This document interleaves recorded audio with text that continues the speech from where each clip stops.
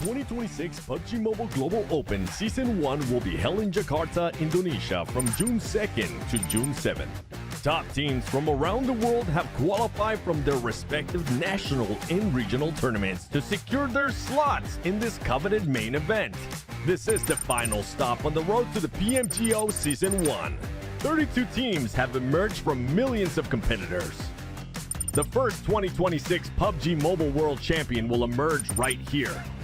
This is the grand global stage where every player has the chance to shine in the eyes of players across the world. These 32 teams from 8 regions will play in 2 days of group stages. Group A playing on June 2nd and Group B playing on June 3rd. Each group will play 6 matches and the top 6 of each group will advance directly to the grand finals. While teams in rank 7 to 14 from each group move to the survival stage on June 4th. The remaining 16 teams play 6 more matches to keep their dreams alive, but only the top 4 will advance to the grand finals. The stage is set for the epic conclusion. The grand finals will take place from June 6th to June 7th. Day 1, 6 matches, pure fire. Day 2, the smash roll is activated. The smash point will be determined by the total point score of the day 1 leader plus 10 additional points. Once any team achieves the smash point, they just need a winner-winner chicken dinner to be crowned the champion. If no team wins via smash rule after 6 matches, the top team of the leaderboard will secure their title as the champion. Teams will be competing for a massive prize pool of $500,000. The journey to greatness begins here, the first steps towards the one and only PMGC. The results of PMGO Season 1 will also determine the participating teams for the upcoming PMWC, so make sure you stay tuned.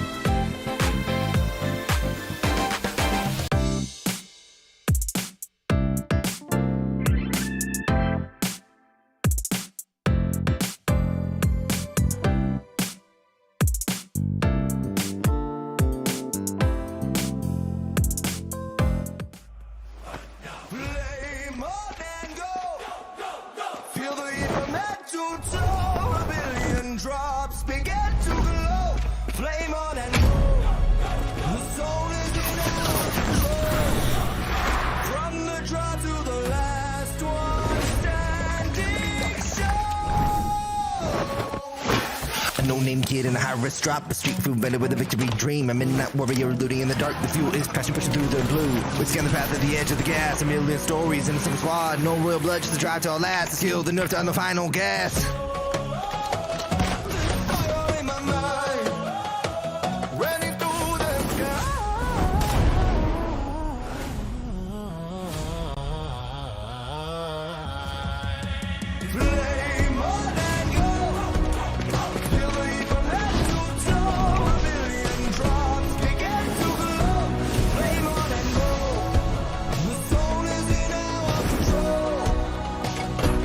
Flame on and go.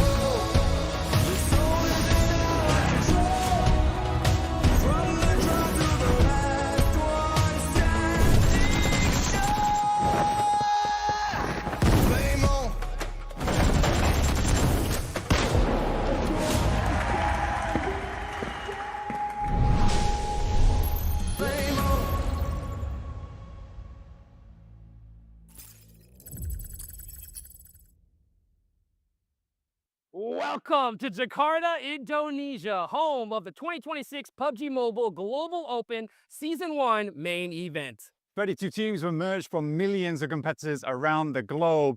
But the real test, it begins now. That's right. Today, Group A takes the stage, where they're only going to have 6 matches to prove where they belong. The top teams will advance straight to the grand finals. The bottom 2, their journey ends today. The squads in between, they're going to be left to face the gauntlet of the survival stage. Every point matters, every chicken dinner counts, because the margin between glory and elimination, it's razor thin. That's right. Before we break down the format, the teams, and everything you need to know, let me show you where all this is happening. Right behind us, the iconic GVK complex, the absolute sports heart of Jakarta. This is where champions are born. And today, inside Tennis Indoor Senayan, a brand new global legacy is about to be written. But now, let's get the action started. It's Group A, It's day 1. and today, the journey to greatness begins. Right now.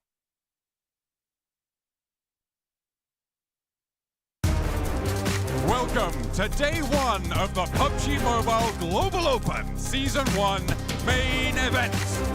Introducing teams from Group A.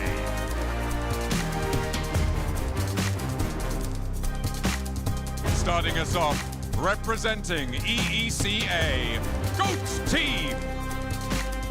I ain't gonna let that slide. Think you fly, huh? Me and stay wheels up, it's a ride off.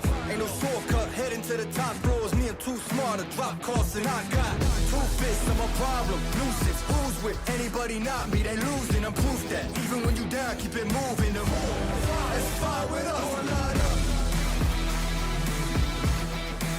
I said, going line up.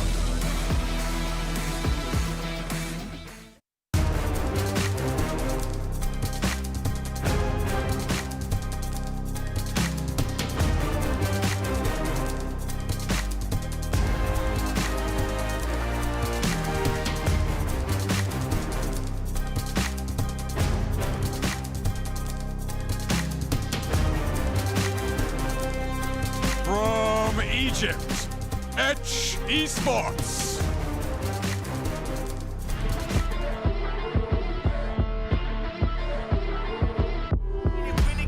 There ain't no talking, moving militant. I'm the big homie, but they dealing with the kid again. Now I'm winning at ease with the soldiers. Never did it for myself, I did it for the culture. I had to come up with a plan for you vultures. Got the upper hand to where I rock, I need a sculpture. Way y'all, you know what it is, I hold the city down. They ain't see that we could be great, I bet they...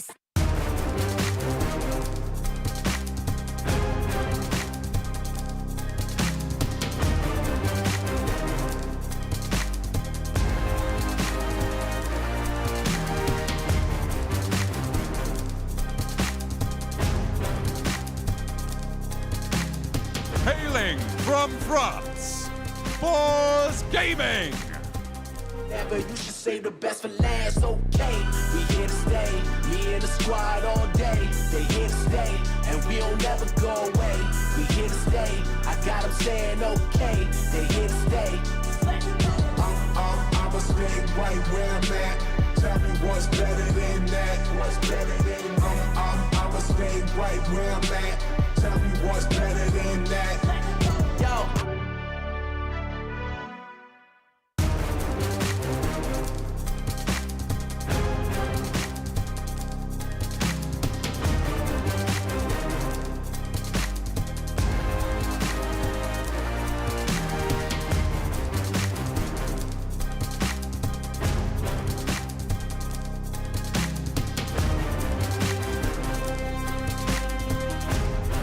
Next up, Furia Esports, the South America champions from Brazil.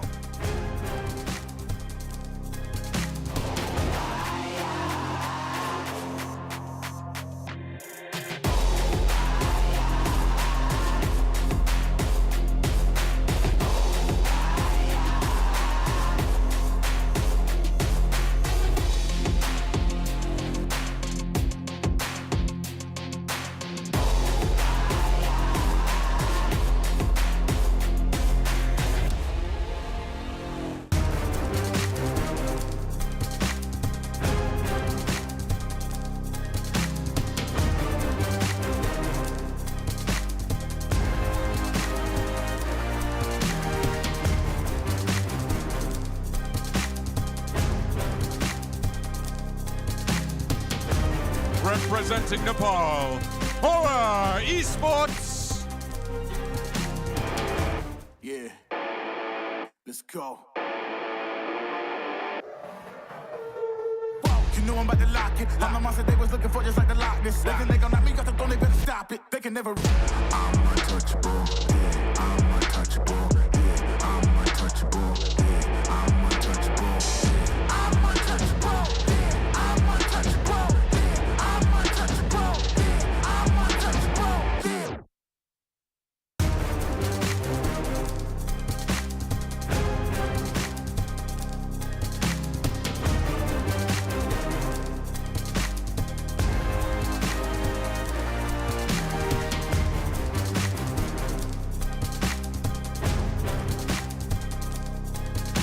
The champions of MENA region from Saudi Arabia, Al Ula Club Esports. Ridiculous.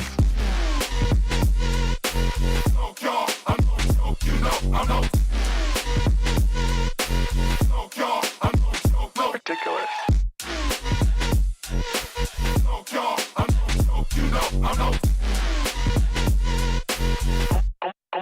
God, you're ridiculous.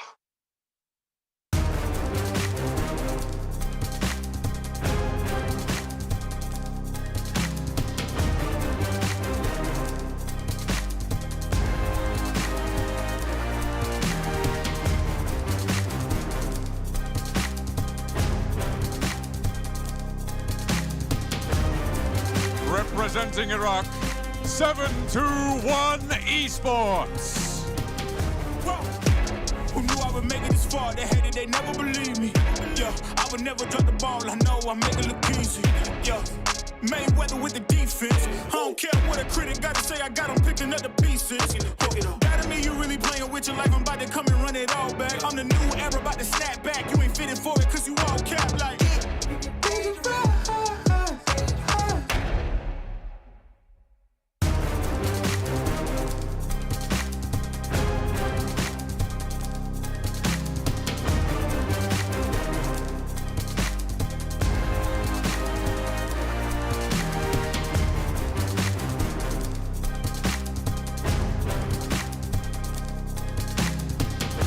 From Vietnam and the champions of Southeast Asia, Team Flash.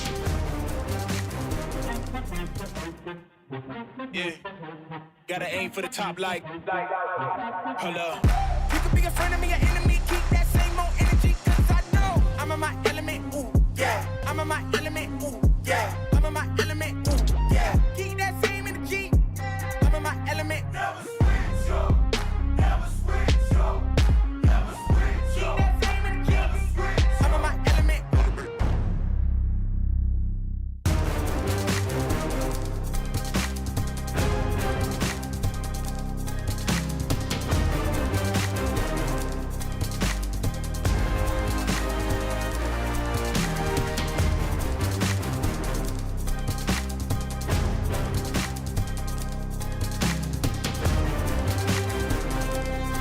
Representing Pakistan and the champions of South Asia, Forthrise Esports.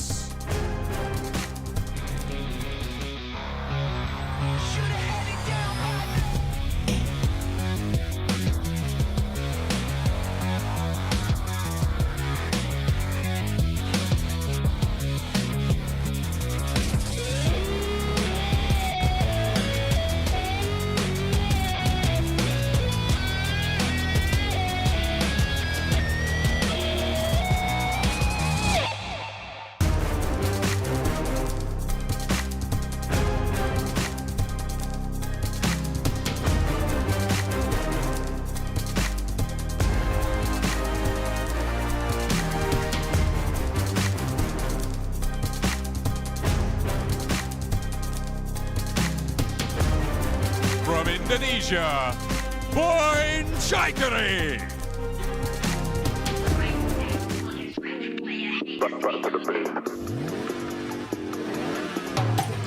Yeah, only getting started when it's midnight, keeping it tight. If a nigga wanna go to a base, yeah. Bro, like that, I'm back to the base. Back to the base.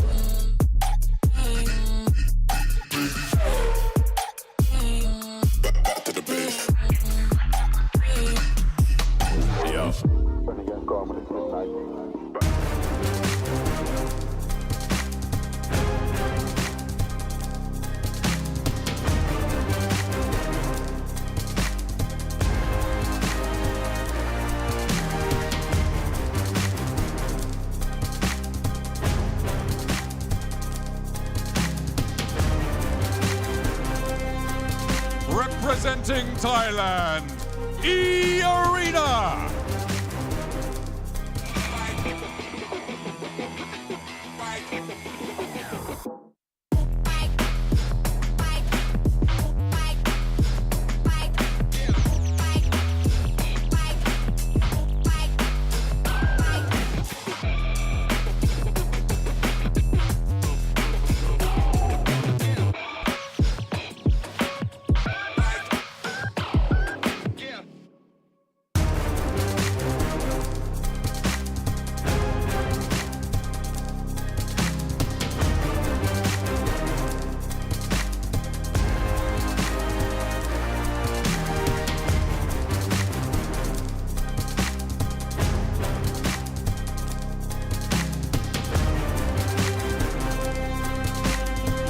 From Turkey, Esports.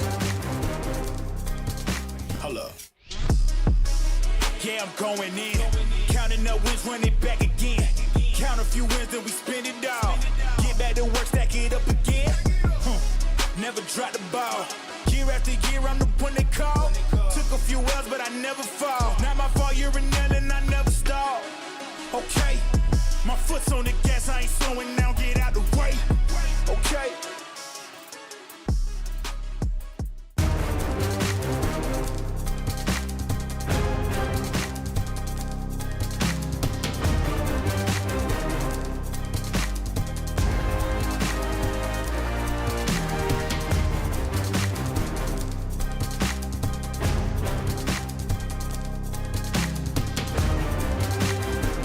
And joining them from Turkey, S2G Esports. Friend Bentley, Lego. Why they be down the boy?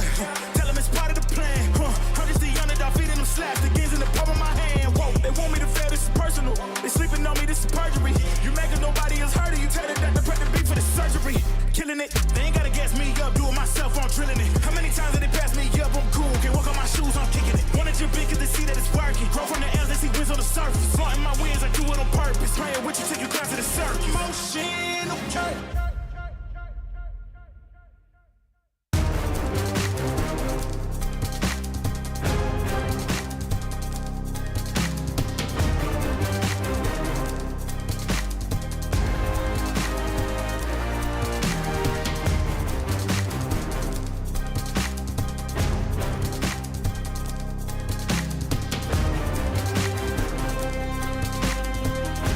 Representing Mongolia and the champions of EECA, Aurora Gaming.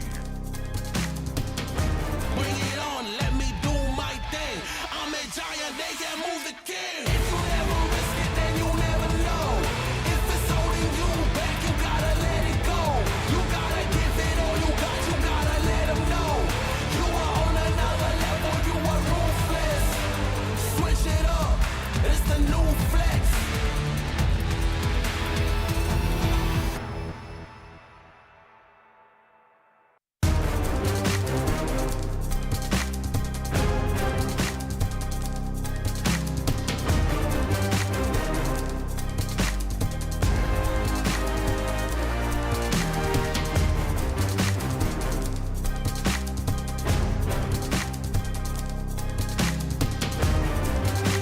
The PMGO Indonesia champions, Team Pandem.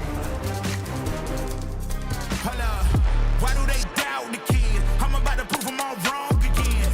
I got a low tolerance, cause they don't even know what the problem is. It's me. You waiting on the boy to fail, then hold your breath and face your death. Cause you play a roulette with each step I progress, no less. Go ahead and place your bets, cause we know where we at, we know we top tier. Cause all the hate that you bring, we know it stops here. I'm taking off like a rocket here, ain't stopping here. It's strange how they cannot see the future, but see profit here. Wait up, we gon' always win. Promise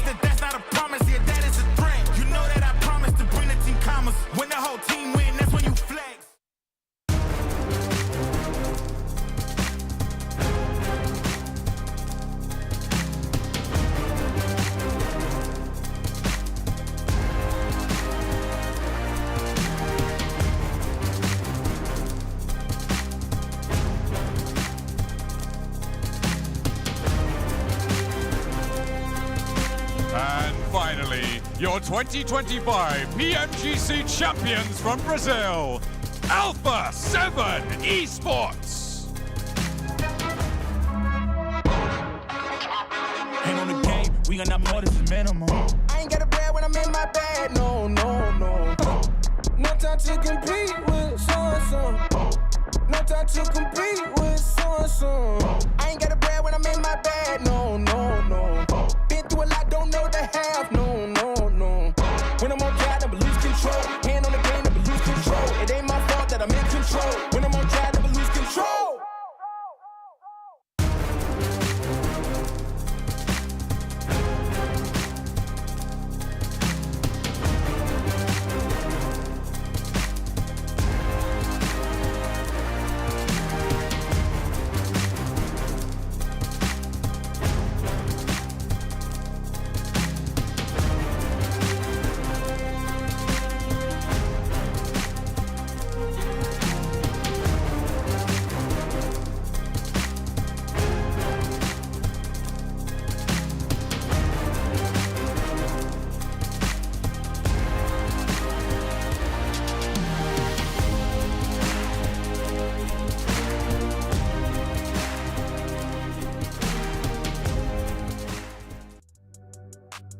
Live in Jakarta, Indonesia for the 2026 PUBG Mobile Global Open Season 1. I'm your host, Hot Jukes, and these two gents right next to me need no introduction, but I'm gonna do it anyway. It is Maxman and the 7WG boys. How are you feeling today? Oh, excited! It's PMGO time once again. Really hyped to be back in Jakarta. It's been, what, 4 years now since PMGC a few years ago. We're back and can't wait to see who's going to be taking home that trophy. And we're going to be getting a new champion because the champions from last year are not here. So we'll be crowning a new PMGO champion, Jukes. Ooh, baby, I can't wait to see that. We got so much action for you guys, so much to talk about. But of course, before we get into that, we got to give some love to the Infinix GT50 Pro with real liquid cooling. I was checking it out. It's actually so sick. If you guys want a game at that 120 FPS, that's the phone to get. It is no joke, guys. And I'll tell you what, today is no joke, right? Because this is it for Group A. 1 day here, Max. I mean, PMGO is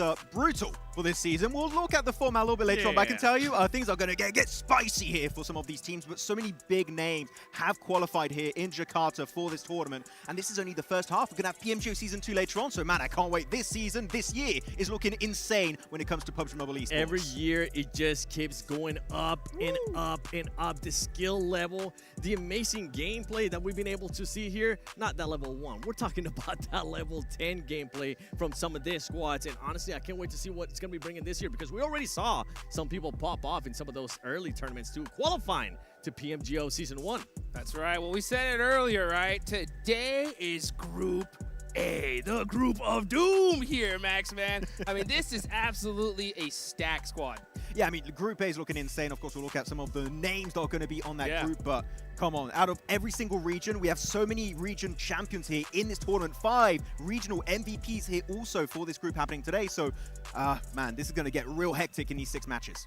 Yeah, I mean, we'll look at the format in a bit. I don't want to spoil anything, so we'll wait for it. Let's go. Let's take a look right here, right now. You can see it, guys, right? We got right now Group A, the top 6 teams are going to be going straight to those finals here, Max. Yeah, of course, finals, that's where you want to be at the end of today's 6 matches. But of course, the bottom 2 do get fully eliminated. So normally you're like, oh, group stage, it's chill, you're making it to the next stage. No, if you underperform significantly, 7, you're fully out, but the middle teams will go straight into that survival stage. And if you think this group stages are cutthroat, wait until we actually see what's going to happen at the survival stage, because it's not going to be the top 6. It's actually going to be the top 4 that are going to be moving over to the grand finals, and then we'll have our sweet 16 teams on those grand finals June 6th and June 7th, Jukes. Ooh, that's what I'm talking about. I'll tell you one thing, boys. I do not want to be in that survival stage. That's for sure, right? I mean, this is going to be so crucial for the squad. And one thing, Max, I know that you wanted to mention something. Yeah, I mean, looking at the finals, you might have realized that's 2 days only. That's right. That's a bit short, isn't it? And also, we've got the Smash ruling in play. Yes, so we could actually end up seeing just only 8 matches. Only 8 matches is crazy. And you know what? We got some serious cheddar on the line here.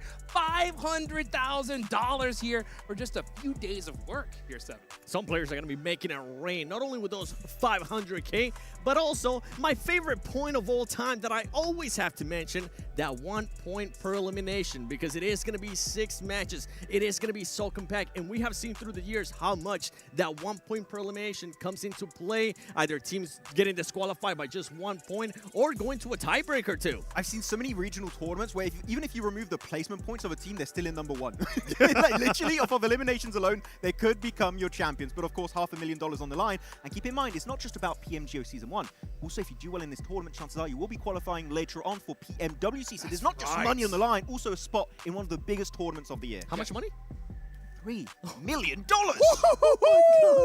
Baby, well, hey, you know what? You got to be able to make it through this. And these are our participating teams. We got some serious squads here, Max. I mean, I'm especially happy for South Asia. Hora is here. Train to Kill are here. Finally, we do have Nepal back in the global. We had no Nepali teams in PMGC 2025. They took a while, but you remember back in PMWC 7 last year, Hora did really well for themselves. Maybe they can bring that heat back at PMGO. No cursing this time, no choking this time. It's time for them to show us what they got. And not only that, I'm happy to see some of the other teams there from Southeast Asia. And the one that I'm looking at is none other than Team Flash, because this is going to be their second global event. And I'm hoping that confidence is going to shine. And they're going to wait for the airdrop to come down to save them again. No. All right, let's it was a lucky one. It's not going to happen again. I mean, during the qualifying stage, Team Flash did great, right? It was just, you know what? It takes a little time to get warmed up, get things going here. And you can just see also we got some squads from the other side of the globe, Max. I mean, looking at Turkey in particular, you got 5 teams, which of course some big names, but Ulf, second place, right? Going back in PMGC of last year. They were so close, yet so far, losing out barely to Alpha 7.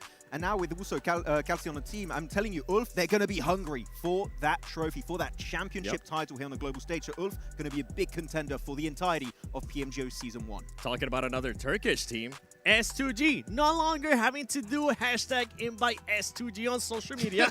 They were actually able to qualify based on their skill, and I'm hoping that skill is going to showcase here in PMGO Season 1. They're in the same group as Alpha 7, and we know there's a little bit of drama over on Instagram, but keep in mind also, HamCG on that team has won here in Jakarta in the past with S2G in that PMGC, so who knows, maybe he's going to have that area advantage here in Indonesia. Dude, I'll tell you what, there's been tons of drama online here. I love it. This has been so intense coming up to this year's first major event, and you can see the different time zones, and also, again, 7, look at that, the group stage, just 2 days. Group A today, Group B tomorrow. Cutthroat, honestly, that's what it comes down to. Just absolute cutthroat. You're only going to be able to play 6 matches. I can't wait to see how some of these teams are going to get started, because this situation, if for everybody currently watching at home, we'll be able to get a chance to see it earlier, the matches that we're going to be playing, but every map counts. You cannot sleep on any match. If you do have a bad match, you got to be able to bounce back. You cannot go onto a downtrend with only 6 matches to play.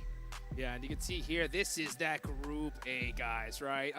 You can just see the different names. So much work that has to be done right here. One team, though, we got to talk about. And Max, I'm going to ask you about this, right? Because we are in Indonesia, right? Yes. Team Panda, right? Had a breakout year this year. I mean, won right away from the get-go in PMPL Indonesia, able to win in the last game on Rondo. And we know Rondo is going to be very important in the format of PMGO Season 1. But everyone on the team is looking insanely good, able to qualify in the last game just over McJoe. And even then, going into PMGO SEA, they didn't have to perform well because they were already in. And yet they still made in top 5. So this is a team that's a lot of momentum and looking strong here. Hey, well, speaking of strong teams, right? 7, I know you want this one here. Alpha 7 is here, and they got a big goal they are hunting. 2026 might be the year that we might establish the greatest team so far in PUBG Mobile Esports. We're talking about a PMWC champion. We're talking about a 2025 PMGC champion. And if they're able to get that Grand Slam, Max, honestly, the best team of all time. I mean, PMGO, if they make it happen here, I think the GOAT status could be in the cards for the likes of Alpha 7. I feel like you in particular would be happy to call them that, I think. Yes, 100%. I'll get to Brazil. Yeah, but of course, looking at the other teams, you have S2G here. We already talked about it, right? This organization has won in the past here during PMGC in Indonesia, Jakarta. different roster, right? Except for HamCG. Are we going to see them try and reclaim that past glory? Because they failed to qualify to a lot of global events as of recently. So that's a team that we know has a lot of expectations. They need to perform. And we were talking about Team Flash earlier. I mean, you can see the top 16 PMGC. I know it looks bad, okay? But that team wasn't even supposed to be there because of that crate that you were talking about, Max. But they got that confidence. And so far, I want to see what Win, the standout player for this squad, is going to be able to do here in Group A. It's actually very interesting because off the back of PMGC alone, they've got so many fans now. Like, this team came out of nowhere just last year, realistically, and now just dominating out of nowhere. So Flash looking like a potential contender for that #1 spot. Well, you know what? They're going to have to do it here quick, guys. These are the today's matches. Normally, we're just like, yeah, it's okay. This is what we normally play. But I'll tell you what, this is it, right? So one rondo will be played, and that could be make or break for so many of these teams here, Seven. It is the make or break for a lot of teams, especially for teams that like to start hot and stay in that momentum. They need to be able to get those eliminations. Now, I don't want to see a team end up camping and not end up getting any eliminations. And I'm calling it out right now because that's just not gonna work, especially on just 6 matches on one day. I need to see at least minimum 5 eliminations and try to get into a top 5, and I definitely have some teams in my head. Hey, Hotrix, he said the C word. He said camping. You can't say that. That's right. That's illegal. That's illegal. We used to camp before. Oh, that team. Exactly. Well, you know what? Rondo is so incredibly important here, guys, because I mean, one good solid Rondo match could just lock you in for that next stage. And one team in particular I know that you were really impressed with when it comes to Rondo is Aura, right? I mean, Aurora have been looking really good onto that one. I mean, so many teams have been able to really hard focus their strategy on that one. But Aurora, they hot drop Yulin, and they have this really cool strategy. Top goes for the quick recall, and then they kind of alternate the entirety of that hot drop to try and just get as many players as possible in that city to get, of course, high eliminations. But they're not the only one. There are just so many teams that on Rondo are looking so damn good. I mean, some of those teams.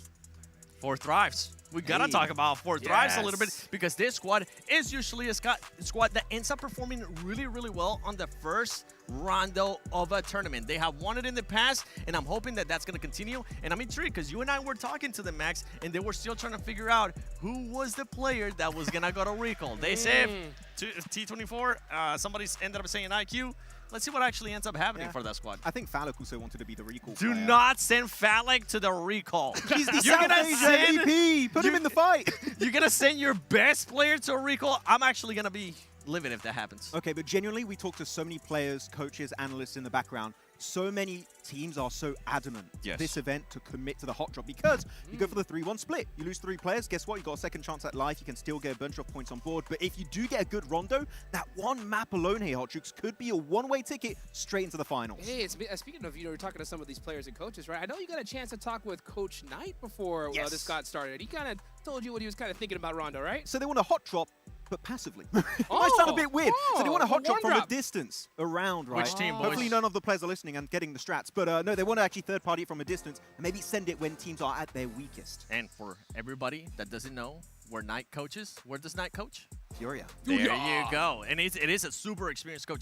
Now, some of the other squads that I actually want to keep an eye on, it's going to be GOAT. Because GOAT, even though they ended up getting that second place in ECA finals, this was actually one of their weakest performing maps. They ended up getting an average placement of 12th place in only 6 eliminations. And when you actually convert that into just points, ladies and gentlemen, it's just the elimination points. That means you end up with just 6 points. And that's just not going to cut it in the situation that we're currently here in PMGO Season 1. They can do well on Rondo the day we have the hovercraft on Rondo. Moxie loves that hovercraft, but it's only on the Rango and Miramar right now. So maybe a future update.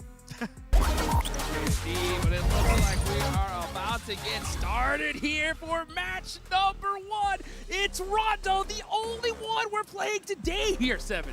I'm excited. I want to see those plane paths. Are we going to be getting a double plane path? Give me a double plane on top of Neox Factory. Oh, it's a single one. But it is on Yulin and Testrak. It is reachable. So meaning Yulin, Neox is going to get real busy here. And something we got to keep an eye on, too, for some of these drops is I wonder if anybody is going to be targeting those solo players. Because this is something that we saw happen last year. And I think, Max, if I'm not mistaken, you were talking about this, too, off the stream, before we even started here.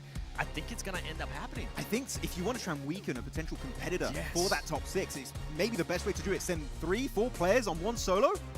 unless it's Refus, you might win it. Not only that, I mean, you might end up just getting a full squad elimination, and if you don't have to worry about that squad anymore because that's the last player of them trying to get that recall, it could end up working out massively in your favor. Now, let's go look at some of the drops here that we're seeing. We're seeing Pandem there with the 3-1. Any jumps that are currently just popping out to you, Max? As of right now, no, we're just seeing real hectic drops on Yulin. Test track, Neox Factory is going to be reached by a few of the squads. I'm not seeing Aurora right now. Where did Aurora go? That's the question. You can see Alpha 7, they got a whole spot to themselves right there. They're looking good, but the action has begun. Let's take it to our casters, John Allen and Blake. Thank you very much, guys. Over on the desk, we're already on board with Furia here, down on the south side near Yulin Gardens. These hot drops are popping off. We're ready for the action, Black. We're ready. We're in it. Welcome to PMGO Season 1. We're here in Indonesia. It's going to be a fantastic little time here for us. Furia, like we just said, aggressively, passively, hot dropping, a different type of style that seems to be working out quite well at the start here at least. Ooh, Ayala doesn't even need to be the one to pull the trigger. Another player from 721. Gonna get clipped down now. They're on one player alive, but remember, they can't go for those recalls. They do have a player over towards Hangshan. They will be back in the fight. Furia wanting to stay alive as 4, trying to play it 3 on the spot here. And it looks like they're gonna survive in the center of this one with Aurora potentially around the corner. Indeed. I mean, Aurora was able to pick up at least one of the eliminations there. They were able to get 2 on board. One player fairly low on HP. You've got Doc over towards the eastern side of this. He's playing in just underneath Neox Factory. He has himself a recall beacon there to work with, but it is Ida. Swain going down here. This is over on the other side of the map. This is far over towards the northeast. This is around Test Track Neox Factory. Alula locking horns with Ida in Test Track. It looks fairly deserted, actually, over towards Test Track to what we may have expected here. Yulin is popping off, but even then, a lot of teams sending out to the 4 wins blank. It seems like maybe people have decided to take a little bit more of a reserved approach here. 4 Thrives, ooh, do take a knock on the forefront against Hora as the regroups look to come on through, but I'm not expecting anyone to go down just yet, Blank. There are so many opportunities to go for these recall beacons. Falak taking the knock there and the flush, but we're happy to see him in the fight. A bit of a weird one here for Thrives, because this is a team that quite likes to drop over towards Neox Factory. They gave up on that. They've moved down towards that southwest side, towards Yulin. I think part of that is choosing that playing path. Not really ideal to go over towards Neox Factory, but it is funny. You only get 2 teams there, and I think it's exactly like you say, John. Teams are really taking today at face value in terms of it being incredibly difficult to mitigate that variance. So the way to do it here is you play a slow rondo. You try and get as many consistent points as possible. You ignore those teams getting all these points in the early game and hope you can make it towards that late game. But someone is potentially going to earn a whole lot of points. Furia wanting to add 1 more to the tally with Joel going down. Aurora going to have to go for another recall there. Top, we saw him earlier beam down a player on the southwest side, and it looks like they're not really going to go for those rotates. They do have quite a decent position closer to the circle. Might look to try and recall up there. Boars in the meantime, Blank a little bit further over towards Stadium, west of Neox Factory, are going to be back and forth with S2G. Now, Boars seem to be on the back foot. The nades pouring on in through the windows. They are answered, but nothing really finding its mark right now. Finally, some damage come through from a nade, but Vagnazada's on the back. Snowix playing it quiet on the ground floor, might be able to catch a player unawares, and nearly Vagnazada goes down, but no, he just about stays alive on a sliver. Snowix still holding his nerve, waiting for a corner to turn. Not going to hop in just yet. Spots one as he darts through the window. I don't think that they saw him in response either, Blank. And he's waiting. He hears these footsteps. Huge. One on the broadside. Looks for another. Second to breach through. It's from the back. He needs to worry, though. And now he'll be back into the plane almost immediately on the recall. Yeah, it does go down now, unfortunately. But almost had the slip on them. I think Snowix has been putting a huge amount of work behind the scenes alongside Vagnazada as well as Robs. You know, this team has really been trying to get things into contention. Terminus looks like a good player on the team, but I do think this guy needs to bring the levels up a little bit to closer towards Robs as well as the other boys on boards. But overall, a pretty good team. Pandem now up against the Flash. A similar situation they faced before here. Win on the front side, as well as Zias sending some nades in over towards Leo. Pandem with 3 players in location. Near to Test Track, just on the outskirts of it. Team Flash. putting nades forwards. Furia getting lit up in the Elim feed in the meantime as well. Jubran holding the cross, doesn't quite spot the player. The smoke bloomed in time. The shotgun now around the corner, jousting back and forth, and Jubran able to win out that trade. And able to get away pretty healthy as well there. Nice and tight amongst it. Team Flash going to lose one. Zeus is down, but they can definitely still get him back up. They just need to make their way to a recall tower. There's the hop forwards for Leon, trying to get some more extracted from Team Flash. If they can keep these points coming on through, they're looking to try and raise the bar on Rondo. Not the Army Flash. They went down to a 3-man in their final match in their region, but were still able to put up a fantastic performance, getting themselves that #1 spot. So going down to a 3-man here, it doesn't feel like it's going to hurt them too much. They are up against Panda at the moment, though, who are doing a good job to pen them in. Win looks to hit this challenge well, but won't quite find it. Luckily, Bozy is here as backup. We'll find one player in Leon's. Hopping through the window now, a 1 versus 1, Jubran versus Bozy. Not too important to go for the res here. Will actually allow the flush. More important to be on the trigger, but he's not going to be able to find it. Pandem win out the fight with 3 players alive. They will again get Leon back up. They win out the trade. 3 elims on the tally for Pandem. Tapping the shots off here as well. I'd say that's a little bit of vindication felt for them there after their last matchup against Flash in their region. But good stuff. Aurora. This is a team that a lot of players are very worried about, and a lot of fans at home are cheering for. They're a slow starter usually, but the 5 elims they have so far, not a very good indicator for that. It looks like they're coming off the blocks looking very, very speedy. Yeah, and over towards Yulin Gardens. They only have Horror to deal with now, but they might want to get a move on fairly soon with the circle moving up towards the north side.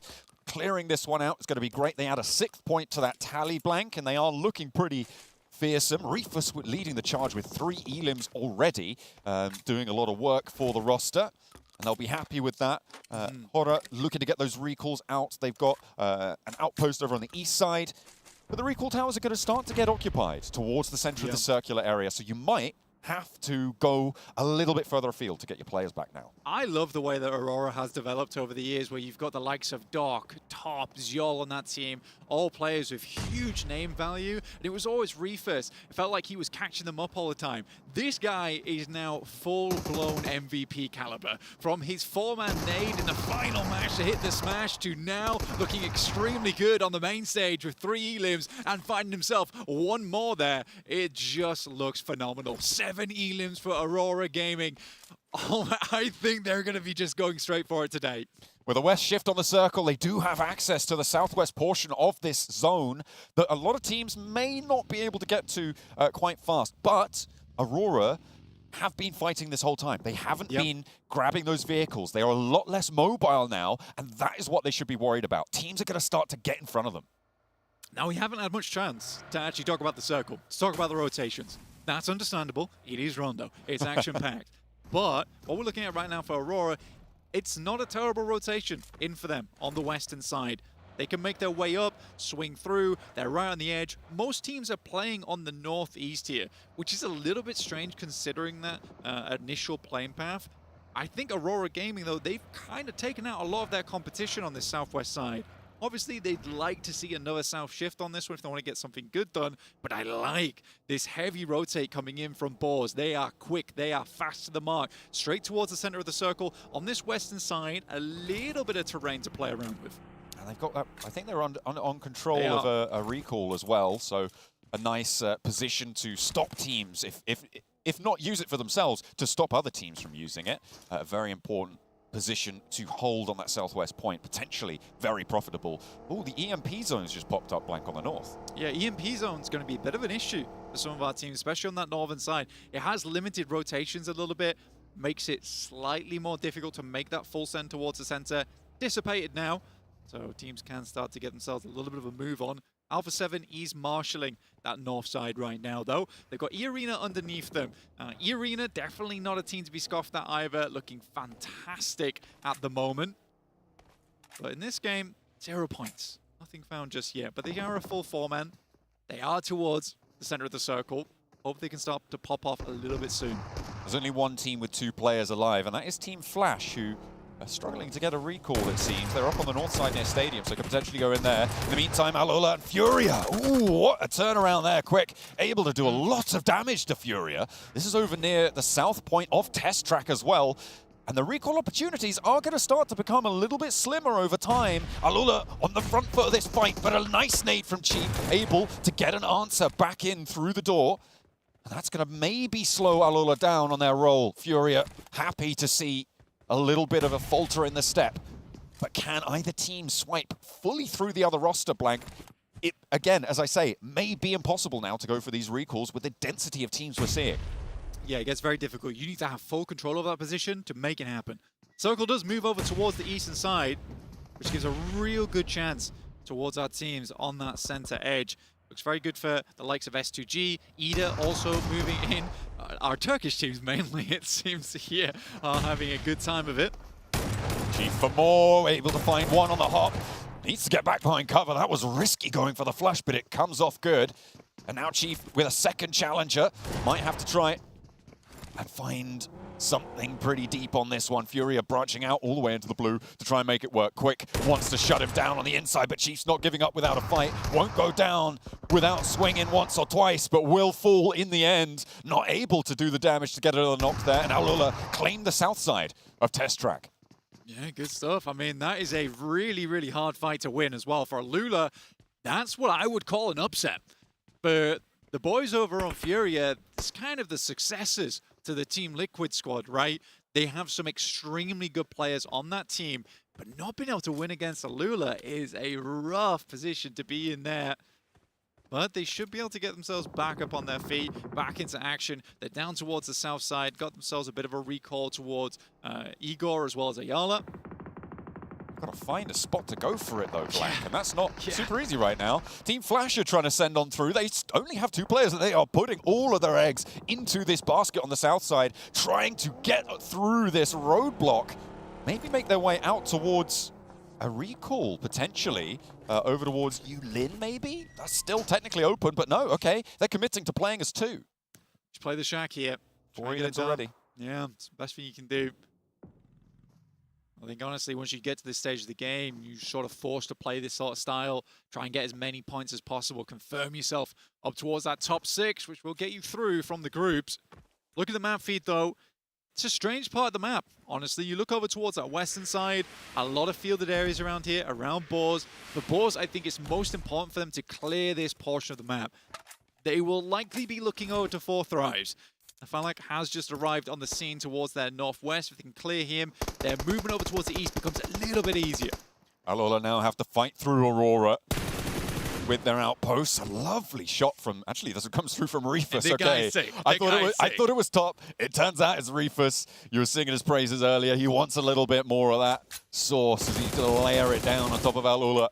One more player on the inside there, trying to make their way through. Nightmare. 4 players are alive for Alola, and there's potential for them to still get a recall, but it's going to be really, really tough, as it will shut down an opportunity. The backline's being solidified as well by Doc for Aurora, playing that more adjusted supportive role. It's a great position to play for Doc as well. He's playing elevation right now. He's gathering as much information as possible.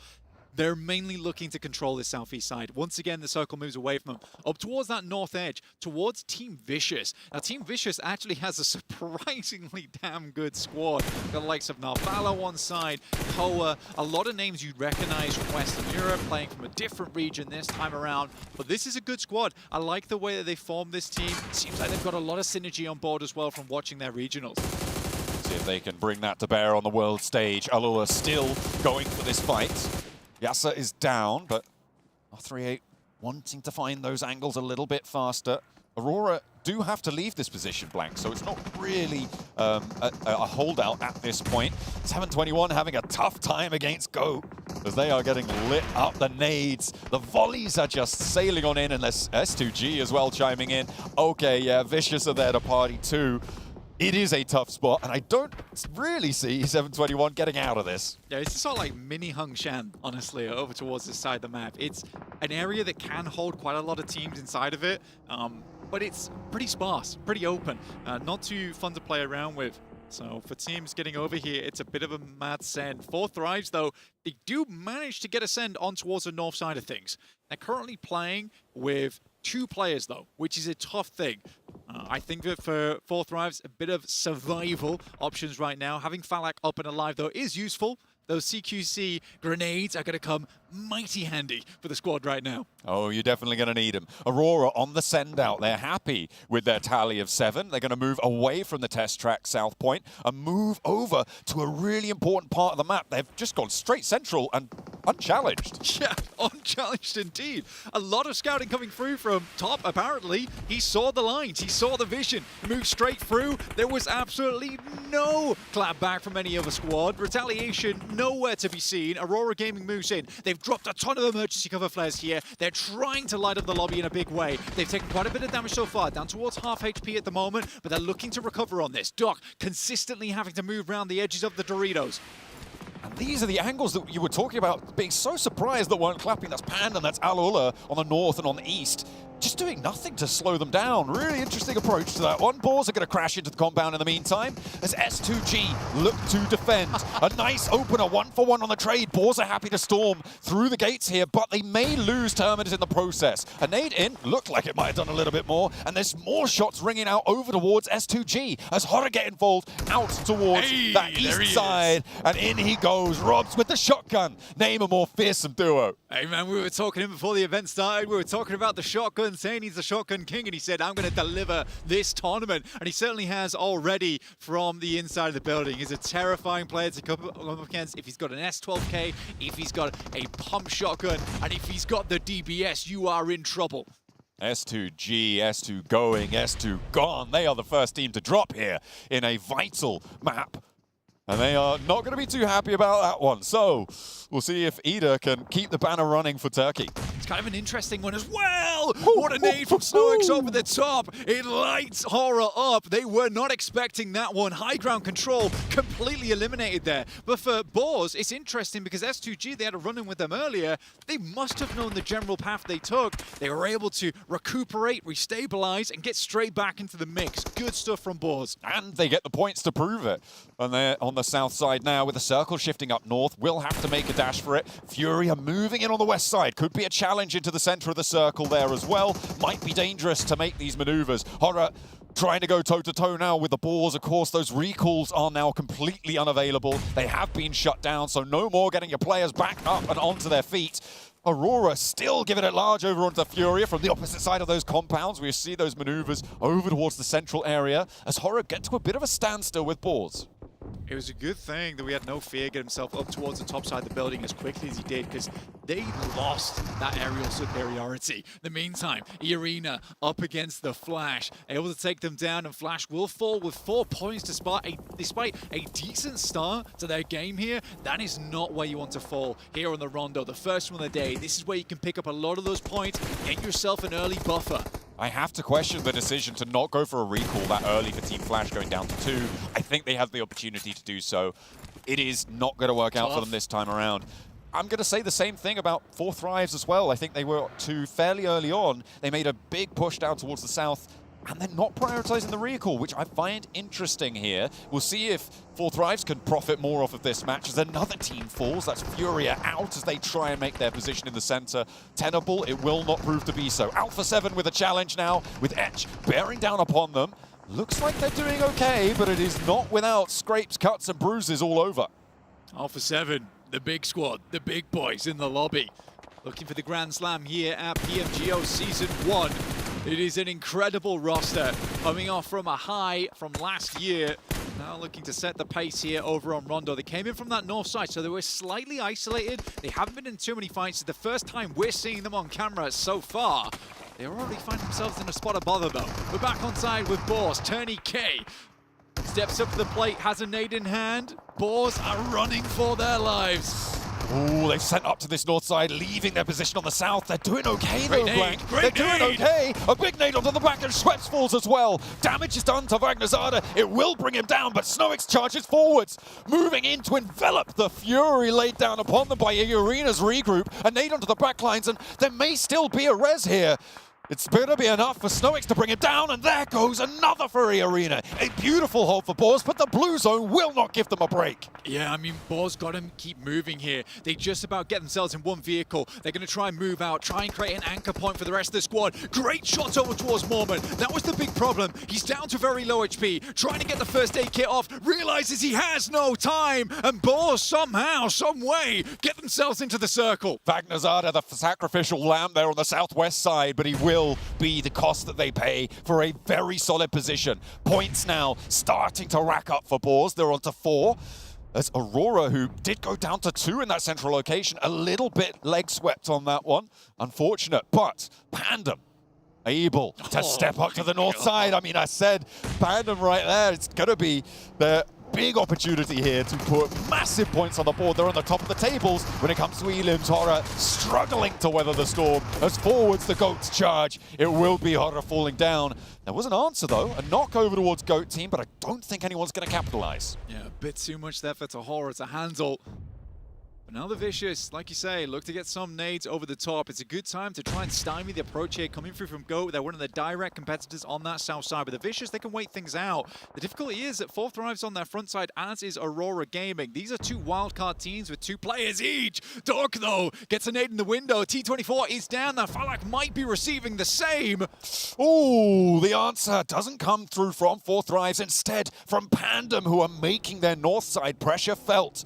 A nice outpost coming through as they make sure that 4 thrives have a little bit more to say into this game. And Doc going down is pretty nasty for Aurora, leaving them just on Reefus. Yeah, trying to get over towards the bowl here is the best thing he can do. Try and step up, get a position for the Reefus to move up here. If Reefus can get to Doc, a res is possible. The sightlines within the bowl here are not great for a lot of teams, and you can kind of hide yourself away, but it's getting there that is the issue. Good shot there from Reefus over to one of the players on the Vicious. He might just make it through on the barest amount of life. Gets towards his buddy Doc and is looking to pick him up here. Revo finding shots over towards Darkin. It's an instant flush from his side. 600 damage on the game for Evo. He's going to be able to find a little bit more on the north side. Plenty of fights stepping his way. Ida want to find a bite back over towards them. With Ida on the west side blank, they are in a solid spot to hold. They want to hold that ridgeline to their south because the Boars are going to try and push over fairly soon as well. And they're going to have to be worried about that too. Look at the Doritos littering the parking. Oh dear, no parking available for any cars, but Goats not going to be worried about that. They're surging forwards, but a sideswipe comes through. A massive light up comes in. Everybody's chiming in, and the Goats get cut in half on their push. Yeah, decimated there. Reefus even got involved. Just picked up Doc here. He will get instant re-knock. Bay goes down there to Reefus too. He is just not giving up this game. This man is on a thread right now, but refuses to finish his run. Dimsy though, Pandem, like you said, they had a good run in from this eastern side. Doc as well as Reefus looking to finish off the final players here from Go, or at least get some more points off the back of them. But it is Toblerone Valley over on that side of the map. The amount of Doritos is oppressive on those sightlines. Luckily, they're going to be out the zone soon. One more knock over towards Goats, and that's Pandem up to 11 now. They are really starting to gather momentum. Up he steps and down he goes. No way Goats were getting away from that one. Doc is still down in the middle of the bowl as Reefus tries to pick it back up. The Boars are trying to move on through now, trying to fight off against Vicious, doing a lot of damage, but not quite finding that final tick. There it is. The nail is going to land square into the edge of the coffin, but the Vicious are now flagging. Look at how low they all are. I mean, good run from Boars, though. You got to respect it. I mean, they were fighting the entire time, but the circle comes down towards this. The Vicious were just able to hold on just that little bit longer. Ida's going to come in from that western side. Revo looking mighty strong over towards the northwest at the moment. 600 damage, and that is just counting up right now. You just want to keep those tallies rolling. MVP, maybe, in his mind already. We'll see. Pandem on 13 on the north side. Oh, man, this is a real big breakout for them and in a command seat of this circle. is just snaffling up points everywhere they can. They have been so present inside this lobby. We talk a lot about rondos, how you just cannot be passive, right? And I think that despite Pandem's position on this eastern edge, you would think to yourself, these guys aren't getting a lot of eliminations here. Suddenly, they're on 13 elims. They have been capitalizing on this endgame, and they just keep going. More and more, but Fourth Thrives managed to pick one back, I think, as they are picking up the points where they can. Fourth Thrives finally do go down. Jubran looking to try and take the Vicious out of it entirely, and the Vicious will fall. That one, I think, yeah, that goes towards Ida. So, no extra point for Pandem, but there are still a couple more for them to earn. We'll see how far they can go, because right now, it is looking like the tide is undeniable. Yeah, still, but Reefus, though, at least secures the team a minimum of 4 extra placement points on this game. He has been looking very, very good this match. Real boon to the team. Ida makes the mad dash in. It's the best they can do here. Try and look for a dip created by the nades. Work off the back of that. Alpha 7, though, a little bit quieter on this northwest side. Clearing ahead, you can see Pandem, the 44% on the winner-winner chicken dinner percentage. I'd agree with it. It's looking pretty good for them right now. Alpha 7 trying to move forwards. The potholes from these nades for Ida are giving them a significant amount of cover here. Alpha 7 may be giving them a helping hand with that bombardment, but in goes Reefus. Yeah, they know he's here. There's no way. There's no way he gets further forwards than this, right? Surely not. Yeah, the cover flare, it just isn't in either. So he's going to have to push out this position. He's just hoping Dimsy peeks him and then he can make a run across. Basically relying on the gun skill here. Throws out a last-minute nade, but that will be Aurora Gaming going down. 8 eliminations, 4 points, 12 points on the match. It's not a bad start to their day here. Ida and Alpha 7 needing to settle their differences, or Panda will just run away with this one. Look at the high ground ridge that they've got against these two teams, Blank. It is a shooting gallery out there for them. They're looking to rack up a 20 elim chicken dinner on the first game of the day, potentially put themselves into the top 6 and stay there no matter what happens. I mean, we all say you get a massive game on Rondo here during this initial Group A. It's almost a guaranteed top 6. Right, if you can continue to just do a little bit throughout the rest of the day, you are living life to the large. So for Alpha 7, they've got to make good use of this rock, but the circle moves down towards the south side, pulls them out, and suddenly all these holes that Alpha 7 made earlier are a big issue for them. They created the cover for Ida. They got to play a game of whack-a-mole here, Blank. Yeah. It is going to be Ida popping up, popping down. You never know where they're going to be coming from. It is dangerous to try and move out, but then you've also got Pandem with a big hill that sit on top of you and say, you want to play whack-a-mole? We're taking your mallet away. You just can't play at this point if you're Alpha 7. It is nasty business. The big deal right now for Alpha 7 is there is hard cover to work around with. Whether it's in the circle or not is a very, very different idea. There's a good nade from Revo. Again, he's just revving it up this match and he just keeps going. The nade comes back. It's off target. Never mind. It's towards Carrillo.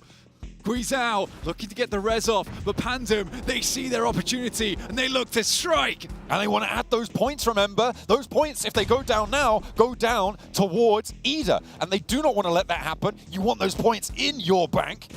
Push yourself even further beyond. Guizao looking for those reses. The nades are bombarding back from Alpha 7. May be able to find him, but in come Pandem. The side swipe comes through. They are marshalling their forces. They are not going to let these points get away from them. Now Revo goes down, and Pandem slurp the whole milkshake. This is just everything going their way. They've got tons of util still left remaining. Pandem looking to secure it right now in the first game of the day here. There's nothing clapping back towards them. There's no retaliation, and it's over. Pandem with a massive game 1. What a way to break it out. First day, first match. They are here to play on their home turf. Pandem put the Pandem in pandemonium. They go crazy. Insane stuff. I mean, for them, this is just such an easy day for the rest of it. That buffer is very hard to catch up to going forward. For Alpha 7, it's not a terrible game. They showed that they're still some of the best in the lobby, some of the best in the world, but versus that position that Pandem had, it is so difficult to work with. They almost created that little foxhole as well for Ida to play around with, and that sort of came back to bite them like the fox itself. Unfortunate stuff, but yeah, Alpha 7 getting in late. Ida doing pretty well as well, getting in late. We had Aurora commanding for a lot of it. Look, until they have to move. There's only one thing to say right now. Oh my God, these are some amazing teams in Group A. There's a reason why it's called the Group of Death. Yeah, it's very, very great stuff. Great plays, great rotations, really good decisions being made. It all looks clean. It all looks decisive. It all looks nice cohesive. PUBG Mobile. Absolutely. Took the words right out of my brain. That is fantastic stuff coming through from Pandem. They've had a great start, and now they are going to command from the top of the tables. Will anyone be able to assault that position and join them in the top 6? We'll see you guys in the next match.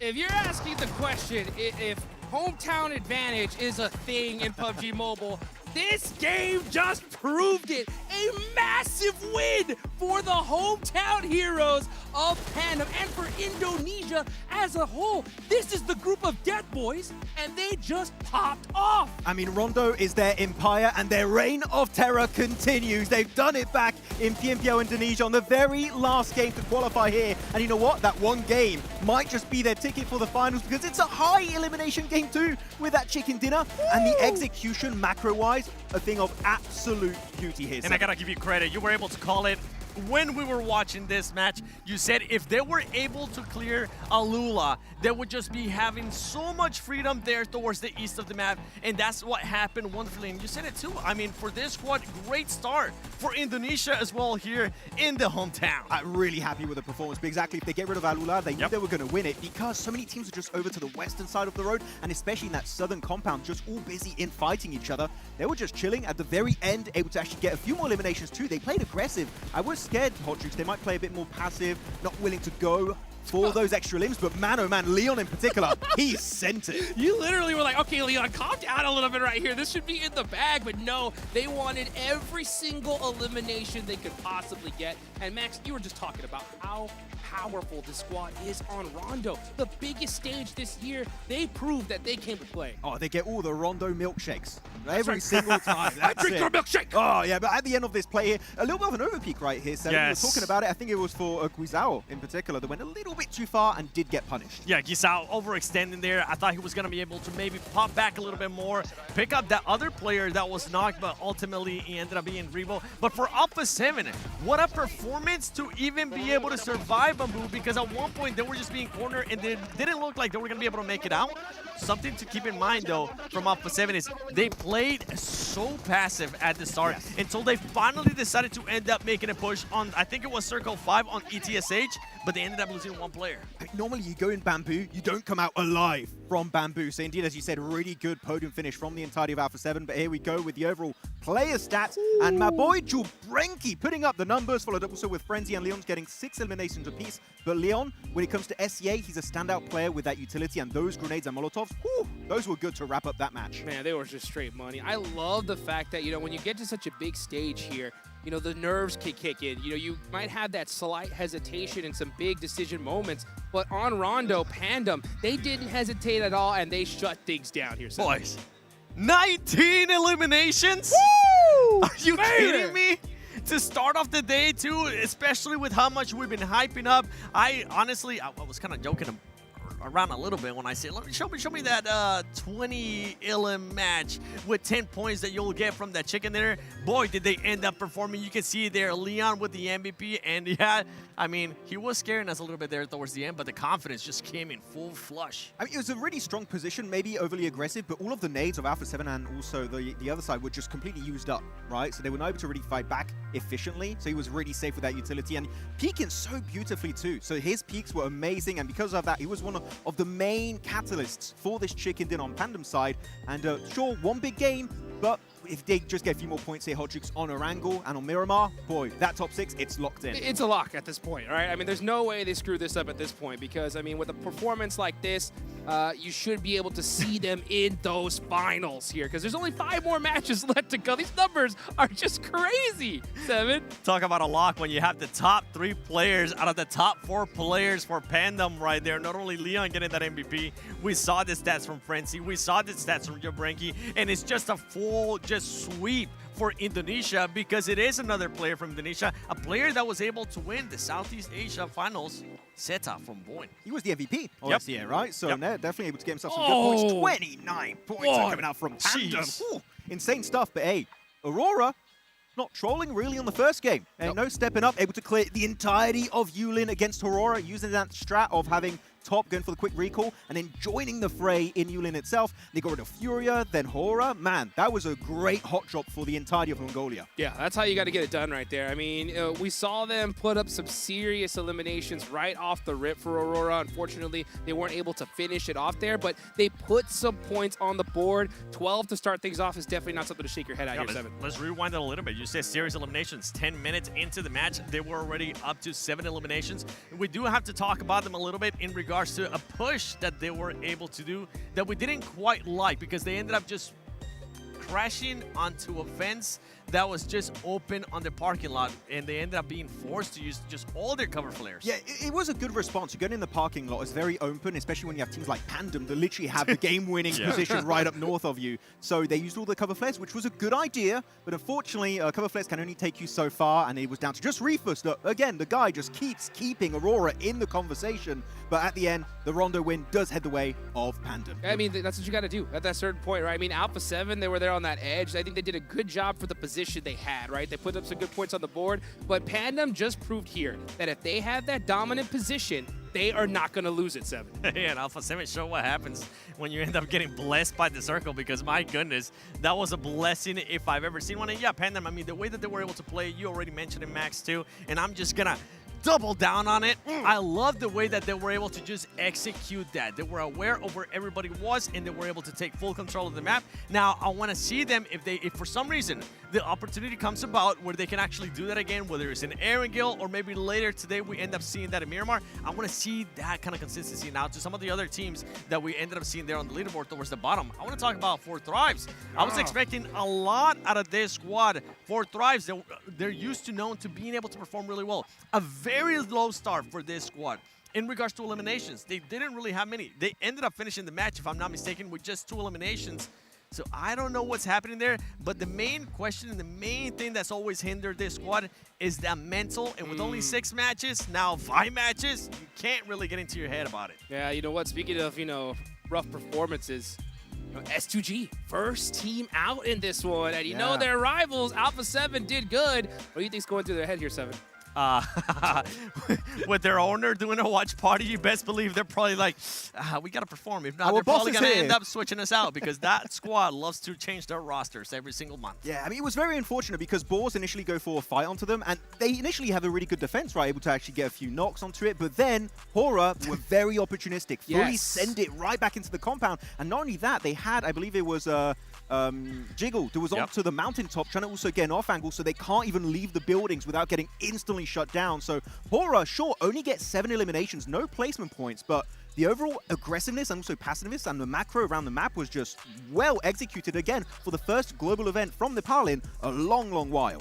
I'm with you. I got to double down on that point that you just made. For them to be able to adapt the way that they were able to do, to make those pushes, to make that third party, to have the awareness too, to live that last player on that mountain, making sure that he didn't overpeak, because even though there was 2 players from Furia looking there, if it would have gotten knocked, that's not a position that you want to be able to put your other teammates in. So great awareness out of Hora. They might not end up getting the win, but it's a good showing nonetheless. It was also not just an off angle to be aggressive on Boar and also S2G. If they wanted to leave, which eventually they did because of the circle, they go to the anchor point player, which was Jiggle on the mountaintop. So it was an aggressive position, but also that kind of saved the day in case they do have to play it a bit more slowly. Love to see that kind of macro play there. You got to know when to flip on that aggressive switch and when to say, hey, you know what, this ain't worth it. Let's back off and live a little bit longer here, because this is it. We got 5 more matches left to go. Bottom 2 teams are out of here. We're going into Erangel, though, right? Now, when it comes to Erangel, we got to talk about something here that's been meta changing completely, and that's the loot truck, Max, man, right? Oh. Just how huge is this going into Erangel? Oh, I love myself some loot truck goodness. You got 4 of those happening all over the place in Erangel. Teams dropping in Severny, Yasnai Poliana, inside of Pachinki, gonna have a big advantage. And actually, as I talk about Yasnai Poliana, I believe we're gonna have Hora versus Team Flash happening over there. And there's a bit of drama online that they might actually commit to the fight. And if you do win the fight, you get 4 eliminations and access to a loot truck here, 7. That's a big early game win. Hear me out. Even though Team Flash, I think they ended up getting some eliminations this match, they didn't end up having a good rondo. And if there's anything we know about hot drops, and especially with, I have to keep saying this, especially with only 6 matches, now 5 matches left, you don't want to waste that time. You really don't want to get into an ego battle here over just a point. You have to have those backup places where you're going to end up landing. Yeah, it's going to get a little bit hectic there. Hopefully they don't commit, because Yasnai Poliana, in particular, is a city where you can have 2 teams. You don't have to commit for it. If a fight does happen, it's purely out of ego. Though, just to wrap up my point on the loot truck, which is where the conversation initially began, exactly. you're going to see late games with so many P90s and maybe a few MG3s. It's absolutely mental. The loot truck, if you do go in one of the main locations where it spawns early, it gives you such a significant advantage that you can take any fight at that point and possibly come out on top. Yeah, I'm looking to see if that's going to spark an engagement in Yasnaya here, because, I mean, that loot truck is pretty broken. I mean, in the games I played, you go and you get that thing, you're going to be fully level 3'd out, so much ammunition. The whole looting phase is pretty much just done right then and there, so we're going to see how that's going to work out here. But, you know, we're going into Erangel. This game is, I think, extra huge for the teams that didn't perform well in Rondo. I think they really need to bounce back here early, because we're going to see some of these top squads continue to dominate here, Max. Yeah, and it's going to get really hectic. You've got 3 Erangels back to back to back. It is your bread and butter. So any team that took a massive L on Rondo, this is their time to redeem themselves, because normally group stage, you don't make it to finals, don't worry, you still got the next stage. You know, if you're bottom 2, you're fully out. You're eliminated on day 1 of PMGO Season 1 2026, which, of course, 7, you don't want that to happen to your favorite squad. I want to see some teams starting to be a little bit more aggressive, especially just kind of set the pace here in this match. If they do end up getting in a position, kind of like what Pandem was able to do in this last match of Rondo, I want to see them being able to do that too. And I mean, if we're calling out teams there towards the bottom, Hodjux, you got to call out S2G. Yes. Hey, we didn't plan this, but it ended up happening. If you're seeing S2G, if you for some reason can hear us, we need to see a reaction out of you here as we're going into the first Erangel. Here we go, baby. We're going into Erangel, the main map here in PUBG Mobile. Let's see how this is all going to turn out here. Remember, guys, there's only 5 more matches left to go. And with this playing path right now, I mean, you know Aurora's gonna end up going military, and I'm wondering where all the other teams are gonna be going, because Fairy Pier might end up being contested. Just Naya, we're not really gonna have to worry about this one as much, but I'm looking at Milta Power as well. I mean, Yasnai Poliana is out of reach for some of these teams, right? Flash, Hora, are they going to try and go for a secondary option? This is the perfect playing path to have a secondary drop location up your sleeve, just in case this kind of situation comes your way. Of course, you have a very southern playing path. That means Aurora. They drop Military Island. Yes. That is their main location on all the battlegrounds on Erangel. That is their bread and butter. If they get a circle off the back of that too, man, oh man, that could be a big Aurora win. It depends where they end up getting the circle as well, because you can see GOAT is going to end up going towards Novo too, and we know GOAT can be aggressive with what we just saw them do, especially in Rondo. You don't want to end up getting too long or taking too long there looting in military base. We have seen this in the past from Aurora when they were APG, so they got to be aware of that. I mean, don't think about, also you've got to think about it. For GOAT, Moxie will get the hovercraft here from Novo. Well, let's get it going, guys. Going into Erangel. Let's go ahead and take it on over to our casters, John Allen and Blake. Thank you so much, Hot Jukes. We are ready for our first Erangel, but I wasn't ready for that blank. The circle just gives us the fright of a lifetime.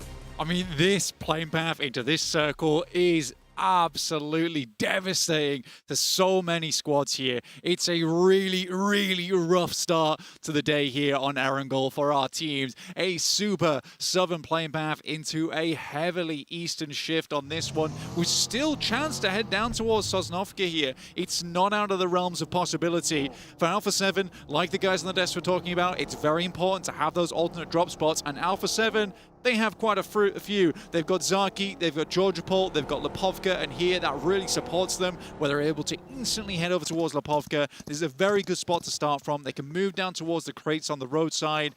This is a very easy peasy game here for Alpha 7. Well, to start off, right? Yes. Because it is going to get tough. There are a lot of teams going to be shunting into the southeast side of the mainland here. Pivotal points include places just north of Milta, around that lumberyard hill. Controlling the rotations along that stretch of land will be so important to make sure that you're keeping all of your players alive in that location. That's teams like S2G, like Al-Ula, like Alpha 7 on the north side of all of that up and towards prison, as well as potentially looking at control over a bridge when you get closer down towards Milta that could be important in the future. I mean, for Goat, Aurora, you're absolutely right. Having control over towards that eastern bridge, super important here. It's a really, really big factor for how this game's going to progress, because you know a lot of teams are going to go for that southern rotate. It's a rotate that makes sense a lot of times. If you can squeeze in on this western side early, it works out quite well. And Alula's already tried to go for something like this. They've headed down towards the Dead Woods, just towards that northwest side of Mini Milta. Not a lot of loot down here, though. I mean, they can play up towards Lumberyard. That's a potential. But they're not going to be getting a huge amount of crazy loot on board early in this game, but they have position. So that's the trade-off. They may be able to find one or two goodies in the process, but it is going to be tough for them. Over in South George, one of our furthest dropping teams, and out late on the plane, remember, it went from east over to west. E-Arena probably were one of the tougher rotations coming into this one, but they might wait for that second circle, wait to it for it to give a little bit more clear intention moving into this one, and see if they can find that one going. Leon obviously topping those damage numbers there, breaking that 1,000 barrier for Pandem, and they will sit pretty atop the pack right now. A lot of points on offer this match, not quite as many as over on Rondo. Rondo's always a fire starter, though, really, and the fire is just getting started as we're going to get ourselves into a bit of a bonfire towards the end of the day, looking towards our top 6 who will remain around that bonfire. Maybe cooking some marshmallows, you know, quite happy that they'll be moving straight through towards that grand finals, whilst the other teams will be heading through to survival stage, which is brutal. Like we say, a 4-team finish there at the top there is really quite rough for our squads. But we get a first elimination of the match, and it is over towards Goat. We don't have any recall beacons this time around, so Goat will be playing on S3. Yeah, they try and move into S2G turf. That's not going to go well for them. Although S2G have moved over towards a little bit more of a bridge command position here, Blank, which is interesting. They've decided to sequester themselves on the southeast side, the south side of Milta, to maybe get that overlook over towards the bridge approach to sideswipe onto that angle. Goat trying to control it as well. 7-2-1. They didn't start their first match too well. They got 0 points on the game. The only team, in fact, to go down on a big goose egg there. And that maybe something they're looking to change, but not quite able to connect on the spray. Al-Ula in the meantime with Alpha 7. 2 of our more central teams actually clashing as Alpha 7 goes south. Al-Ula try and move all the way out to the east, and Guizhao is the casualty for it. Al-Ula pushing all the way over the Lumberyard Hill. It's greedy, right? I think that's the only way to describe this for Alpha 7. It is very greedy. They try to play through over towards Lepovka, which makes a lot of sense. You're trying to get these 2 players really looted up to assist you in that end game. So they've got the frags, so they've got the smokes. I think taking 2 buildings is too much from Alpha 7. They should have known there's going to be tons of teams heading down towards the southeast side. Everyone wants to try and commit a position around the Dead Woods, give yourself a nice rotation later on. But for Alpha 7, I think that knock and flush was totally unnecessary.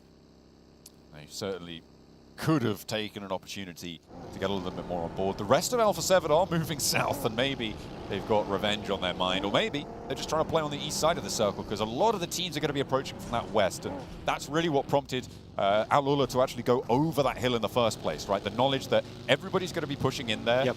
It's going to be really tough to hold out all of them. Let's give the better position, potentially, to another team who comes in a little bit later for our own survival. Well, the thing is, in a weaker lobby, that play would have been totally acceptable for Alpha 7. But I think as we come into this year of 2026, we have so many tournaments this year with cracking teams, unbelievably good teams, over 4-5 separate events. It is amazing to see, and Alpha 7, they're going to wise up here, realizing that they can't really be taking these similar tactics they would versus feeder team lobbies. They don't exist here. You heard it here first. Blank called South American lobbies a feeder teams. You know, it's his words, not mine. Hey, there's some in every region. There are some in every region. Whichever team I'm on, mostly, it seems. Don't know why that is. Draw your own conclusions. Alpha 7 looking to try keep it together, but Revo is now the second casualty of their approach towards the south. Team Flash move in unabated, potentially with Aura breathing down their necks, but it's not going to stop them from taking these shots out. They're going to take these buildings from them. Alpha 7 have no choice in this game. They've just haven't met the speed of the lobby yet. Ooh. And again, the players on side for Alpha 7 are very good, but it hasn't been the gun skill that's been letting them down. It's the macro here, 100%. Lozy struggling here, needs to reload, doesn't have a lot of ammo, has to step in with the DBS. Will quiet it down a little bit, but Obscure was giving it a good go there. 2 players from the Team Flash are going to go. In. And yeah, Horror, they were up at the top of the hill. They were expecting this one to be a clean sweep, so they weren't stuck in earlier, but now a big opening is presented. A res happening on the backline for Team Flash. A big nade to hold it. The forward position. Zeus is a stalwart defender, but it's just all too much. Horror able to crash down the door. The reses have now come on through, and 2 players from Team Flash looking to try and roll back on in. The off angle, Sleepy, not really going to have an impact now as Top Z is into the fight. Sleepy regroups, knows that they need to keep it together as they lose one of their own. Forwards he goes, the nade, the knock, it's good. But sadly, Horror will... Actually, they're able to get themselves back up to all 4 man. That's actually an incredible play from them. I'm actually very surprised. 3 man, sorry, apologies. Up to 3 players here, which is very, very good. I mean, losing 1 player isn't great, but the amount of third parties here, they've dwindled. All right, most of them have come through at this point. Aura was the last of them. Flash had to hit the Flash step there, but didn't quite happen. Weren't able to immediately get themselves back into position versus Obscure. Obscure actually has a huge impact on that fight because he was able to get knocks when it should have been an easy cleanup. Let's take a look at this circle, Blank. It's gone over to the mainland, so we're cutting out that military island finish. It's a little bit kinder than the first circle shift. A lot of teams have already put themselves in position here, though, which means that not a lot of shuffling is going to happen at this stage. We're sort of already in that stage 2, in towards that stage 3 idea, moving forwards into this one. So surprisingly, not quite as dramatic a shift. The Boars looking to play on a very central position, looking pretty good with it, and all of the teams from that military island have crossed. Balls around Milton, right? But they're on the north side. They're not quite fully fixed in it just yet. Goat's in a little bit of a better position, but we still don't know where the circle's ending up. There's still a lot of water in here. There's still the bridge involved. It's difficult to know. If this heads down towards Milter Power, Mini Milter, it becomes a little bit more difficult for these teams to rotate through. Alula, I think they're going to go for a gamble here. I don't think they're going to leave. You just want to secure this position. You've heard the amount of fighting around you. You know this should be a safe space to play. They've got a lot of latitude over there. And again, it's that pressure from the west that they read into. They sent over that hill early. They are doubling down on that, like you said, taking that gamble. We'll see if it's going to pay off, though. There are plenty of other teams who want the top of this hill, who want this area around Milter. All's in command of it. The Vicious, they had a very central position in that previous rondo as well, playing on the edge of what would be the death sentence for everyone who wasn't Pandemonium. On that location, they had a good position. Aurora, we've got the pressure level up as well for you, a new little indication of how much pressure they're going to be feeling potentially in whatever location a team ends up being. It's looking around the 30% there, I think it was, 30 to 40% for Aurora, and they are fairly late on this rotate. They went west bridge to come into the west side of this circle. We're not quite deep sea pressure just yet for their mild amount of pressure, right? We're just pressing down the forearm right now. It's not a big problem for them. Should be able to get themselves in here. Going through from that western side. Again, that shift back over towards the mainland really helped out a lot of teams. I think so many squads are worried this was going to end up over towards Milter Power. They tried to secure a location over there early, but we did cut out like a lot of teams earlier on. Alpha 7 just down to 1 player now. 1 team completely out in the flash earlier on, which is very sad for that team as they weren't able to put up a massive amount of points. Next circle does head direct Milter though. This is around Farm, this is around Milter. You still have those compounds on that western side that are playable and workable. It's just difficult, right? There's going to be a big old funnel around Prison on that north side as teams attempt to get themselves down. There's a fair amount of elevation on that southeast side. It's an interesting bit of terrain here and difficult to navigate. I think this is good news for S2G. They were all the way on the south side of Milter. Everybody was crammed into the north. The fact that they're now very central is great for them. It means they don't have to move it will take the risk out of it for them. Ida trying to move now around the edge of these hills. And at the moment, they're doing okay. They're on 4 players alive. They are just beneath Hora, who, remember, lost one of their players. And with Ida now ahead of them, it's going to be a difficult descent from that hill. But everybody else is out of that hill. They are moving so much closer to Milter. It's difficult though, right? With the northeast side just blanketed in fields, how are you going to make this cross? How are you going to make these movements? You're dealing with Lumberyard right now. You don't have a load of information on that side of the map, so you're trying to navigate around there, skirt your way in. 721 doesn't want to move, neither does the Vicious. Pandem's on that north side, and 4Thrives are coming in. You wonder how much information Pandem has on 4Thrives as they make their way down from that northern edge. You can see shots here coming through from S2G, trying to ruin the day of Alula, who did make this bit of a mad run across those fields early on, and that was when the circle shifted. That was probably the only time they were going to make that cross happen. Absolutely. They managed to thread the needle there and get on in there. Playing, I think, as 3 now, as they have lost 1 on that crossing, on that move from the east side. And nobody will really be running them down at this point blank, so they do just need to weather the storms. And the big thing there is that teams aren't going to want to commit all of their nades at this point, right? So they can hold out for quite a while under very little threat of actually getting crashed. So the timing on it has paid off very, very well. It's one of those things where, up until the end of the game, if you're playing in that fielded area, unless it centers up on that field, teams aren't going to want to put that much effort into dislodging you. This is not a great position to play right now. It's a workable spot. It's a placement-giving spot. Is it a game that's going to give you a ton of eliminations off the back of it? Probably no. Unlikely stuff. 4Thrives on the northwest side, playing from the angle close to Irina, just across the road, who are on a wide west side split.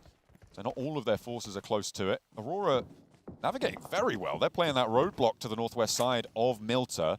Looks like the Boars haven't been able to control that one. Despite having 4 players alive, they are much more concerned with staying alive. All as 4. You can see the circle sits dustly as the next one just about to pop. That west side. Ooh, 4Thrives are poking their noses over the road, but have to get turned around there. No entry. Not allowed in. Circle up north on this. What I'm really curious about here is how Aurora is going to play this, because Checkpoint is not fun. It really is not fun to play. It's a place that gets easily overwhelmed as more and more third parties come through. You could probably deal with the first team if you're Aurora Gaming, but as you can see, they all cross the road. They're looking to put themselves a little bit further over towards the hillsides on that northeast edge. That makes sense to me. You can still take shots towards the teams leaving Milter as well, but a good game, potentially again, for Pandem. Yeah, it's going to be a big opportunity to just lock that one down even further. Irina going toe-to-toe right now with 4Thrives across the road. Schweppes gets knocked, but there's an answer. There's a flush coming through. T24, huge with this Mini 14 on the backlines. Needs to go for the reload to get his teammates back up into the fight if they want to stay alive. Let's keep as many as he can forwards, but Falak goes down. IQ is gone, and that is nasty. Half of the players for 4Thrives now out, and T24 not enough on that Mini 14 to be able to slow Irina. Instead, they now have to send the backup. They have to draw that line in the sand, step forwards in the arena, have the challenge for them, but there's the rundown. Hits the E-brake and swivels it around, doesn't go down in response. Potential third parties, they are already trying to move, and T24 is not quite as stylish with it, not quite as slick. And now it's a 1 versus 2 on the angle. Mormon charging forwards with the S12K, wants to find it, but won't quite get it done. Tourniquet now in position, and Mormon just about able to lock it down. 4Thrives fall. It's a good nade. It's a good nade to open that up. Makes the initial shotgun shot much easier. There's a potential there. He goes down to 10%, is able to clap back, but on 50%, it's almost certainly a one-shot there. So it's an important nade to send through. T24, after what started as a really, really key pickup over towards Schweppes, the main off-angle player coming through from E-Arena, and to play like that, that's tough from 4Thrives. Frustrating as well. I think they had a bead on that fight, and it just gets thrown away towards the end.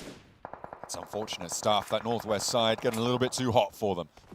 Not the sort of business they want to handle. Ida, in the meantime, they moved in around the foothills of that lumberyard on the south side, trying to play that rake downhill.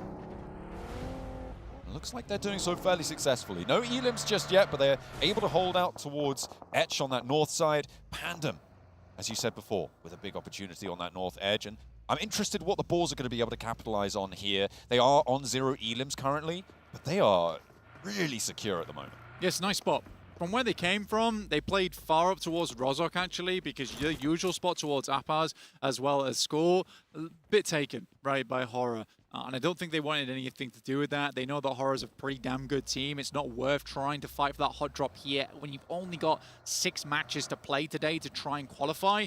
But you're right, Boars, it's not a bad spot. They are very congested over there, though. They don't have a lot of sidelines. They're not playing a 2-2 split. Go trying to make the move and are decimated by the likes of Furia. Chief grabbing all of those, with Soul K getting 1. Big pickup there. Of course, we saw Goat losing one earlier to S2G on that south side, who have since been fairly quiet on the backs of Milter. They have managed to rack up 4 elims, though, so starting to take control of the settlement on the south. Furia will have made their presence known. That's a great circle for the Boars. I mean, in terms of survival, as you were highlighting before, maybe the sightline's not quite as strong. It's also going to take a little bit of the wind out of the sails of Pandem, but they can edge guard over towards Horror, over towards Etch, over towards Ida as well on the east side. Look, man, I'll tell you right now, this is a horrendous circle for the teams on the south. How are you getting out of here? They're going to be shots at one another the entire time. Furia's going to have to contend with S2G, though, because both these teams can't really let each other leave too easily. Furia desperately doesn't want to have to play over towards Checkpoint. They know they're going to be running into teams there, so they have to push through S2G or push through the fields. And I think there's going to be sightlines available to 721 as well as Alula. Alula and 721, similarly, they're just waiting things out. I think Alula's been played for full here a little bit by 721. We were able to get ahead of them. They just weren't fast enough, but I also feel for Alula. Getting out those fields, not impossible. So it's a hard thing to do there, so I do feel for them.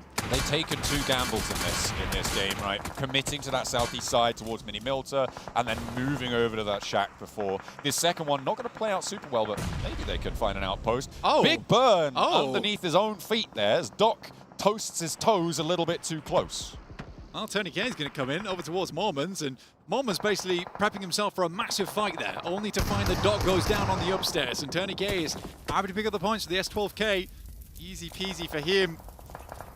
Not sure what that was all about. Now Aura has to send their way in with Ree first, but it's Swain looking over towards the guys here on Edge who tried to step up towards position, but Ida is happy to hold on. Now these guys got themselves on some nice little bits of loot here and there. Might have been dropped out the back of a vehicle potentially, maybe. Oh, could be. Either way, Ida gonna be happy to hold with the PP Byzant in the hands. He's spraying it down. Swain doing a lot of business with it. Etch struggling to get out of this spot on the top of the hill. I mean, it's been the position that Ida's been holding out for a while now, Black, so it's good to see them get some points out of it. With 2 elims now on the cards, they may have just let one through the nets. We'll see if they're going to be able to close that one down. Alula, I was going to say this before, right? They sent an outpost far east, and they actually have wrapped around over towards the roads to the east of those fields, and have managed to slide on in whilst Ida were taking the fight. I take it all back, Alula. You guys are somehow threading the needle every single time. This is the sewing squad of the lobby. They can't quite sew themselves back together here versus Ida, though. That is where they will finish. I'll give them that, though. They are able to find some miraculous runs in towards the circle. Don't know how that happens. 721, they can see them here. They're inside a shack, practically all of them playing around this position. This is a death trap. It's looking pretty inescapable for them right now, I think it's safe to say, on the north side of those Milter fields in their shack, with the downhill advantage for Ida as well. The only reason that Alula were able to get into that position was because Ida were taking the fight uphill, right? Trying to fight against against Etch. There is no way that they make that move if there are those sightlines available. And as soon as Ida did turn their attention down that way, they were immediately wiped out. So there we go. New circle though, hard north. Igor looks to sniff over towards the northwest side here. Snow has got his hands on a Lynx AMR. That just dropped as well. He's just picked that up and instantly gets himself a quick knock off the back of it. That's a bargain. Coming on through, what a trade-off. Able to immediately pop those shots. Nades in over towards Horror. Pandemonium on the north, just Pandem on the north side. They were pretty loud in that first match. Oh no, they've caught you off guard. They really have there. As 4 players alive, they did manage to get the res. Hora very, very low. Looking to get those heals going. Oh, great shot. 2 first aids getting popped, and there's a backline insurgency coming through from Vagnazada on the Boars, who are able to take a long shot angle. There's one of those sightlines that they can have. That's a beautiful team shot coming through, because it was both Robs and Vagnazada getting those shots over towards them, but you know it's team shots with how quickly Vagnazada was able to pick up the elimination afterwards. And that's a big pick-off. That seems like a team that's on fire right now, and for Boars to find one of them, cripple that team a little bit, drop them down to 3, really increases their chance of success. Ida now moving in from that eastern side. We've got Furia on our screens, looking to clear out S2G. They had a little peek over towards that northwest side. Igor, he didn't like the look of it. So this time, they're just going to try to push through S2G, hopefully get further over towards that north side. There's Aurora in the way. 3 players alive on the hillside, but they're sending towards it anyway. They don't really have much choice, though, Blank. Into the zone they go. They managed to hop out unscathed, and S2G now playing as 2. They've left 1 player for Furia to face off against it and lost. Can't quite find the face. Well, he's lost the rest of Furia, that's to be sure. Igor left as a bit of a sacrificial lamb here versus the guys on S2G, but he's doing his best to put them in the graves before he gets in it. Gets 1, will find the first. Now looks for the jump shot. It's disgusting. Igor's not having to pick himself back together. He is going to be dismantling the likes of S2G. The Milta mashup going well for Furia. They look for the scout, leave him behind, but he is thriving in the chaos there. 7-2-1, going to be able to pin a few through Ida as well in the meantime, and that might give the route out from the north side a little bit more latitude. That's going to help teams on that south edge, specifically Furia and 7-2-1. Although the backline there not looking super healthy. Irina finding 1 player there coming through from Aurora Gaming. Hasn't gone down yet, so they might be able to get top back up again. That was a shot from Irina on that northern side.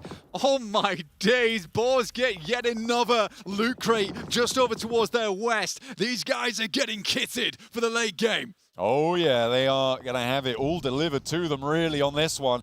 This is Boar's game to lose, I think, in this position, at this stage. With Furia on the south having to deal with Aurora, I don't think anyone's getting out of this unscathed, but I may be wrong if Furia can bare their fangs over towards the team on the west side, but the uphill battle against Irina may be the ones to topple the western edge.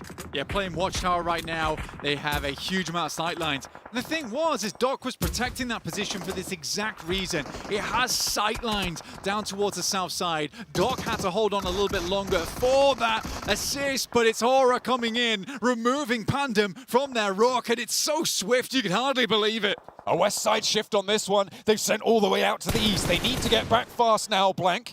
As Ida charging in from that eastern side as well. The Boars need to hold their nerve against Furia because with the diminished power of Aurora, all of a sudden, Furia have more opportunity to move up the hill. But there is a knock that's going to slow Aurora down. The Boars at the moment, mainly they need to start taking some more shots towards these teams, but they just can't quite get the sight lines on them just yet. You can see it's all uphill towards them. Irina, not likely going to be leaving their position either. They're currently playing the Watchtower. Reefer's got himself back up again, only to instantly be felled by the boys from Hora on that top side. Now they know we got to go east on this one, lads. Got to send it, got to get out of there. Try and play on the edge now. Aurora playing as 2. Really no hope of getting Reefus back up unless he can make a mad crawl across. Or wants to try and challenge from this north side. They spot Reefus, get that flush coming on in. 8 elims apiece for Ida and Ora. They have really been getting stuck in, but so are Furia on 7. And on the south side, with 4 players alive, they may have a better opportunity here. But again, it's the Boars who have been so quiet. With 1 elim only so far, and Ida looking to try and snatch 1 or 2 more away from them. Nades over the top from Aurora, not quite landing, but there's more coming on in, and the Boars finally open the cannons. And this is what they've got to do. They understand that from their position, they have a huge amount of control over the map, and they only have 1 elimination right now, but I think that's fair from when they're playing. I don't think it's near enough what they need at the moment. They have to get this chicken dinner to have a chance to get up towards this top 6. At the moment, I think that's the only way, or get involved in some more of these fights, because at the moment, Ida is just cleaning house. 9 elims on this match. They are, but they are only playing as two, and the blue zone breathing down Darkin's neck is going to force him forwards. Rob steps up, and Chief goes down for it. Furia now cut down to 2. That's going to give Swain a little bit more opportunity to move forwards, and a big nade over the top sees Chief down, and the Boars don't get the point for it. They get the knock, but that's another on the tally, and it is Furia now with a raucous volley sent their way, not quite able to close it down, however. Furia have flagged, and the Boars have been delivered this match. Aurora Gaming just going for the crash here, and his Boars looking to hold them out, but Robs goes down immediately.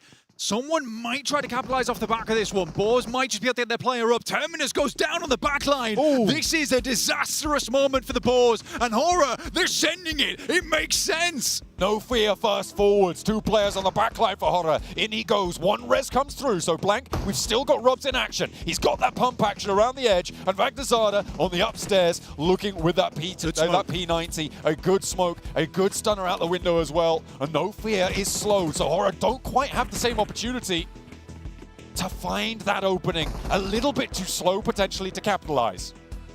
Potentially that. I mean, for Boars, they're looking just to recuperate here. Robs, I don't even know if he's got a first aid kit. It's a good smoke, though. He wants to deny as many sidelines as possible from No Fear as he moved up, but he's going to swing back towards the rest of his team, potentially hoping for a northeast shift on this one. If it does shift northeast, Boars have to fight uphill, which is a nightmare. And the question is, how much util do they have left? And if this is to be believed, they have 1 smoke, John. 1 smoke to work with. But then you look at the other supplies, and it's only E-Arena who have more than that, right? So potentially a little bit difficult. I don't think this counts smoke launchers, though. So there may be a little bit more utility in the pocket than that may lead you to believe. So we do need to be wary that that could be the case. We'll see if they're able to unveil some of those. The garage has been strong for Boars. Those sightlines, sure, cut low, but the survivability is strong. Robs, though, trades 1 for 1 with Furia. That's not the sort of angles you want to be going for. Vagnazada with the nade cooking, looks to try and stop Igor moving forwards, but he's not going to be able to do it. Okay. Good. He gets the flush, though. Onto Robs, a big step up for Furia, and now with the Boars on 3, it's a little bit more open for Horror. Yeah, this is playable, but the dot, it's off the high ground and it's off the building. The Boars, the big benefit for them is they can stay indoors for quite some time. The P90 from Vagnazada, he picked this one up earlier on the crate that dropped over towards the western side. Terminus will drop down moments. A great pick-off for them. Will flush him as well, dropping E-Arena down to just 1. Another point taken away, though. That went over to Horror, who were able to third-party that Elim point. Even the Boars only on 4 so far, Blank. With 3 players alive, they need to take charge of this one to get a big total on the game. There are 4 more points in the lobby for them, potentially. So they might be able to get an 8 Elim chicken dinner, which would be fairly low, fairly quiet, but it would still be 18 points towards that 6th place, and that is no slouch. Vagnazada moving on up now with the nade. The cook is there. Oh, that's and big. Terminus on the back line with a pick onto Sleepy. The knock goes through. Oh, the blue zone picks Terminus off, and I don't think you're getting him back up. I mean, to be honest with you, though, for Terminus, that's a huge pick for him. They had to make this one happen. Tony K has completely smoked himself off. He's not a problem right now. Another knock goes through.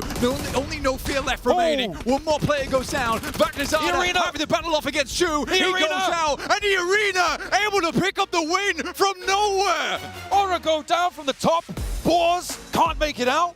Did it go to E-Arena in the end? I think it did. They do. They find the chicken dinner. What a mad turn of events from that northwest side. Earlier on, Blank, I was looking at the chicken dinner predictions. It was like Boars 18%, and then it was like E-Arena 18.8, and I was like, no way, E-Arena, way too far, way too close to the edge. There's no way, there's no way. But they make the way happen. They find it. The thing is, for E-Arena, they have the dot, right? He's playing further towards the dot. He has hard cover to work with. He has the smokes. I think what was unexpected was the fight that Boars put up there. Terminus gave his life for an opening over towards Horror, which I think was a really big play, because Terminus, let's be honest, during Western Europe, it felt like Terminus was the player lagging behind. For him to step up like that there at the end, incredible stuff for the Boars, but they don't get a lot of points off this game. I feel like the Boars really stumbled over their own feet there, Blank. Vagnazada not getting that nade onto Igor, allowing the flush onto Robs, who play as 4. That's a different match entirely. You're confident in those angles. It is so unfortunate that they won't be able to find that, but Aura, a great game from them playing up on that northeast side, getting deep into that match. E-Arena, obviously, with that chicken dinner, a beautiful close down.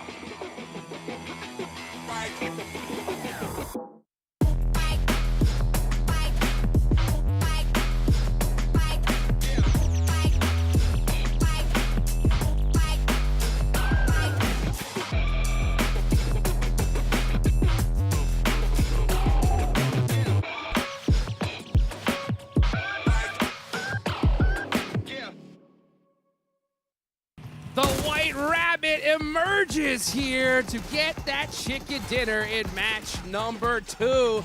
Man, that was a close one here, 7. E-Arena out of nowhere just getting that win. And I gotta compliment them because this team, for some reason, 4Thrives decides to fight him, which, oh my goodness, 4Thrives, that was one of the dumbest pushes I've ever seen. You were pretty much going to end up gatekeeping them, but E-Arena was able to come clutch on that, and then they just ended up playing this out perfectly, Max. They were staying to the western side, just biding their time, waiting for all the other teams to get involved in those skirmishes. Then the numbers are just not there anymore because Boars are so hell-focused right onto Hora, and he gets to backstab play, and as a solo, Tony K is able to snatch away that chicken dinner from the jaws of the French team and also the Nepali team. And the splits that they were able to do, especially after that fight with 4Thrives, they were just making sure they got ground and they were able to be aware. They were just scouting for all the players that were there towards the northeast, and it ended up working out perfect now with you know what, I might hold off on what I want to say for Hora because it was a great game for this team, and I felt like they could have definitely gotten the win. I mean, we could talk about it here, actually. You know what, I think this is actually a good opportunity as we have the replays happening for them because they have such a good high ground position. The entirety of that time, they bully, Pandem, out of position, eliminate the entire squad. And then eventually, which is your main gripe with this team, they start to play very passive, very slow, wait on that ridge line, and eventually the circle just makes them push out in the open in a terrible spot. And we know what they were doing that, right? They were waiting to see what E-Arena was going to end up doing. I don't think they were expecting E-Arena to be that passive, but you're going to have to be forced to fight at some point, Hora. We know you for being able to third party. That would have been a perfect scenario for this squad to third party. And I'm talking about when Boar was fighting Furia, that would have been the perfect example. He's going to see it later into the highlights, but I mean, oh my goodness. It was a bit of a throw for me when it comes to Hora. They could have gotten the win, especially with the amount of elements that they were able to get this match. I mean, I do have a theory that they were waiting for E-Arena to clash directly with Boars and just pick up the pieces for the win. But playing passive will only take you so far, and Right eventually there. Boars see the mistake and they just push it up to the mountaintop, and then in nade range, Hora just completely fall apart. How do you allow them to push up on you? How are you not just being able to get angles right there? Hot Jukes! I mean, they could have held that left side and they could have taken him out immediately. But man, just I'm telling you, one little mistake and we'll see a team take advantage, man. E-Arena clutching it up that win right there. I want a new drama. I want Tony K versus Tony K on Instagram. Who's the better one? Honestly, I'm surprised this squad doesn't end up having even more eliminations or even more damage with everything that they were able to do, because whenever they did end up finding a fight, it seemed like they were able to just execute it perfectly and do it fast too. I mean, especially punishing mistakes, which we have to talk about that 4Thrives push of earlier, right? Sending it for no reason whatsoever, and E-Arena just, what the hell are you doing? That's a terrible push. That's a free, what, 3 eliminations they got off the back of that. And honestly, for 4Thrives fans and for 4Thrives, if you for some reason end up hearing this, and first of all, congratulations, Tony K. That was an MVP performance. You were able to get that win with those 4 elims. But going back to what I was saying with that bad push from 4Thrives, even after they saw Falak go down, just sacrifice the player. Be willing to sacrifice a player. You don't have to push outside of the circle. You're going to end up gatekeeping them. And imagine if 4Thrives would have actually stayed in that position. They would have been in the same position that E-Arena was in, meaning that they could have gotten a win. But no. You know what? I'm feeling an evil mood here on the desk. I want to talk about another team. Alpha 7. Oh my God. What's going on with that early game? They have a good split in Lipovka. I like it, but the thing is, if you want to play for an early game split, if a team gets close to you, you play passive, you regroup, but no. I think it was Gizao just like, I'm staying here, and, well, what can you do? I think that's one of the times that we're actually going to have to disagree. You said it was a good split. I was just scratching my head. I was like, that is way too split. Way too split. And it's Gizao, once again, you said it. He was able to just stay in that compound. He didn't even give himself an option to just back off. And that is the second time today in these 2 matches out of 6 that we're playing that Gizao has made a mistake for this squad. Look, we might disagree on the small details, but at the end, we both agree it was not a good play. And you know what? Horrible play. Hey, but you know what? We all can agree on what was a good play, right? And that is Igor, right? We thought we saw him in Milta. We thought he was the sacrificial lamb. He said, not today, baby, with that 1v2 on the S2G. And that was another play that we actually thought it was a bad play, but boy, did they shut us up, Max.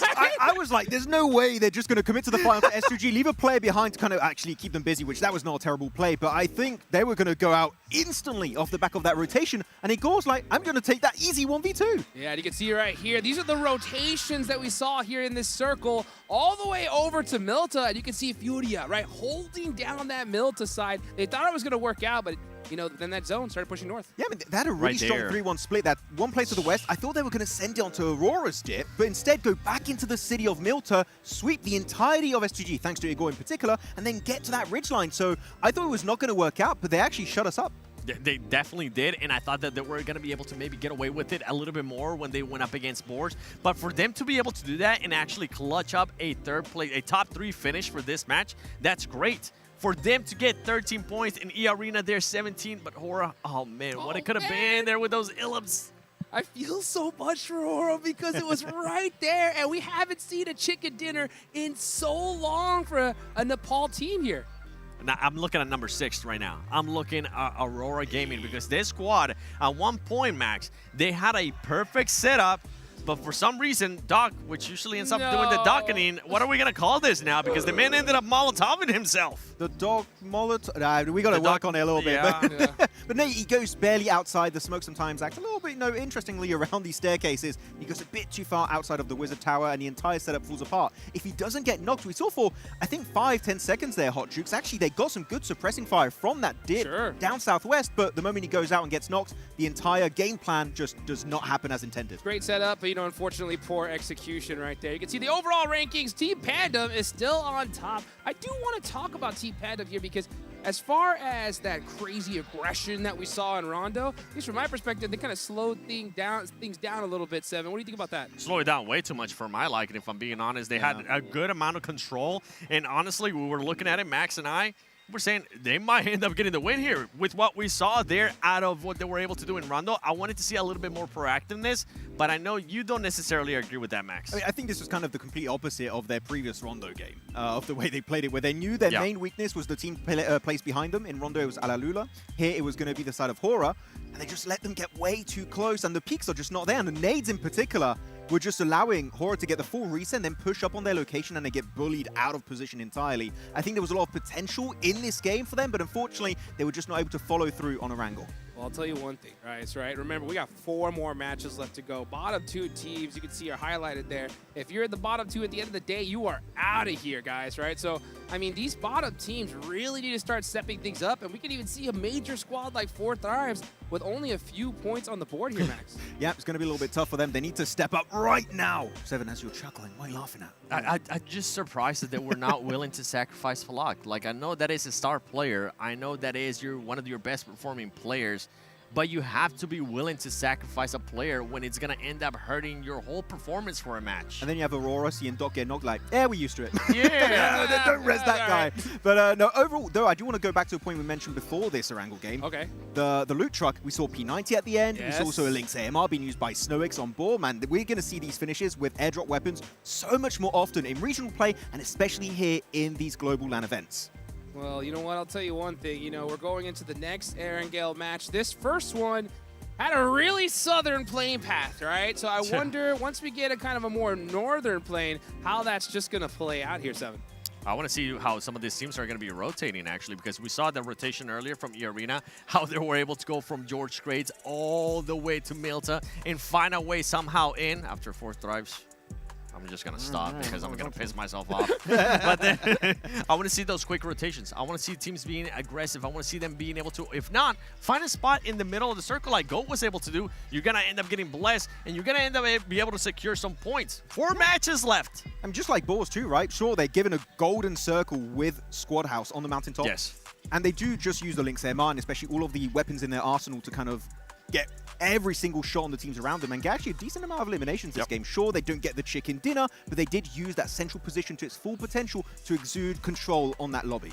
Yeah, we're reaching the midpoint here, guys, right? Once we get this match done, half the day is already over. We need to see those bottom teams really, really clutch it up. Here in this next match, what do you want to see more from one team in particular? I mean, already a good playing path would be nice. Yeah, we'll take it. That one. We'll take it. And no weird early split from Alpha 7. If you're not going to play passive, that is my main little issue that I had for them last game. A big issue. It was a big issue. I didn't mind the early split from Alpha 7, if I'm being completely honest. We're used to seeing them go to Lipovka, all the players there. I didn't mind those other 2 players going to prison. but then it was just a long split down to Milta. You were exposing yourself. You have zero intel in regards to all those teams that are towards the north and that are going to be coming down and possibly crashing on you or moving up and end up losing to yourself. And we saw that actually happen with Alula. So for that squad, I'm just going to call it out. Gisao, you need to do better. That's 2 mistakes in 2 matches out of 6 matches. You need to do better.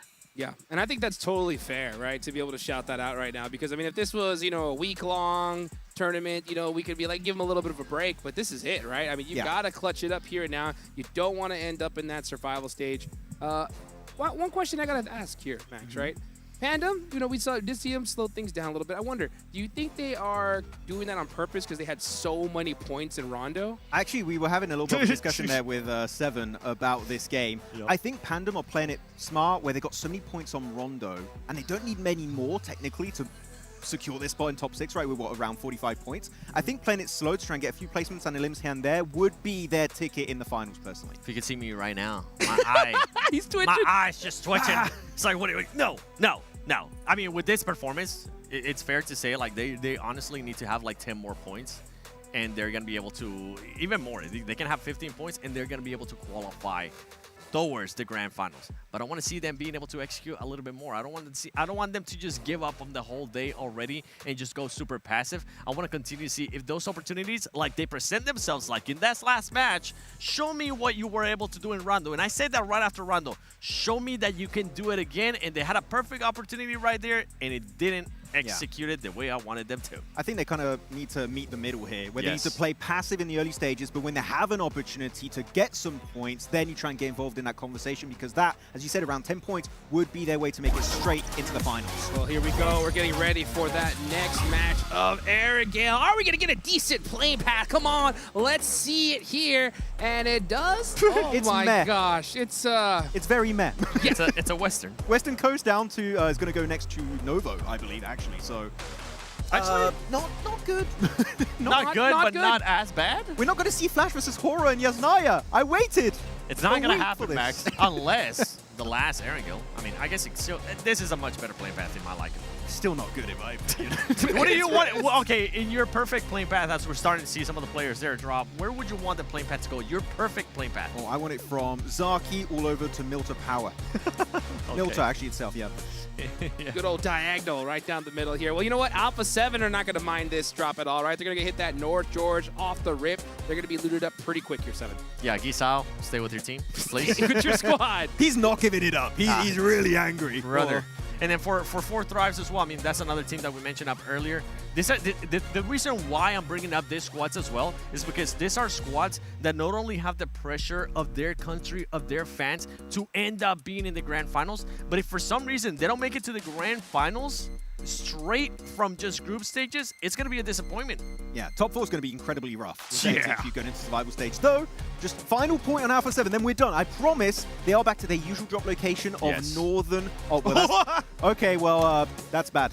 Yeah, that's bad indeed, but you know what's good? Our casters. Let's take it on over to John Allen and Blake. What is that? I don't want to play a normal Arrogale blank. I'm going to set the circles all... Oh, sorry, guys. Oh, okay, hi. Oh, sorry, was I live there? I don't know. Okay, well, either way, we got a military circle on the second game of Erangel, match number 3. Our teams are going to get no chance to play a sensible game here. Yeah, a normal match would be great. It's not happening. But for Aura Gaming, this is a real chance to Aura farm down towards the south side of the map. They do have Sosnovka, they've got military base all to themselves here, but not for long, you can't imagine, as teams will start to make their way down. With the amount of circle that pushes out over towards the water, this is an almost guaranteed Sosnovka ending for us here. 4 Thrives do play themselves on a 2-2 split across from Ferry Pier down towards the south side, but it's looking like they're going for a group up fairly early into this match. What a time for Alpha 7 to go North George as well. Yeah. It's unfortunate, but they are going to have to move at the back of the queue. The Boars playing... Okay, they're actually regrouping up towards the north. Might be sending out towards Yasnaya, or playing the east of Roshok, playing around that sort of school area. Potentially up to apartments, but trash loot, get some vehicles. You need to get across fast, though, so I'm not too sure about this north rotate from Boars. Not too many other opportunities for loot, though, in the area. You just got to hit L block here. I mean, it's the only option you really have on this one to go for. I think when you look at where Boars is playing, you look at where other teams are playing as well, the center of the map is really congested. It is really congested. A lot of teams here are struggling when it comes to these weird playing paths because you've got the likes of Aura, you've got a Lula over here, Flash as well, also rotating through this position. It's overall fairly tough for these squads to figure out a locale to play. It's a rough time here. I mean, yeah, the playing path just compounding the issue of this military circle.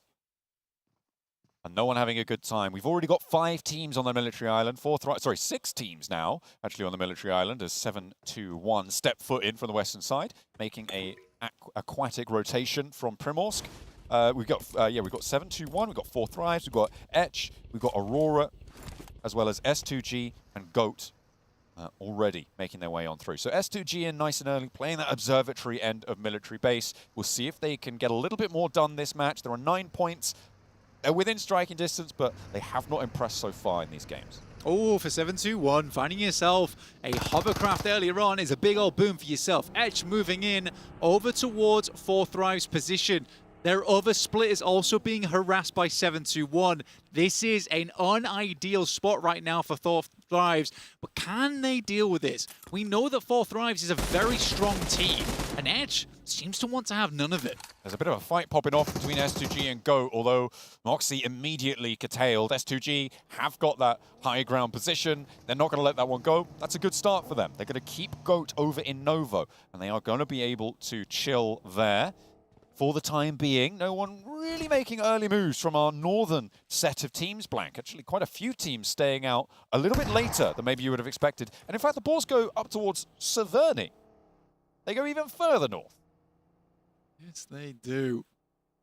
For Boars, I think they're just trying to find a spot that's playable. And I think when you realize that you're going to be one of the last towards the play zone, I think what you do here is you get as many smokes on board as possible, as many frags as possible. It's the only real thing to be done in this situation.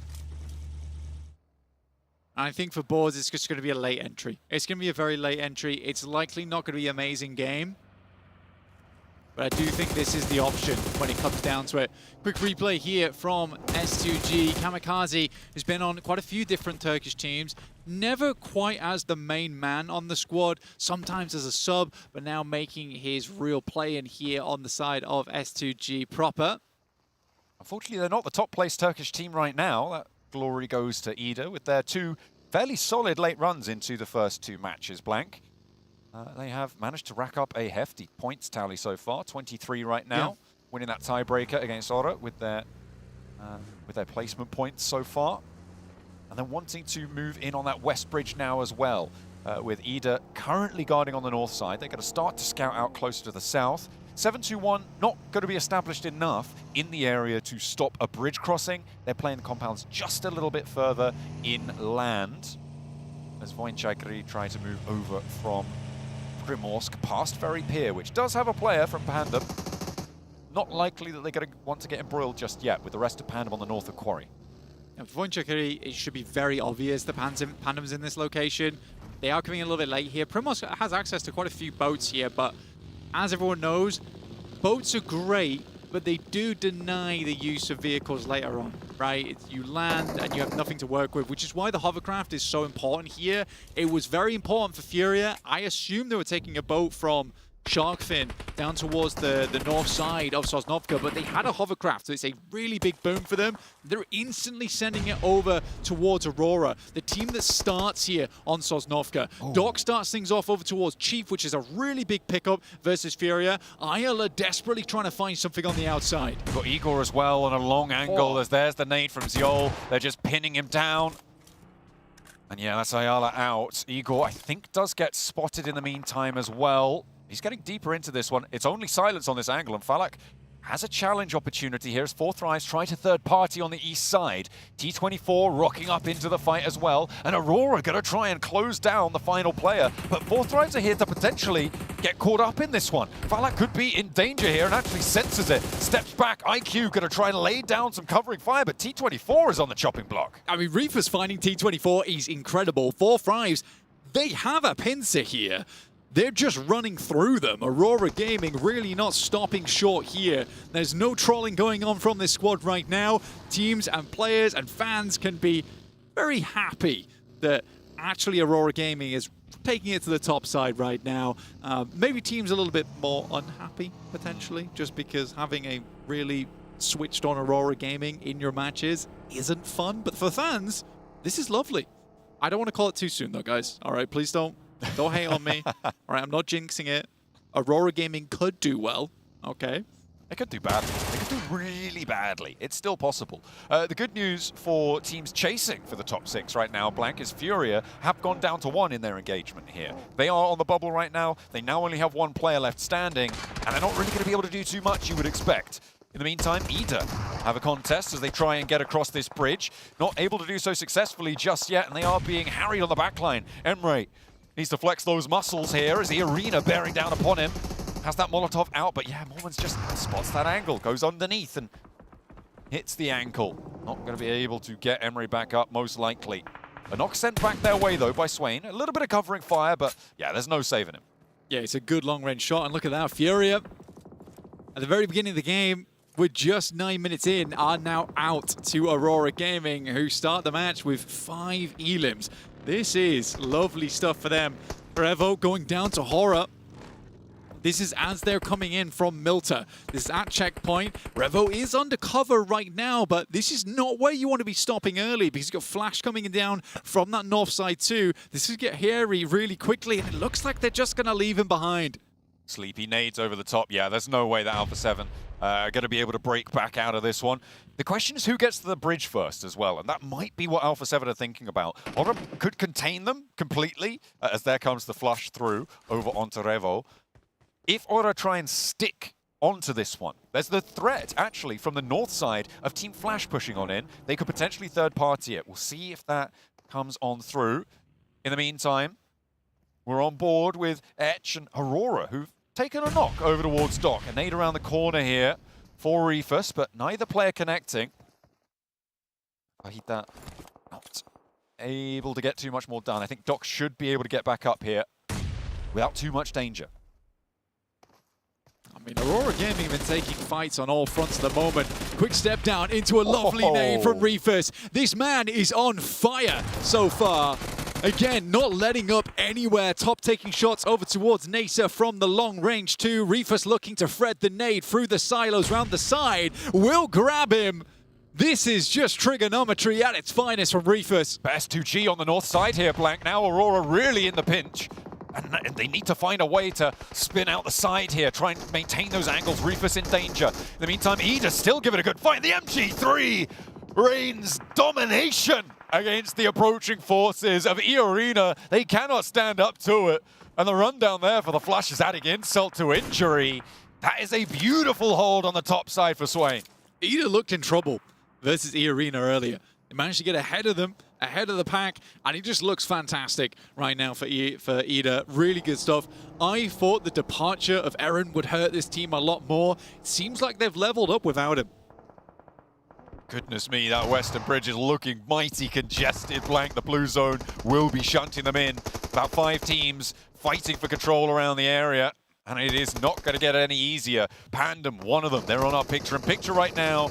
With a fight back and forth, I believe that's Al-Ula going down. Another player, leaving just the one to stand.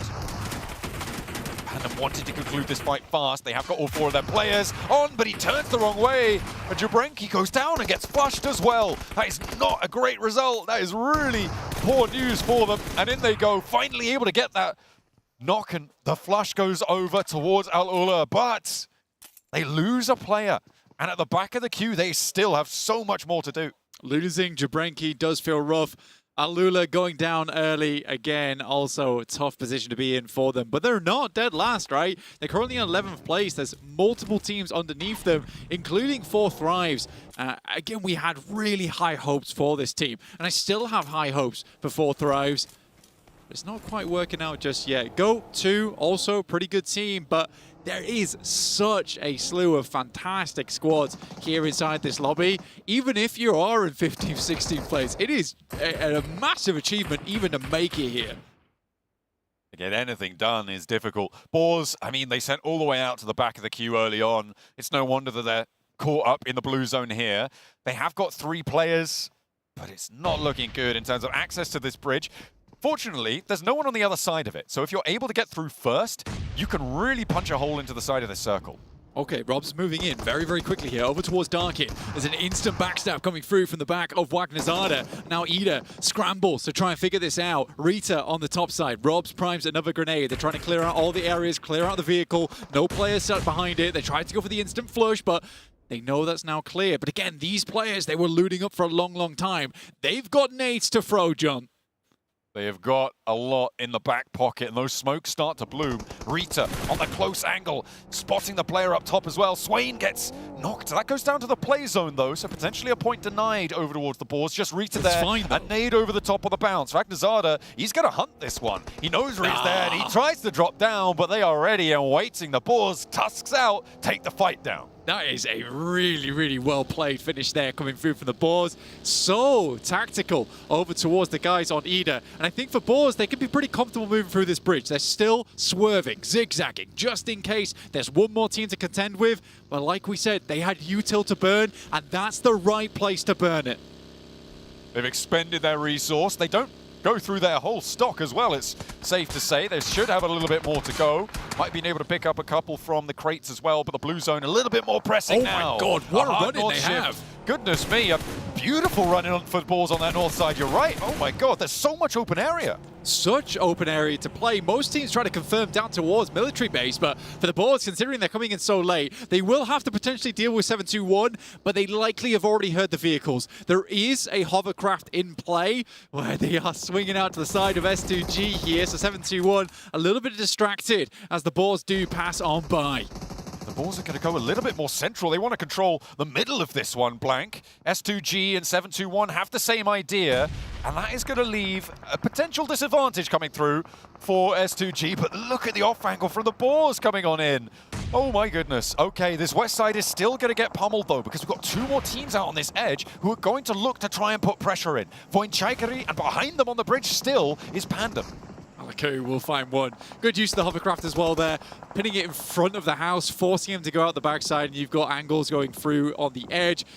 Obscure goes down to a knock, but Aurora still going strong here. 7 eliminations on the game. 4 Thrives continually lose players, down to just 2 now. Falak up against Edge, tries to go for the shot. It's a pretty disgusting shot over the top of the pipes there. Almost hits the double headshot. Nearly able to get it done in the picture-in-picture there we saw as well. How brutal it's been for Alpha 7, but Falak is not done. Over the turbines, lobs the nade straight into the mouth of NASA. And now they can start to charge forwards, playing as 2 on the inside of this base. Etch wanted to try and hold their nerve, but it's tough stuff when you got Falak to face down. Steps around the corner, does a lot of damage, not quite able to get that final sliver down. Runs out of ammo on the pump action. The Bison's not going to happen either. And they are able to play off one another nicely. 4 Thrives live to fight another day, but they have to move north. It's a good play from 4 Thrives there. I mean, you're playing off the back of one another, like you say, but it's panic that sets into Edge towards the end there. They just cannot deal with the 2 players. Aurora, they send Pandem packing with 9 eliminations now. They continue to pump the points up here in this match, and it's at a pivotal moment too. A great result to continue their pace. They didn't do so well in that first Erangel, but 5 points here is definitely good news. S2G losing another. They are now down to, well, just the 1 now with that knock going through. That flush almost immediately.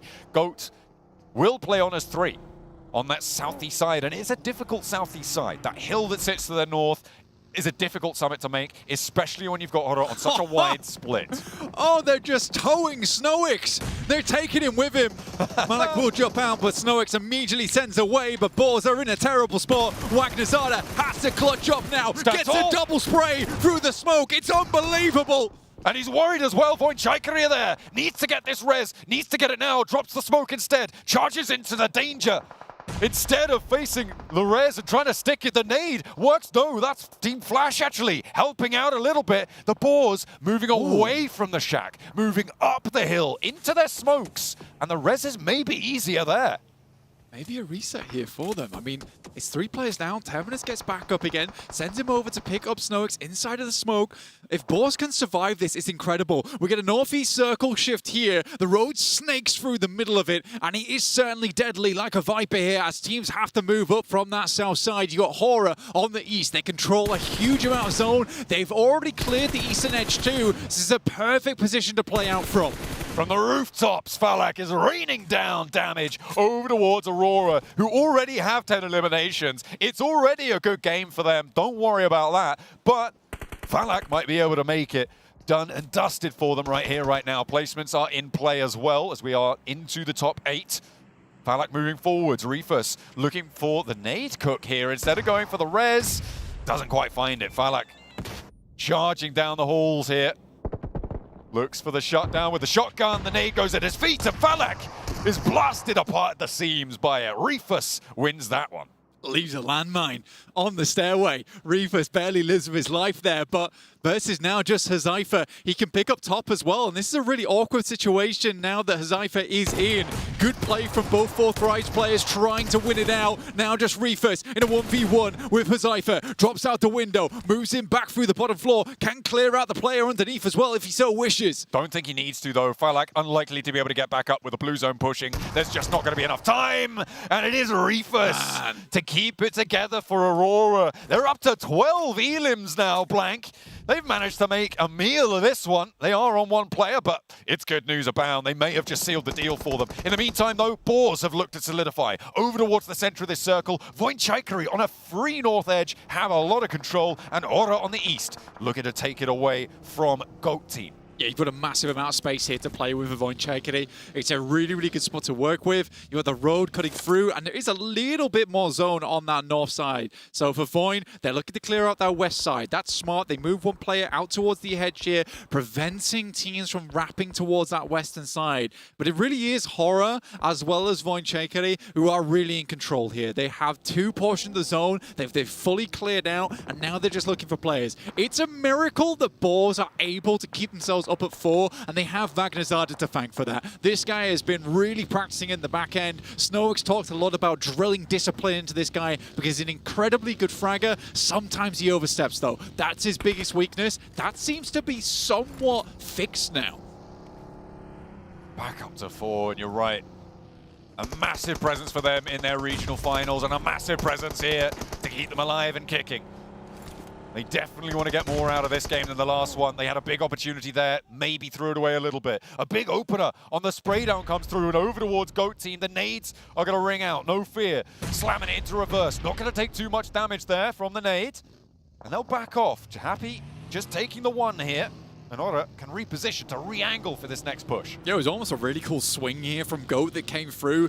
Didn't quite work out though in their favor, and Horror held their nerve on this southeast side. They've immediately reinforced this location as well, put up the brick wall, and Goat just could not climb it.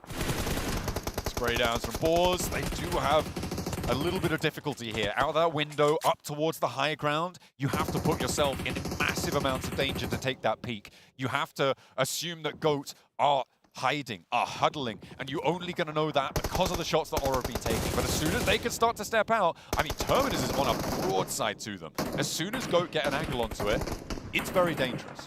Yeah, some good shots. I mean, Boar's taken a little bit of a lesson from that last game. They realized that they couldn't be as passive here. They've got to get more shots, more damage, more elims coming through as we watch Horror swing over the top side, over towards Voinchaikari, and they do lose 1, but the rest of Voinchaikari is just fleeing.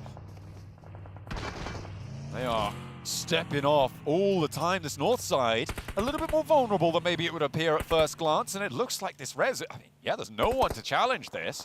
So Horror now have the full 4 on the north side of this next circle. The shift puts that roadside really in direct contest with all 3 of our teams on the south.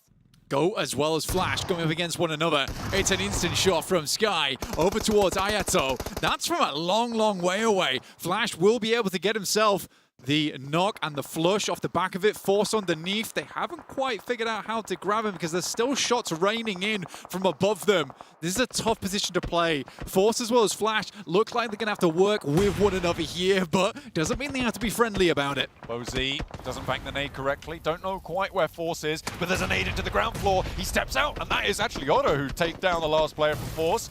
So Team Flash can rest a little bit easier. The north side assist coming on in.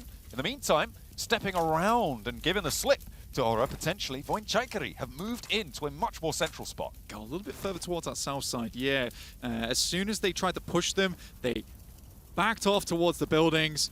Once Sky took that off angle, tried to take shots down towards the Flash, you did have Voinchaikari move down towards that southern edge. So potential to hold them out, but Horror is just playing so fast and loose with this game. They are really feeling themselves here. It looks like they're super warmed up coming into this match too.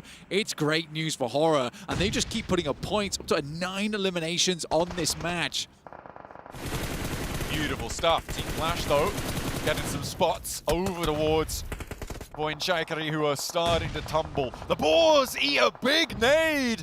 They brought themselves back up to 4, but that is not what you want to see on the push across the road to the solo player in the building. A double knock on the nade. And now Snowix and Vangdazada have to piece it back together. No one really going to push to their angle, which is to their benefit right now. But the crossing's just going to be made so tough. And Terminus gets flushed away as well. Yeah, and this is your last vehicle to work with now for the guys on Boars. It's this buggy. Robs will go down, leaving Boars at just a 2. What a rough push from them. But a great hold coming through from 721. Really nice nade. Massive value. Big nade over the top from Sky to leave Horror as one of our final 4 teams alive. With all 4 players alive already on the double digits for the Elims blank. They're having a good day. Sky with 5 out in front on the leaderboards for the Elims for now. And 721, they've done pretty well to survive this long, I think. Again, you've got to give credit to Boars here because despite that not being the greatest push in the world, and you wonder where the smokes are coming through to facilitate that push, you got to remember, these guys came from Severny. Right? They used so much of their util getting down towards the position in the first place. They had to use all those smokes earlier on to get their 4 players back up again. I don't think Boars has played a bad game. What I think has happened to Boars is that they've run out of steam. That is just what happens in these games where you're playing out from the edge. You try to stock up as much as possible. A 50% chicken dinner chance dedicated towards Horror. I don't disagree with the position that they have. The oversight on these buildings. Yeah, there's very little way that you could be able to step forwards on this. Maybe if Boars had 4, it would be possible, but that isn't going to happen.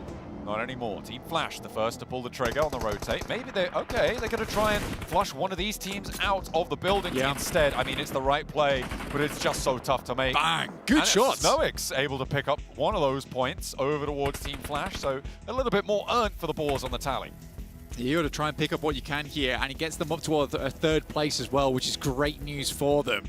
Boars get themselves 5 eliminations on this game, and Horror, despite getting pipped at the post on the last match, this time the party is looking for that big chicken dinner. Now in South Asia, there was a big chance for them in their last game to get themselves up towards a chicken dinner. Sadly didn't quite work out for them, and they might have got themselves a 1st place over 4 Thrives that didn't go down as early as they did. But again, when you were watching back South Asia, when I was watching back South Asia, Horror looks like an insanely good squad. They have so much utility in this spot as well, Blank. Look at that, 17 nades, 11 smokes, a couple of Molotovs in the mix as well. 17. It's Are we for real? It's kind of nuts. 17 nades this late in the game for Horror. They have just been pilfering those boxes every single time. There is no way that they lose this, right? There is absolutely no world in which Horror throws this one away. No way! There's a spot! There is a spot available. Sadly, the circle doesn't move that far over towards the top side. Vagdazada gets taken down by Rahan. Don't know how he quite found those shots through the window, but he certainly did. I think that's the only position he knows that he can be in, so he slightly moves out towards the side to make it happen. And now we're down into a 2v4. Horror getting themselves a 2nd place last match, but now it's time for the 1st. Let's call in the coordinates. It's an airstrike inbound from Horror. The nades will be pulled out now. Over the top they go. Just continually stopping that approach coming on in for 7-2-1. It's just not going to happen for them. They are running through them at a fair lick, Blank, but there's still 13 more, still 9 smokes. You could shut down so much here. A nice rooftop angle, though. If there's another big double nade that comes out, 7-2-1 have... no, they have no chance. Look, man, we don't have the mortars and esports just yet, but what we do have is the cosplay variant, is the 17 grenade endgame. It's a good shot over towards the side on Horror. Sadly, one goes down. Now it's just up to Rehan. Can go for the res on this one. There's only 2 guns in play right now, whilst there's one player getting back up again, but Sleepy, he's just sending it. There is a Molotov as well. Can he swing it perfectly? It's round to the side. Another nade. It's perfectly placed. For the re-knock, he is able to make it work. Rehan now needs to do a lot more. The res, I think, is only just coming through for them, but it's not going to matter. The nades land. They do the business, and that is how you close a game down. Horror. East side domination. They move over to the north edge. Voinchikari have no resistance, and everybody else falls beneath their feet. A big Elim game. Certainly a horrifying team to go up against at the moment. They certainly are the team that is underneath a lot of these other squads' beds. It's a tough one to deal with. Horror just looking on fire today. Not the team we expected to be so far up towards the top side, but they are looking fantastic. And again, it's a return to form for Nepali. Beautiful stuff. Looking to try and take the top of the tables, but remember, it is about top 6. There is a few teams in contention right now. Looking to try and keep that charge up. One of whom is decidedly not Alpha 7, which is disappointing again for an East side rotate. A difficult circle, though, to capitalize on another difficult plane path. That early game was brutal for so many teams, though.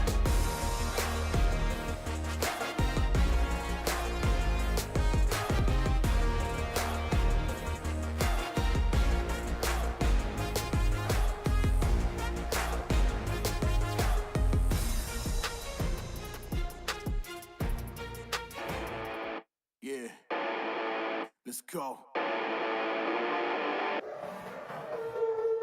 You know I'm about to lock it. I'm the monster they was looking for, just like the Loch Ness. They gon' knock me off the throne, they better stop it. They can never. I'm untouchable. Yeah, I'm untouchable. Yeah, I'm untouchable. Yeah, I'm untouchable. Yeah, I'm untouchable. Yeah, I'm untouchable. Yeah, I'm untouchable. Yeah, I'm untouchable. Yeah.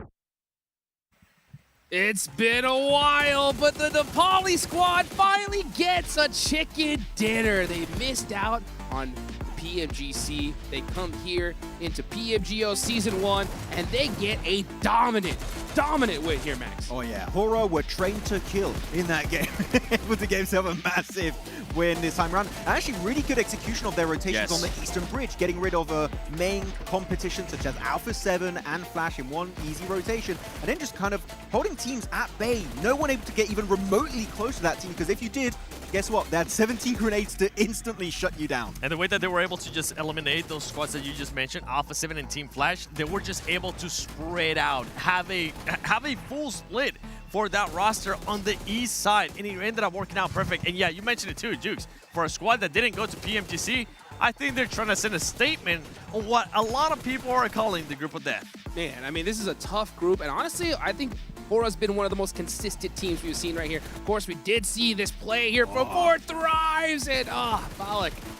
Those grenades were a thing of absolute beauty. He was cooking them beautifully behind every single one of those door frames to kind of clear the angles. Sure, they do go down eventually to the man himself. It's Reefus, the Dreamwalker of Aurora, but still a decent try. And actually, Aurora, I would say a significant mistake here, Seven. They don't clear their backs as they try and play that ridge line outside of military base. That cost them the entirety of that match. It did end up costing them, and luckily for them, Doc ended up getting at least 2 points for themselves when he was able to eliminate not only Block, but Husaifa, which is crazy because a lot of people consider those players to be really high. Doc was like, we'll take care of this. Don't worry about it.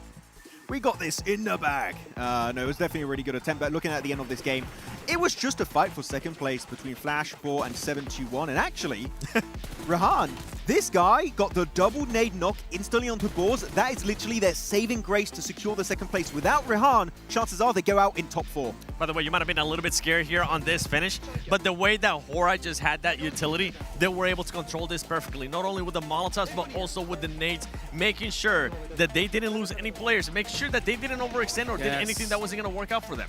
I love that play from Sleepy there, right? He pushed up, and I remember hearing you, Max, like, hey, whoa, calm down there. And that's exactly what he did, right? He just said, you know what? We got all the utility in the world. There's chicken dinners in the bag. Let's just get a little bit closer, put the pressure on, and it worked out perfectly. It was especially good because he stayed on the wall that his teammates had direct vision on. Yes. So as long as you don't push inside the building, you don't put yourself at risk, you're not forcing a 1v1 fight that you could potentially lose. No, he just gets him rage, get a really strong angle, chucks that nade and Molotov to secure the win. That was some good, respectful gameplay, yet aggressive, which is what we need to see from Hora. That's absolutely right. Now, for this one here, boys, we're at the halfway point. Already? We're exactly where we want to be. We only have one aerial match left, and those two Miramars. And boy, there's some squads out there that need to wake up because one squad, ETSH, you have 1 point after 3 matches. Whew.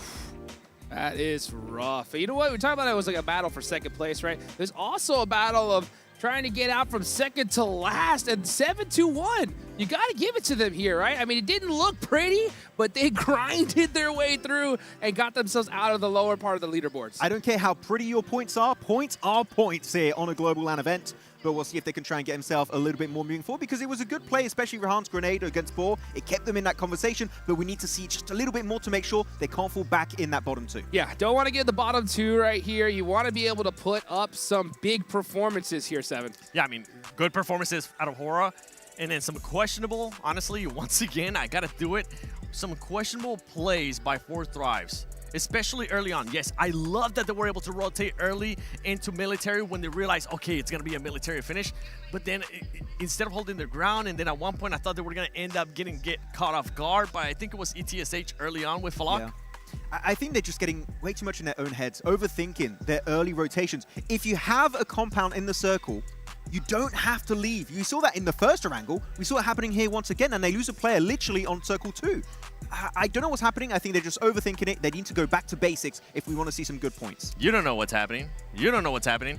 I sure as heck don't know what's happening. So you know what? I think I'm going to step out, boys. I'm going to go see if I can maybe interview them and find out what's happening with 4 Tribes, and maybe get a chance to talk with Hora as well. Sorry, I got to leave. Yeah, let's get it, baby. Let's see Seven ask the questions that we all want to hear, man. Go get them. Go get them. Let's get it going right here. But you know what? This was a crazy last game. One team that I really want to talk about, right? It's got to be Boars. I think Boars, they came all the way from Severny there up top. Yes. Were able to make it in the military and still put up a good performance regardless. And that's what this is all about, right? Even if you don't get the circle, you got to put points on the board, and Boars were able to do that. Yeah, I mean, for me, I'm not even going to highlight too much their rotation, which, as you said, from Severny, that's a very wide rotation. Good on them to get over in that podium finish. I'm actually really happy about their fight over to the Western Bridge, onto Ida in particular. Yeah. Ida in a very weakened state, and Boars instantly spot that weakness, that kink in their armor, and decide to send it down on the lower portion of the bridge, get all those stragglers of Ida, and off the back of that, you facilitate your own transition over the bridge, and because of the circle shifting a bit more to the east on Military Island, no one's going to stop you. No one's going to be gatekeeping the entrance of Boar. So Boar, a team that coming out from Western Europe, they're seen as, I guess, a weaker region in a way, but Boar, they've got so much global experience with every single one of those players that here, they bring in their A+ tier gameplay to the table. Yeah, that was some great timing because, I mean, they could have stayed on that bridge, tried to gatekeep a little bit longer because there's no guarantee on what's on the other side of that bridge, right? But they said, you know what? We got to make this decision no matter what. They executed it, and fortunately for them, they were able to get into that zone. And it was a tough one, right? That's one of the hardest transitions to be able to make, but they were able to do it successfully, which is really good. I'm really happy with them, and especially they love getting that loot truck at the very start in Severny, right? Just able to get himself all that early loot for themselves, tier 3. That helped out for sure. And then they fight Ida. Actually, Ida did have an MG3, technically, but technically it didn't work out also for them in that game. But looking at other teams and how teams rotated throughout the entirety of that match, I was very happy with Team Flash. I think they got maybe slightly lucky because they had a slow eastern rotation. They got dead center. Man, that was a beautiful mid-game rotation from Flash. Well, we're about to reach the second half of the day, guys. Don't worry, we're going to be right back after this break.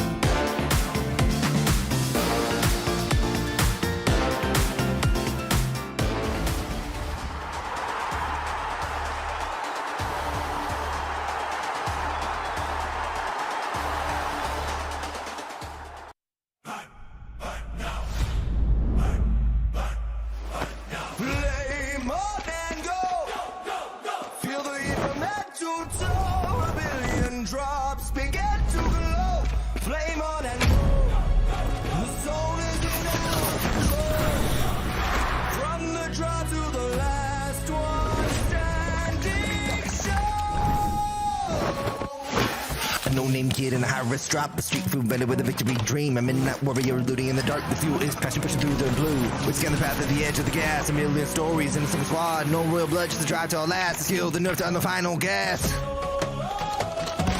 Fire in my mind, running through the sky.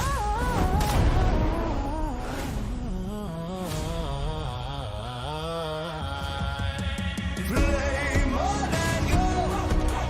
Feel the heat from head to toe. A million drops begin to glow. Flame on and go. The soul is in our control. Flame on and go.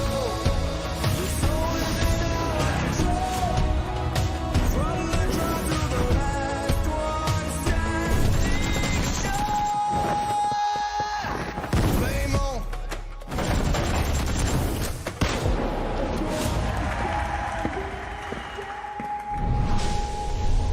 Flame on.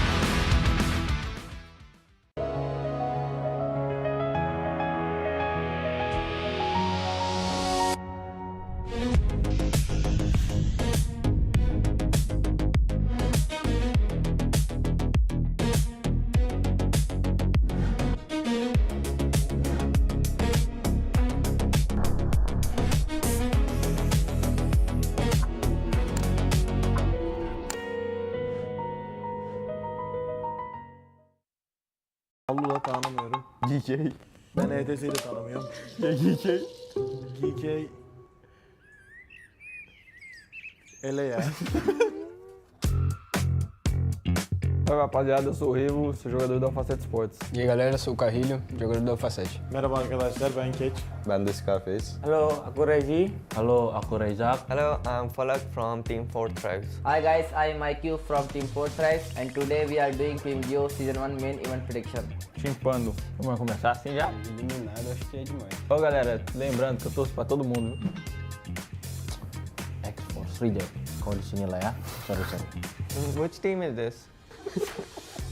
I don't know about them as well, so I will just put them there. No head guys. Fortrice top 3 yapar diyorum. Yapar, kesin yapar. Mortiki. Kasih.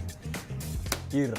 I know about them. They are a very noob team. Place them where 40 noob. Gaming Stars. Ben top 5, top 6 Hemen düşünüyorum. senin için yerleri değiştireyim mi? Evet. Hemen yerleri değiştiriyorum şuraya. Rapaz, tem muito time, viu? Tem muito time ainda, viu? PMGO S1. Next team is all. I think they are really a good team, so I will just put them there. Bana Ulf geldi. Hemen. orta şu eğlensem mi acaba? Şunları ele sen koy onu. Bigetron. Vitality. Vitality gibi oldu. Bigetron. Vitality yazıyor. Aqui? É. Certeza? Não, coloca mais em cima, Fight'tan da kaçmıyorlar. Bence top 5. Top 6 yani şuralara bir. I got Aurora Gaming 100% champion material. Tamo junto. Rups, gimana nih? Sini. Ya, situ aja. Allu'da tanımıyorum. GK. Ben ETS'yi de tanımıyorum. GK. GK. Ele ya. 5 more eliminated. Maybe one can be Etish. I think we will choose the teams we don't know much about them. So I think Etish. One see Seven. Gua Lila udah ada. Baik lagi. 1, 2, 3, 4, 5, 6, 7, 8. Ya, dan Sebenarnya bisa aja ini bisa nih taruh di sini, tapi sama ini juga bisa nih. Nah, tapi enggak.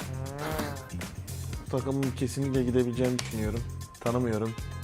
O yüzden eliyorum. Yani Allah'ı hiç tanımıyorum, o yüzden eliyorum. 1, 2, 3, 4, 5. 6. takım nerede abi? Onlar Buradaymış. Orada direkt buraya koyalım. Onlar böyle. kendinden elendi zaten. Fortree'yi de 3'e koymamızın sebebi yani güçlü bir takım. Sonuçta onlar da şampiyon olarak geliyorlar. We are just noob team. Yeah. अबे हमें आई चाहिए था सबको eliminated में था. मेरे को ऐसा नहीं teams को elimination में डालते हैं.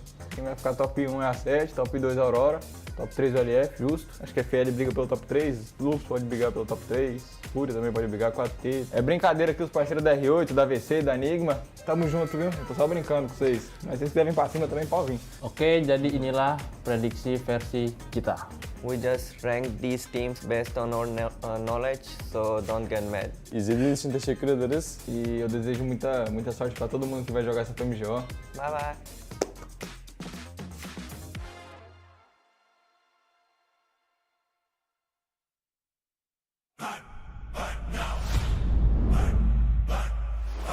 Play more than go. Feel the heat from head to toe. A billion drops begin to glow. Flame on and go. The soul is in our control. From the draw to the last one standing show. A no-name kid in a high-risk drop, a street food belly with a victory dream. A midnight warrior looting in the dark. The fuel is passion pushing through the blue. We scan the path at the edge of the gas. A million stories in a single squad. No real blood, just the drive to our last. The skill, the nerve to on the final gas. Fire in my mind. Running through the sky.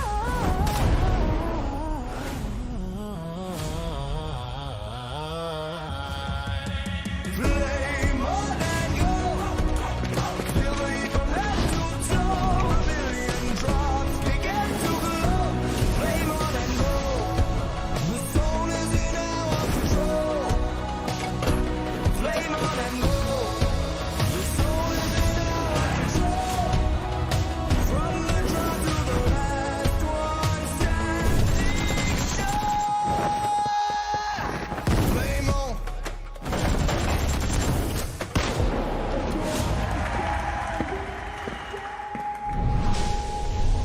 Flame on.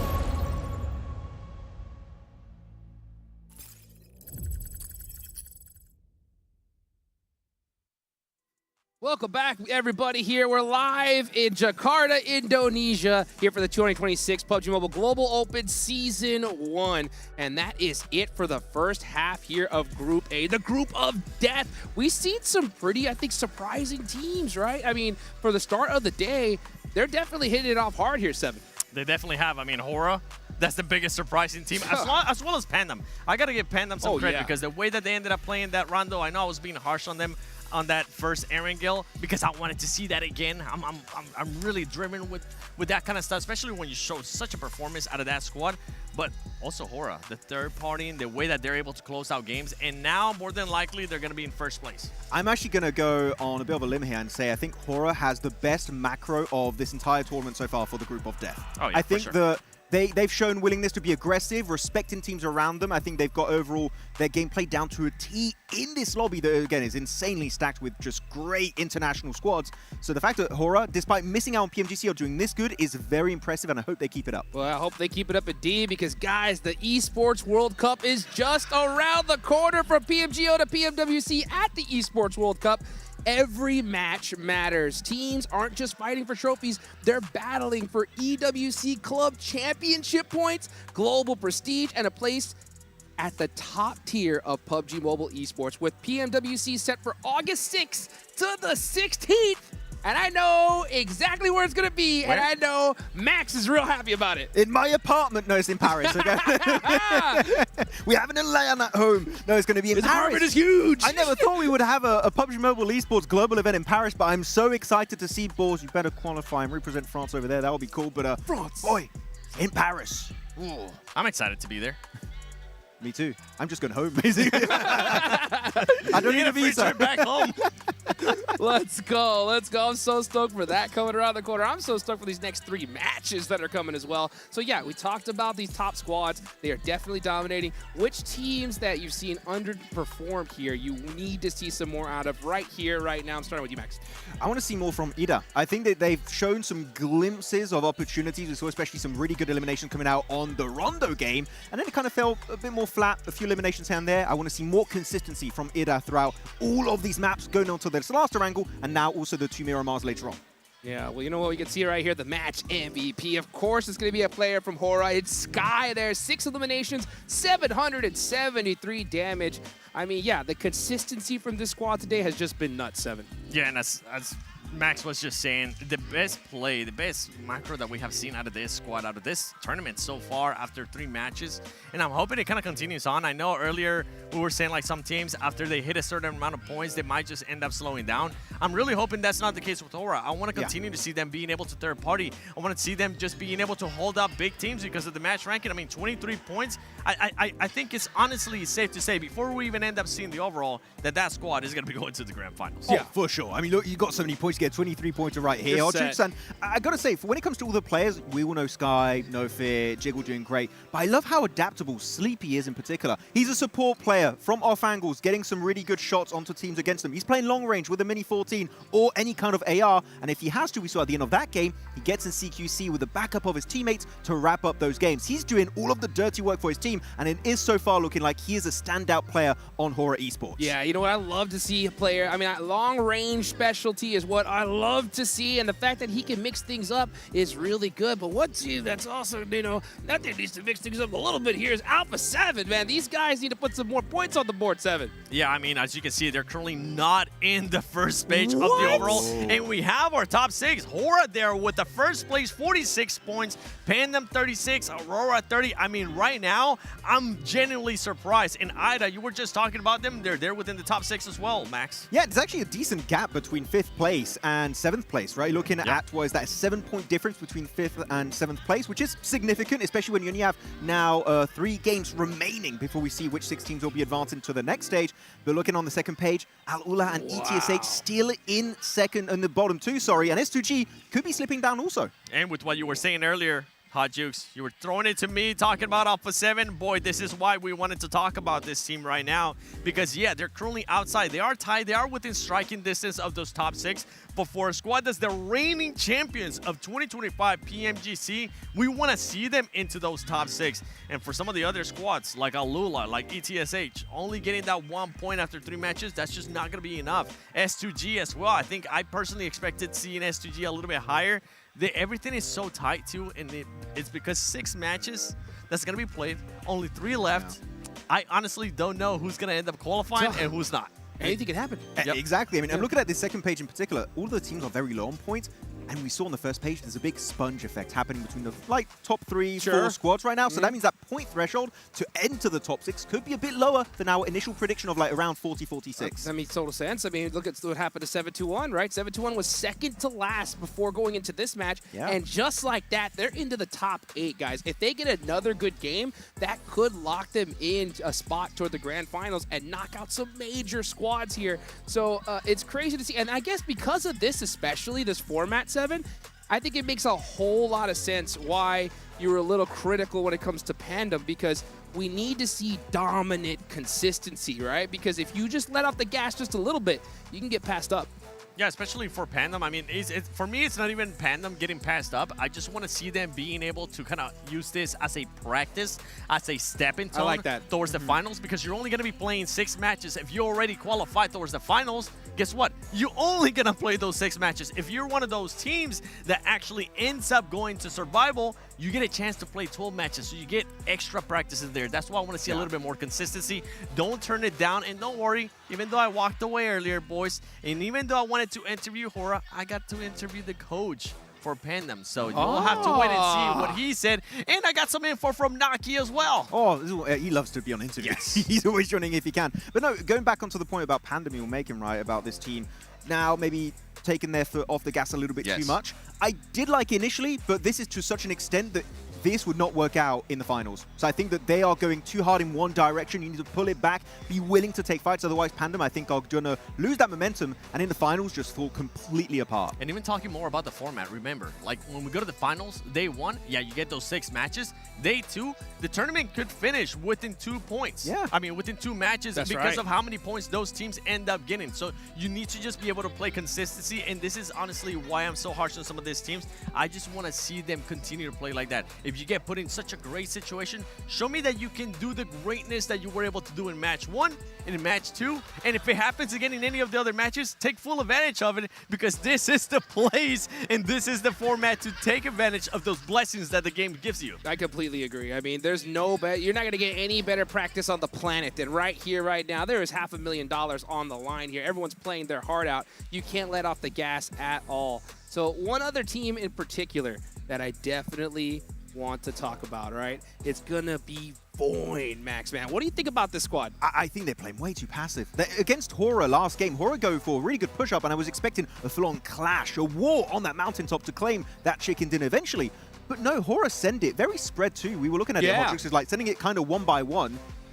And Void instantly fold. They don't even try and take the fight. They lose 1 player. They're like, okay, you take that position. We'll go to the compound, into hiding. We're not even going to try and take the fight. So Void, they have Zeta. That is the PMGO SEA MVP. They have that fragging power. They're just not utilizing it to its full extent. I need to see that Void of old step up massively here once again. You know what? I think that kind of reminds me of the match even before that. We saw Hora have that little plateau up top, right? And they kind of held back. And then all of a sudden, in the next match, now they're like, hey, you know what? Let's go and take advantage of this, right? Like, give them a little bit of a taste of their own medicine, right? So I like the fact that we saw Hora adapt a little bit. But yeah, I don't think we're really seeing teams dominate from that little plateau. Like I think they should, Seven. One team that I want to see them dominate, that's currently putting up a good performance, Aurora. I'm genuinely, this is a team, Max. I gotta call you out on this. Did you have them going to the grand finals? No. From group. By the way, to clarify, hold on. To clarify, he didn't have them going to the grand finals from the group day. You did have him going to grand finals from survival, right? Yes, because they're typically a slower starting team and they build a bit more momentum later on. Correct. And I thought survival was just when they're really going to bring their A game to the table and make in the top 4. But you know what? I'm happy to be proven wrong. If they can stay up in top 6 at the end of these next 3 games, I will take it to the bank. Absolutely. I mean, look at this. In those last match, they put up 12 eliminations all by themselves. We know the squad can go absolutely nuts, right? Yeah. But then you see, Doc with the self-mollies, things like that. It happens. You know what I'm saying? So, but at the end of the day, we know this is one of those teams, guys, that in one game, they can qualify easy peasy. And it's that team that can get 20-plus points. It's a team that can get those extra advantages in this type of format, and they can actually shine. And we've seen Refis, honestly, being able to still put up good performances. Yeah, we're kind of joking about Doc pulling a Summit 1G and Molotov in himself, but we're also talking about Refis being able to kind of be the shining star when it comes to grenades. Every single time now that we see grenades from Aurora, it used to be from Doc. Now, I feel like the torch has been passed to Refis. Oh yeah, join the church of Refis, our Lord and Savior for Aurora Gaming. No, really, he's been able to clutch it up so many times. Some of his nades also on the outskirts. Oh yeah, some of those nades inside of military base were just truly exceptional. So Refis, I remember when East joined, people were like, oh, Refis is going to get benched. I'm like, please do not. He did so well during PMWC, PMGC2, and now here on the global stage. And this could be actually the only team, if Refis becomes the MVP in the finals, this could be the only squad to have 4 global MVPs on the same roster. Unbelievable. So much is on the line here. We are now in the second half of Group A. This is all what it's all about here, folks. Match number 4. we are going into Airgale. And let's see this playing path. Oh, okay. A nice one pretty much right down the middle here, Max. I will take a diagonal plane every single day of the week. It's going from Quarry all over to stable location. So most teams should be good to go. And you know what? Yasnai Poliana, this is the first game 7 that it is going to be in reach of that plane path. Are we going to see that expected fight of Hora versus Flash? Or Hora going to go back to school apartments and play it very slow on Circle 1? The thing now for Hora is that they got absolutely nothing to lose. This would be the perfect scenario for this squad. You got a 46 point, you're sitting in first place, you're able to kind of have a mulligan here. But if you're the other squad, which remind me, which squad was it, Max? Wait, I'm looking at the feed. Oh. Yeah, you have Flash and Hora normally in Yaz, but where's okay, there we go. Only Ida's playing this game. Well, the reason why I was telling you about Flash is because that's one squad that's currently not in the top 6. That's one squad that is currently, if I'm not mistaken, I think 9 points away from being able to actually be within top 6. You don't want to try to take that hot drop. You definitely don't. That's right. Well, here we go, guys, into the last Airgale of Group A. Let's go ahead and take it on over to our casters, John Allen and Blank. We get a sensible plane path, Blank, and we get a sensible circle to go along with it. The only Erangel today with a sense of sensibility. Let's head on in to see just what we're going to be able to pick up here. Are we going to get that Yaz hot drop? That's the question at the end of the day. And I mean, the funny thing is, for me right now, is that we played a little special magic trick. You know, Ida was the only one dropping into the game. Suddenly all the teams are here. Aurora Gaming, they're going to get a move on. Trying to get themselves over towards military base nice and early, but they are taking shots. They are under fire. Earlier in this game as well, just 2 minutes in, already shots coming at them from 4 Thrives, who do drop similarly positioned to them. But yeah, 30 points total for Aurora Gaming. It looks good for them. Reaper so far. It. Oh, why have you done that, Blank? Oh no! Even said his name. 4 Thrives, able to clip the wings of one of Aurora's stronger players on the roster. They've still got plenty of firepower in the pocket, but they are not going to be happy. It looks like 4 Thrives want to hunt this one down. They know that they're not going to be facing too much in terms of loot. They spotted those vehicles just getting on their way, but they turn around. They're going to give up on the chase and go for the single point, play for the loot in game. They don't need to get across to the military base. They can chill out for a moment. Were they able to get Reefus? Oh no, he's still bleeding out on the northwest side. Sadly. For Aurora though, it's a tough one. Again, just want to make it clear that right now our leaderboard is taking a little while to update. So Aurora Gaming do not have 4. Yeah, I think there's a... We'll wait to get the full info on that one. Dog obviously taking a lot of damage. Reefus going very low on that bridge. They were not able to get him back up.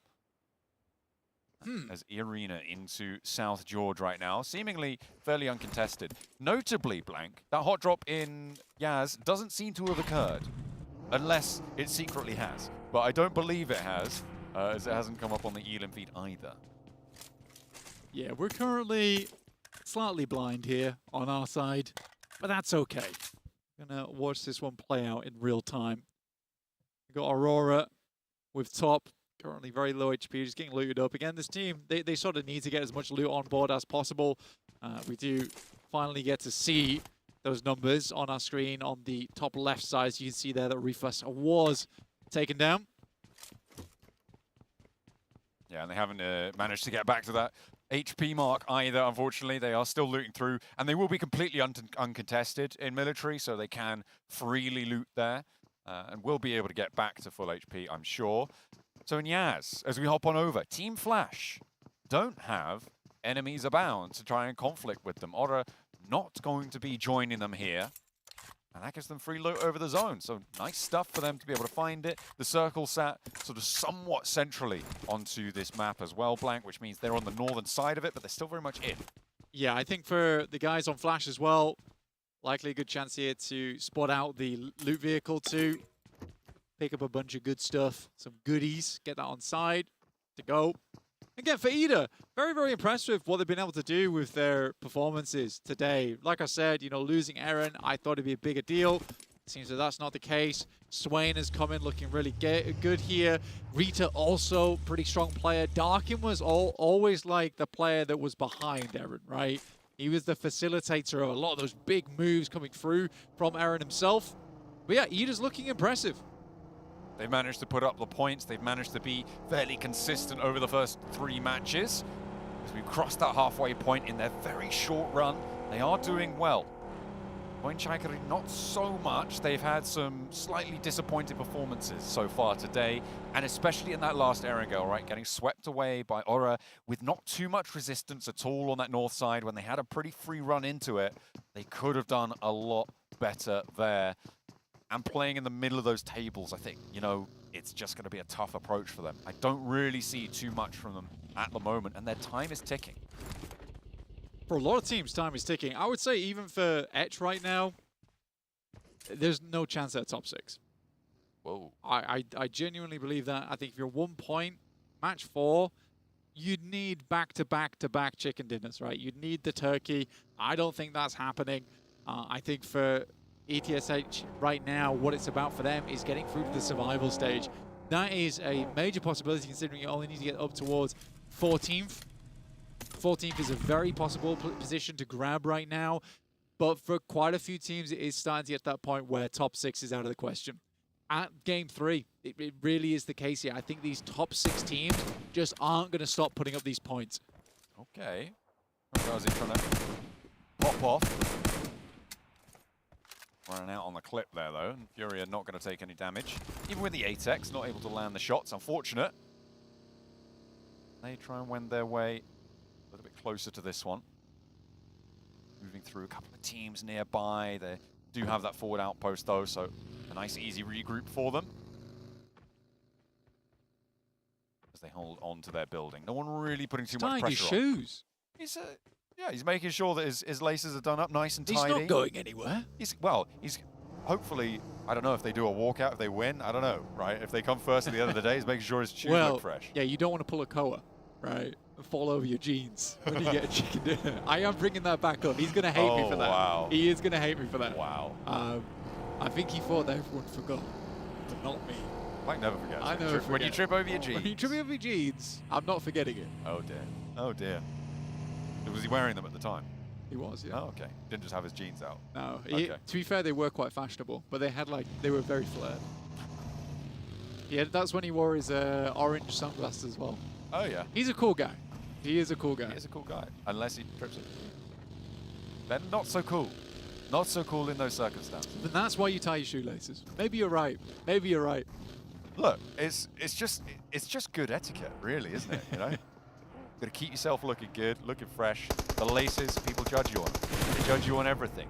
In this sort of a lobby, you do get judged on everything. You do have to be pernickety, a little bit pedantic when it comes to making sure everything's in line.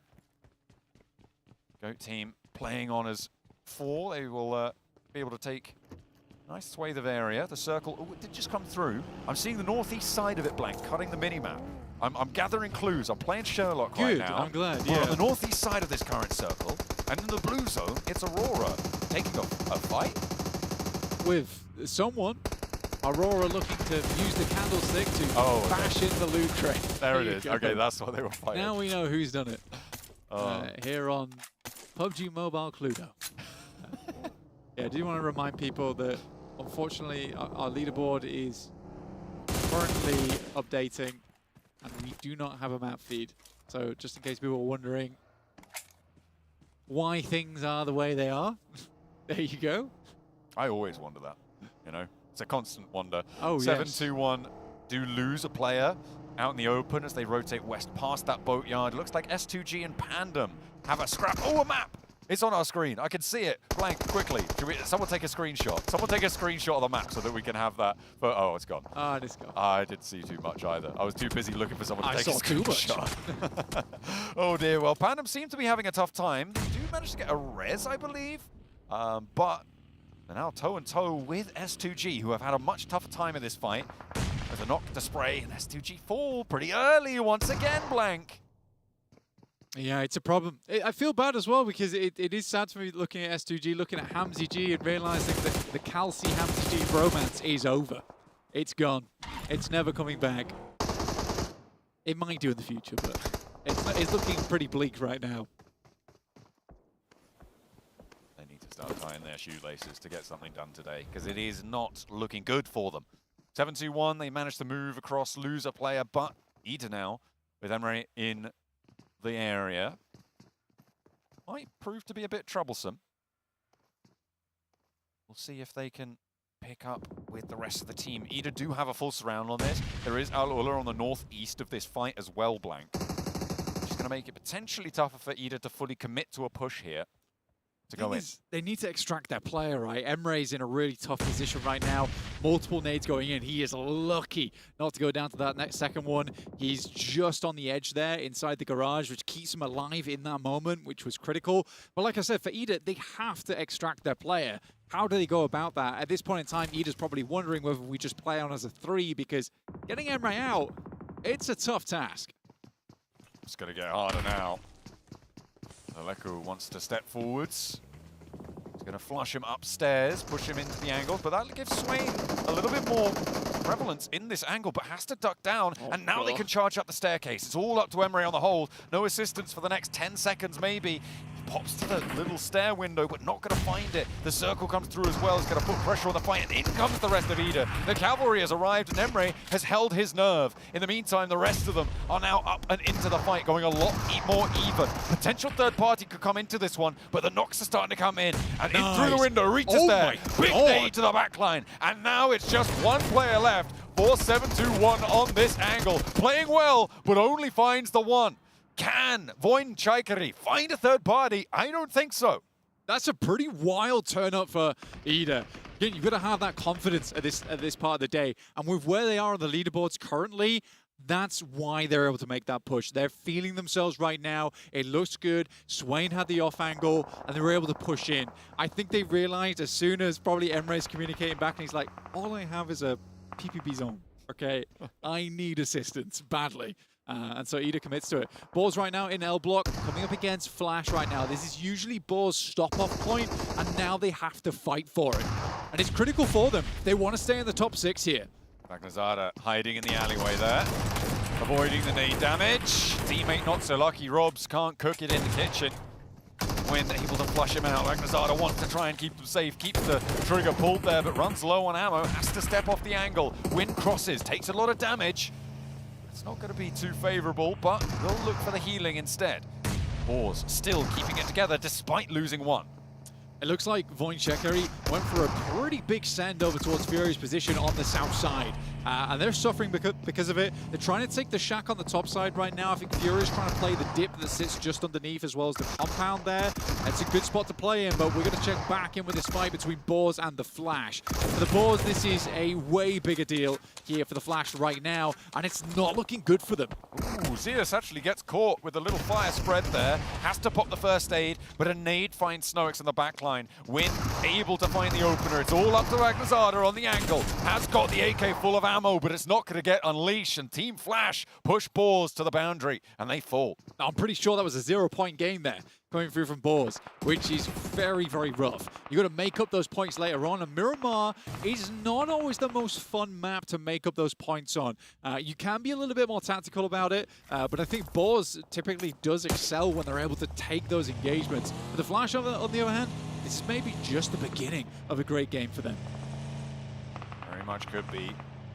I don't know how many players they got left in tow, actually, on the end of that fight, so if there was damage done, could be a little bit tougher. Nice nade, posted straight through the letterbox there, and Igor will go down. For Furia, they're wanting to get him back up, and probably going to be able to do so. They got their players to the south of that, can regroup onto it. In the meantime, Voin Chaikari do not have the pressure to push this one forwards, especially with the teams around them. Okay, Circle on our screens right now gives Potato Hill a huge chunk of the west side of it. 4 Thrives. Will they overthink this one? You never know. I think for 4 Thrives right now, they're still playing well. There's still these moments where you really believe they can do it, but there has been a lot of times where they're losing players early. As much as you can get towards the end of the game, it's no good if you're on S2 with Falak as well as Hazaifa up, 2 strong players, but it's just not enough for them. I think 4 Thrives typically does extremely good in those scenarios where they have 4 players alive. T24 is able to excel as that off angle for the team, and the rest of the team can move in like a spear. That's not the case right now. This is not happening for them. First thing to deal with Ida, though, as their first point of contact, it's going to be on the western side of Potato Hill. Like this. Have to defend. Swain trying to poke his nose in. We'll see if it's a welcome presence. I don't imagine it would be, but you've got 4 Thrives. Maybe able to hold it out. A regroup over onto the top of Potato Hill. And yeah, Ida gonna not go for it. Not gonna fully commit just yet. They do have to regroup still. Get a little bit more pressure on as they get their backstop to join up with their front position. Maybe after that, they will be able to find something more. Team Flash. Okay, we are on board with them. It does look like they are a player down. Bozy not in this for the time being, unless he is. Never sure, quite at the moment. So we don't believe anything. I think they're playing as 3. I think they're playing as 3. The game suddenly decided to lie to us. Yeah. But we're gonna just take what we get at the moment. 4 Thrives. Gonna push further over towards that eastern edge of Potato Hill. Allow Ida a little bit of ground to work with. A lot of times that's best for you where you're playing a western eastern position on Potato Hill. Sometimes you have to share that spot.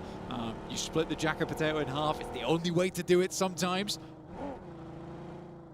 Just got to get in there, even if it burns the fingers. Necessary to get to the goodness on the inside, the position that they're going to be looking for. Topsy does take a knock, though, unfortunately for Team Flash, leaving them on 2 now active. Otter trying to leave from apartments. And they are kind of getting stuck in and amongst it as well, although they may be the ones who are keeping Team Flash locked on the inside. Etch, you said they needed big games to even consider getting towards top 6. It's not looking like this is going to be a big game. They've taken a knock. They do get an answer with a nade back on over. Yeah, it's a good nade coming through from Fajita. But for Edge, if they get another performance where they drop in 9th or lower, then yeah, really at that point, it's about getting some big, massive games ahead of that to grab themselves 14th place or above. Top 6 is off the cards.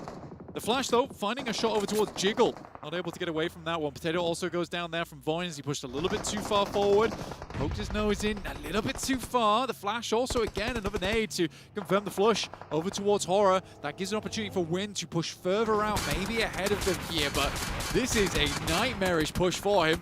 Oh, the last player alive will fall, and it's Sky to pick up the point. Ora able to rack up to 3 now, as they have to play from the western side. The next circle about to show itself in about 5 seconds, Flank. And we will see where that one lands. Still, Potato Hill on that western side, potentially a presence, but we're moving over east.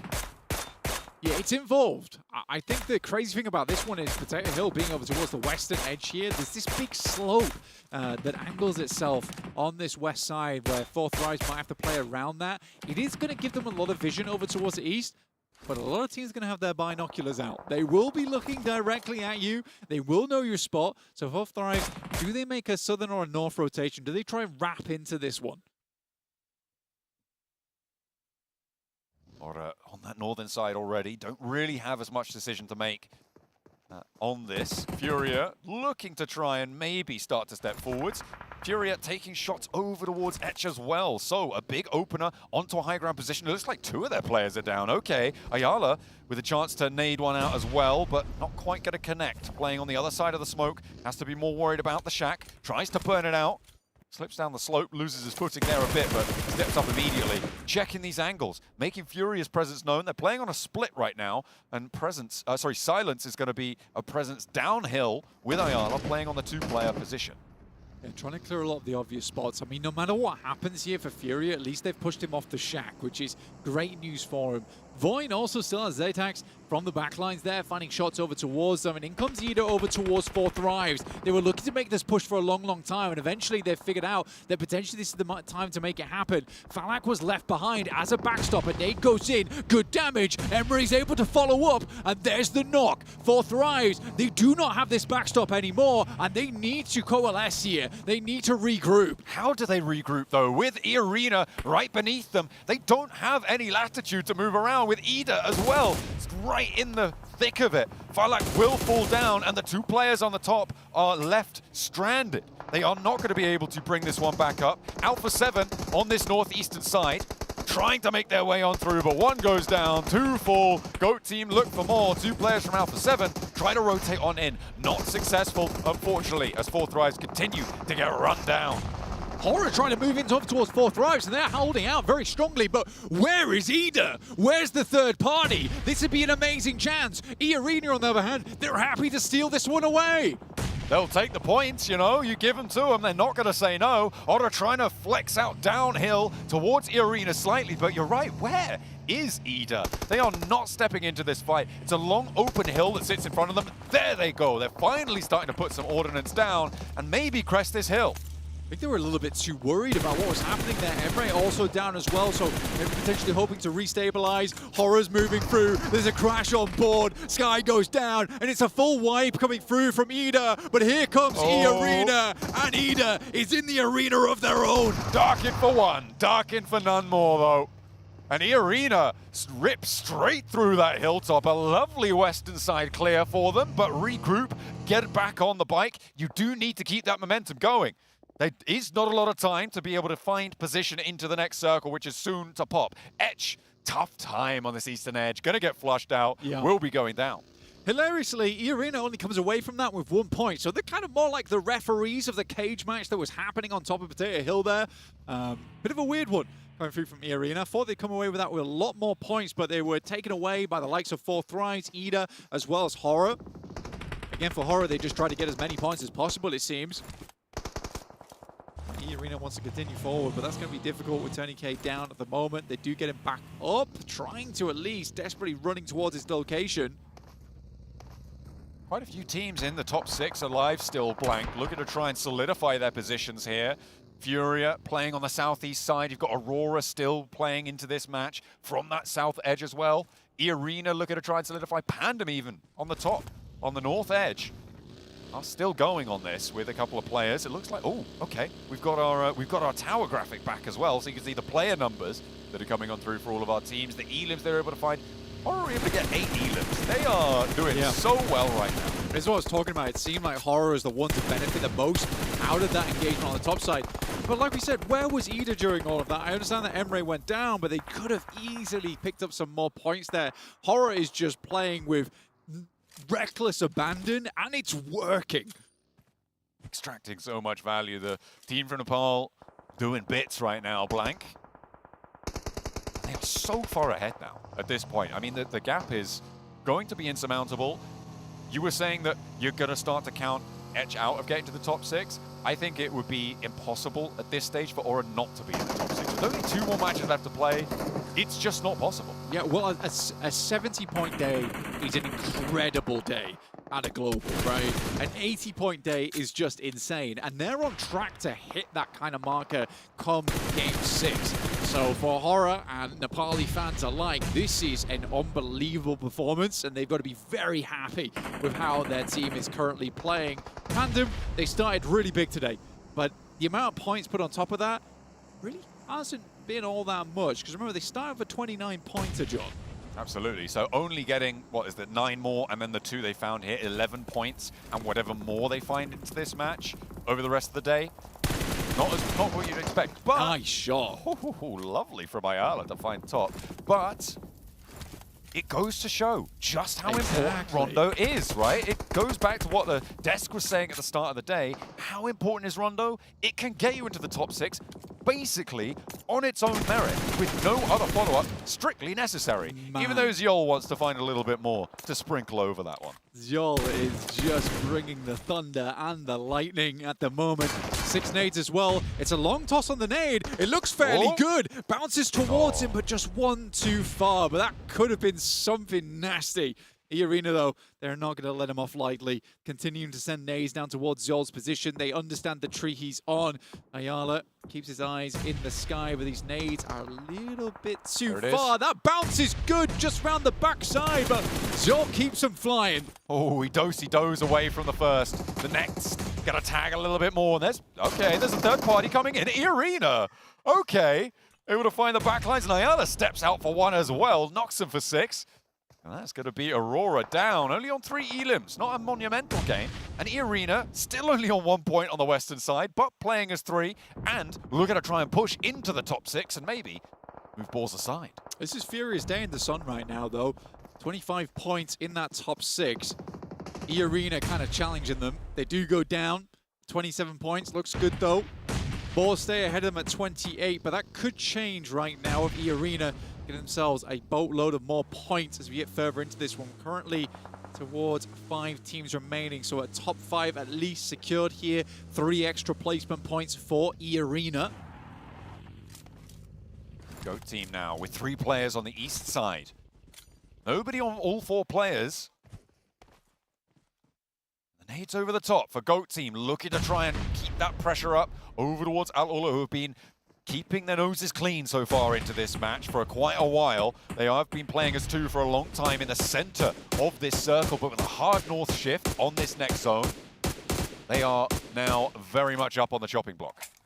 Panda hoping to push themselves a little bit further here. Have the full secure on. I think it's looking very likely right now, but they just needed 1 extra decent match, and that was it. And they're already into the placement points. They have a few players still left remaining to work with here on that northern side. Unlikely to be the first to face either against these teams, so looking for a top 4, top 3. That's all Pandem's really needing here. Just keep it chugging along. Just keep it going. On that northern side, there's a lot of danger from the east flank, though, and they have to be worried about it. A little bit reserved now, with no full 4 teams, no one having that massive presence in these circles. Goodness me. Skin of his teeth on that one. Al-Ula, though, will take a knock on the back line. TNK actually backed off the angle by Voinchaikari. But as I was saying, with no full 4 teams, no one's taking a massively dominant position. That's going to slow things down until stage 8 pops, I imagine. Unless TNK wants to turn around and clap back over towards Voinchaikari, of course. He's able to find that knock. Like I said, what you're looking for here is placement points. But with a big western shift on the circle towards E-Arena, now playing a little bit more of that high ground capability with some hard cover to work with, TNK's in a great position already. He has a fair bit of circle to work with as well. He just needs to take shots at these teams making their way into the circle now as they expose themselves. Pandem, Go, Al-Ula. Nades over the top, the bullets flying back and forth. Al-Ula will fall under the pressure, not able to withstand. But it is up to E-Arena now to hold this high ground against the encroaching players from every angle. Nobody else really has a foothold here, Blank. It is an uphill struggle against E-Arena. It is, but Moment's taking shots. I mean, they just cannot expose themselves for a second. Good shots here from Force over towards Chabrunki. Panda, last player to stand, gonna get flowed around the edge by Goat team, but they have bigger fish to fry as well across the way because TNK, Mormons opening the floodgates and just unleashing a tidal wave of bullets out their way. The volley's just too strong. The nade over the top, trying to seal the deal for Goat team and get Pandem out of this one. That nade looks good. It's right on his toes, but he's not gonna dodge it around the edge. There's the blue zone. He denies the point, to be fair, but Voinchaikari capitalized. Now, 2 versus 3. Voinchaikari completely known on the position. 1 goes down, the second soon to follow. And E-Arena find a second chicken dinner today. And more importantly, make their way into the top 6 off the back of that. Both Boars as well as Furia were in contention there, but that will drop Boars down towards 6th. E-Arena jumps up. Really, really good stuff. And I mean, for 2 chicken dinners, you'd sort of hope you'd be in the top 6 at this point. Oh yeah, that's what you want to see. Get in towards those top 6, in towards the last 2 matches as well. 2 chicken dinners has such a massive impact, and that is what they're going to try and capitalize on. But there's plenty more spots still very much in flux. Absolutely. It is funny, right? You get 1 chicken dinner on Rondo, that makes your whole day. You get 2 chicken dinners, you just did. But that's just the way it happens sometimes. But E-Arena come out swinging today. They certainly were the refs on the top of Potato Hill, and they were counting all those teams out. A beautiful performance from E-Arena to close out a second chicken dinner. We're done with Erangel now. Let's head over to Miramar next and back over to the desk.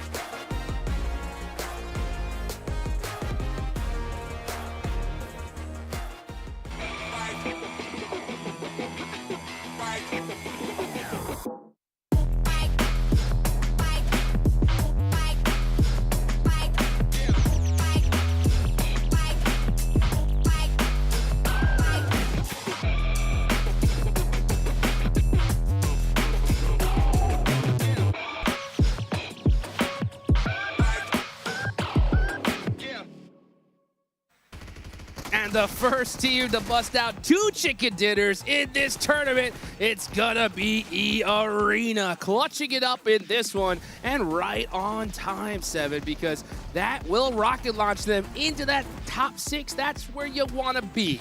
We have been giving credit to Hora. We have been giving credit to Pandem. And honestly, for this squad, with that performance, I'm pretty sure they're going to be pushing themselves up to that top 6. And I got to give them some credit because the third parties that they were able to do on Furia and Soul, while they were fighting, they went forward, they made sure to clear them, and they just keep taking full control of some areas of the map here, Max. E-Arena, the entire game with the binoculars looking like, what the hell's happening over there? I guess we'll just send it with the buggy and just get an easy squad wipe. And they kept doing that again and again and again in this match, and able to just sweep from the western side towards the center and overwhelm with the numbers, which their last chicken dinner was thanks to a solo, Tony K, but now it was a full team effort to claim this chicken dinner, which is what I was hoping to see from E-Arena if they wanted to remain in top 6, and they did it right here on that last Orangle. Beautifully done, and that is the last air gale of Group A. That's so crazy to say, right? I mean, we're left with just 2 matches of Miramar. All our eyes are going to be locked on top 6 and the bottom 2 there, and we just saw like Aura as well, you know? I'm just making things happen once again. 0 placement points, yet 8 eliminations, and they were #1 thanks to that previous game, right, with the chicken dinner on Military Island. That's it for me. Ticket has been punched. They're making it into the finals here, and Nepal finally in the global finals. Good to see, 7. Yes, good to see, and it's not good to see for some of the other teams. Because, or is it actually good to see now that I'm thinking about it? Because if Hora does end up keep performing like this, collecting a lot of points, it's just going to make that top 6 even more compacted threshold. Yeah. And in the past, we were talking about, okay, 40 points.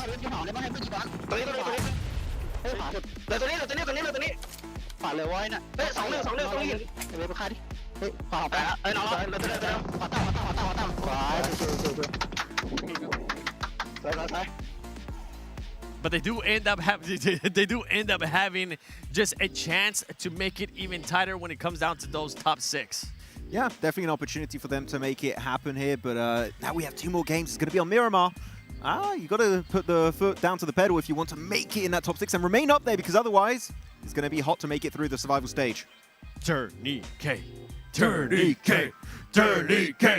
This man, oh my goodness. I mean, you guys were right. It used to be Tony K. Not anymore. No. Step over, my boy, because this man has been performing for this squad, and this is what you want to see. Now, I'm hoping, I'm not going to lie, I'm hoping some of the other players do end up start putting up more numbers, because when we end up going to the finals, if this squad makes it to the finals, this is just not going to end up working out when you only end up getting, what, 6 eliminations.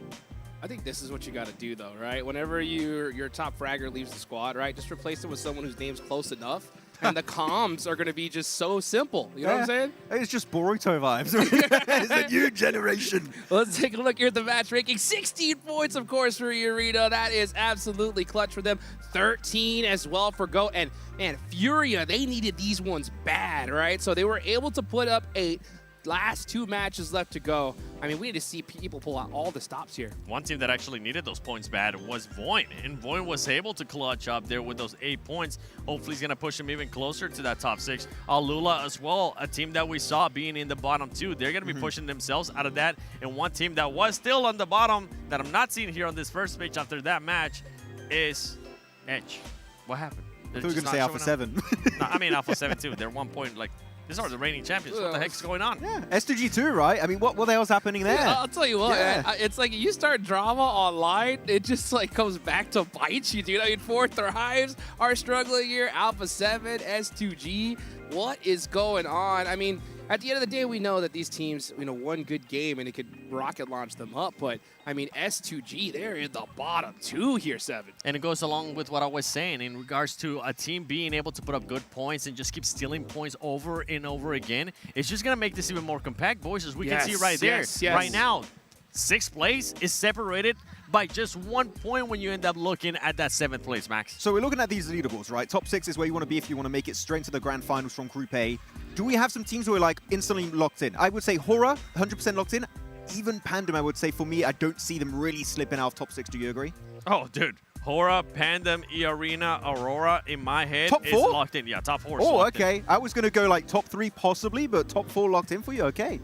I think it's fair. I think it's fair because we're going into Miramar. There's so much craziness there. I think you really got to go with the teams that have already put something on the board. It's always more difficult, right, to pull out a big game, especially when so many squads are so desperate. Yeah, it's going to get really dicey. You're going to have some teams getting really, really desperate. As you said here, Hot Tricks are looking at Fury in particular, having some really good plays. One individual player dodging 10 grenades behind that tree, just like, oh, Matrix style here coming out from Fury. So really happy. We'll see if it would be interesting if the Brazil team that makes it out of the group of death is not Alpha 7, but actually Furia. As there we go to the second page, and Voin, sure, getting a decent amount of points, but still looking to be just comfortably high up on that second page. 5 points away from top 6. That's exactly where you want to be, especially with 2 matches left. Where you don't want to end up being is when we end up looking more towards the bottom. For Thrives, this is the biggest disappointment of the day. Wow. I mean, I'm looking at Alpha 7 as the champions. Honestly, I seen them kind of slow down, but for 4 Thrives, the expectations that we had, and I know we didn't get a chance to actually show the interview that I was able to do, and I talked with Naki, but I was pretty much talking with him and asking him, what's going on with the squad? It looks like you guys they're just not able to make up their mind. They're overthinking stuff, and that's exactly what they said. And he came down to, guess what John was able to say during the match as well, how important Rondo was. That was the starting match. That was the starting map. They usually use that as a booster in a way. Launching point. As a launching point, and it didn't end up going their way. And once again, it looks like 4 Thrives. It's just getting into their heads. They cannot overcome that hump. You can't let one single game demoralize you to this extent, because we've seen so many fumbles. Even this last game, they were holding on to the side of Potato Hill, and then they just get completely overwhelmed by 3 teams at once because they were playing just a little bit too passive, in my opinion. They have that potential, but I think that in this case, for Group A, I think it's game over. Yeah, I mean, at this point, what are the chances, right? If we Wait a second. For 4 Thrives, you don't think they can make it top 6 right now? No, with 2 I matches don't think left? so. No, from the gameplay I've seen so far, like purely mindset-wise, I think it's over. Okay, I was just making sure I understood that. Yeah. I might be with you, actually. Huh. I don't even think Alpha 7's going to do it. I think we're going to see them in the survival stage at this point. I mean, with these last 2 matches, the desperation's at an all-time high. I think everything that you're used to playing is just now kind of out the window. And to pull out of a big game is going to be hard. But, I mean, we know they can do it, right? It's just the odds of it, I think, are really low. Yeah, I mean, normally at this point, be saying, it's fine, guys. Mental reset tonight in the hotel. We'll come back tomorrow.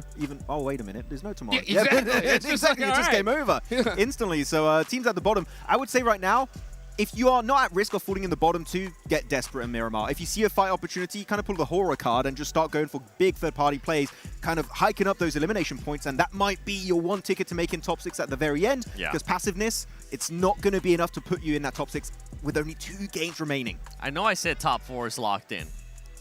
And as much as I am... Oh, here we go. Second thoughts. As much as I am talking about 4 Thrives, I don't agree with what you said earlier. And I'm thinking about it. I'm like, with just how close everything is, and with the way that some of the squads in the top 6 are already performing, I think all they need, some of these teams, like Alpha 7, we know that that's a squad that can put up maybe up to 20 points. We see them perform really, really well in Miramar. I think they can maybe end up making the jump to that top 6, but it has to start here with this match. I feel like after this match, we will definitely have a bigger picture and a better idea of who's going to be getting to this top 6, who even has a shot on the final game, and who's just going to be hoping that they don't end up in the final too, because they'll go home. I'm confused. What were you disagreeing with? I'm disagreeing on also 4 Thrives. I don't think 4 Thrives is counted out yet. I think 4 Thrives can still put up a good performance and push themselves there within contention on the final match to actually make it to top 6. Yeah. But we have to see more. I need to see eliminations. I need to see not just the placement points. I need to see the 4 Thrives that everybody wants to see. I want to see 4 Thrives committed to their locations on the map. If I see that, I will not give up on them just yet. For me, the way they're playing is not good enough to make a final dash in top 6. That's my main issue. And that's when they start overthinking it too, right? We kind of see it throughout just for today. They get into a location and they maybe take a fight, and then they just either back away from it or just go do something completely different that makes no sense. Yeah, really confusing times for 4 Thrives. I think out of those 2, I mean, I think if anybody has a chance, it's Alpha 7. These guys definitely have all the experience in these kind of like tough make or break situations. So, I mean, if any squad can do it, it is them. But the odds are so stacked against them right here, right? You got Furia, who have popped off multiple Smash Point wins in other big events, right? Yes. I mean, they are right there on that cusp. They're going to be playing extra aggressive. All those teams in that mid-pack are kind of going to make things more difficult. So it's definitely going to be harder, but I would love to see it. I would love to see some crazy pop-off match from one of these 7th, 8th, place teams on down that just rocket launch them up and just shake things up. I want to see Voin step up. Sure, they got himself a decent finish here. They got a second place, but only 2 eliminations in the second place. That's really low for a team that gets to the podium. I feel for a team of this caliber with a fragging potential on like Zed in particular that was the PMGO SEA MVP for this season in spring. Where's that fragging power that we saw back in SEA? It's not here right now. They're just purely making it at the top of the second page off of placement points. That fragging potential is not there just yet. So I'm just smiling over here because now being here in Southeast Asia, being in Indonesia, being in Jakarta, I have been hearing rumors that SEA is not what it used to be. And I'm hoping that those questions get answered after this tournament because right now, SEA, Pandem, luckily for them, it is putting up good numbers, and they're kind of keeping them in contention too, but other squads have not been showing up. I mean, really, Pandem, I would say, would be the underdog going out of the Indonesian teams of SEA especially, right? You're looking at the bigger names, your Bigotrons, your, not Alter Ego in that case, but you know, all the other big names we would be expecting to do well. But no, Pandem qualifying through PMGO Indonesia, able to actually follow through with that initial performance, and Rondo is also going to be important going into the finals. Boy, if they do well on Rondo, Pandem, they could steal it the entire tournament here in those finals. Yeah, that's so crazy. I mean, with how powerful they are in Rondo and have proven to be over and over, it's not a fluke at this point, right? Oh, no. I mean, these guys can pop off for sure.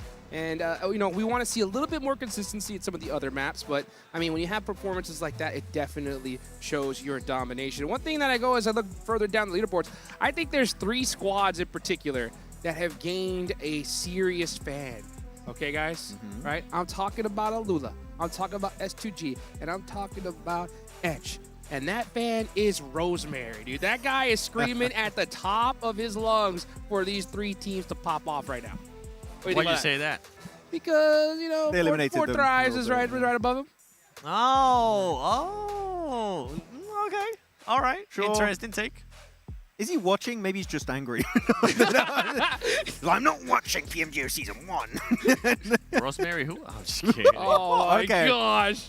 He's not here. Yeah, he's Actually, not that's here. a solid question.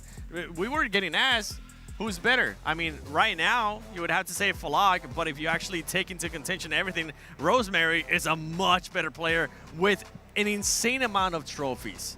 To speak for himself. Falag has finally decided to catch some of the other trophies, but his performance right now is not what people want to see. Well, here we go. For the first time in this tournament, we are going to Miramar. We're headed to the desert, baby. The last 2 matches for Group A.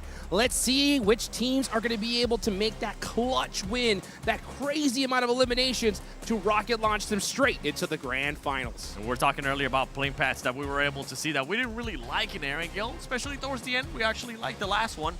And this playing path right now, Max, I'm not hating it. Straight down the middle. Right over the side of El Picado. El Picado. El Picado. El Picado. And over Picado, sending it over to the western side in El Pozo. There you go, El Pozo. There you go. Talk about El Pozo.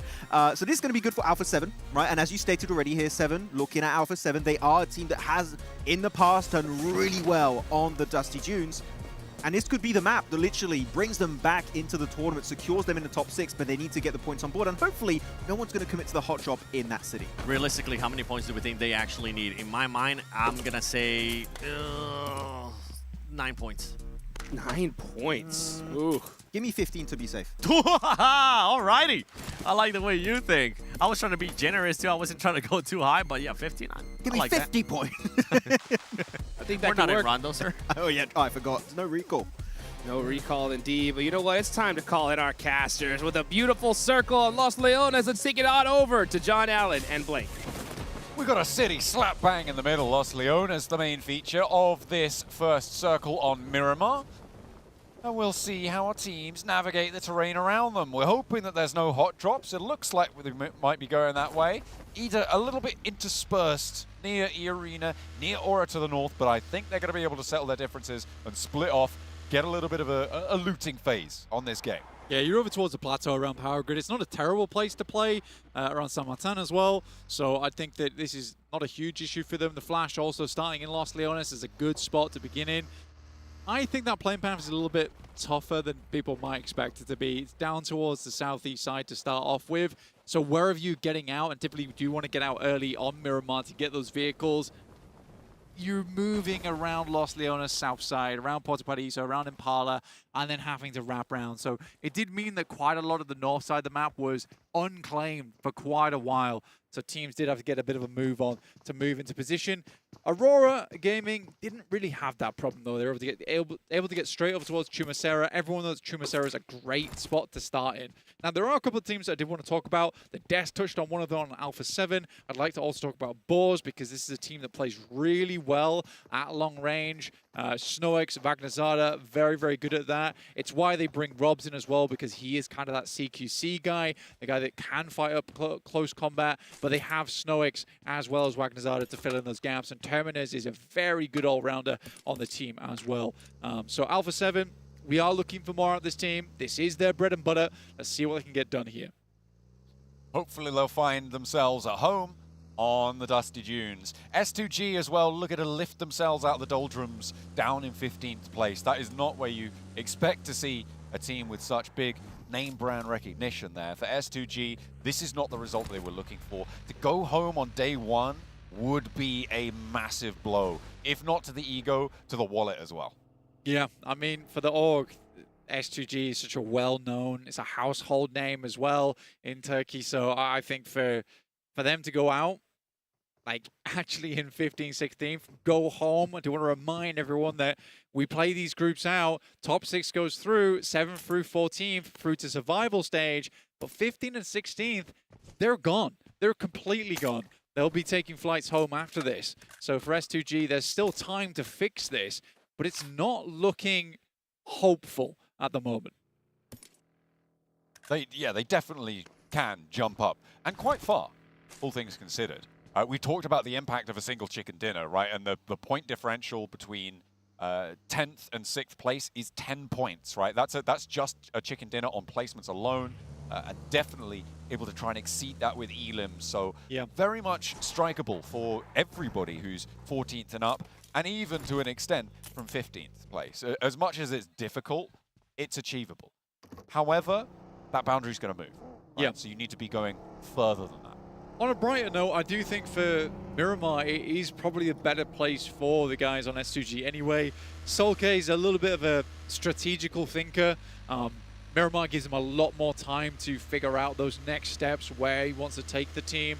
Lost historically one of the best long-range players we had seen come out from Turkey.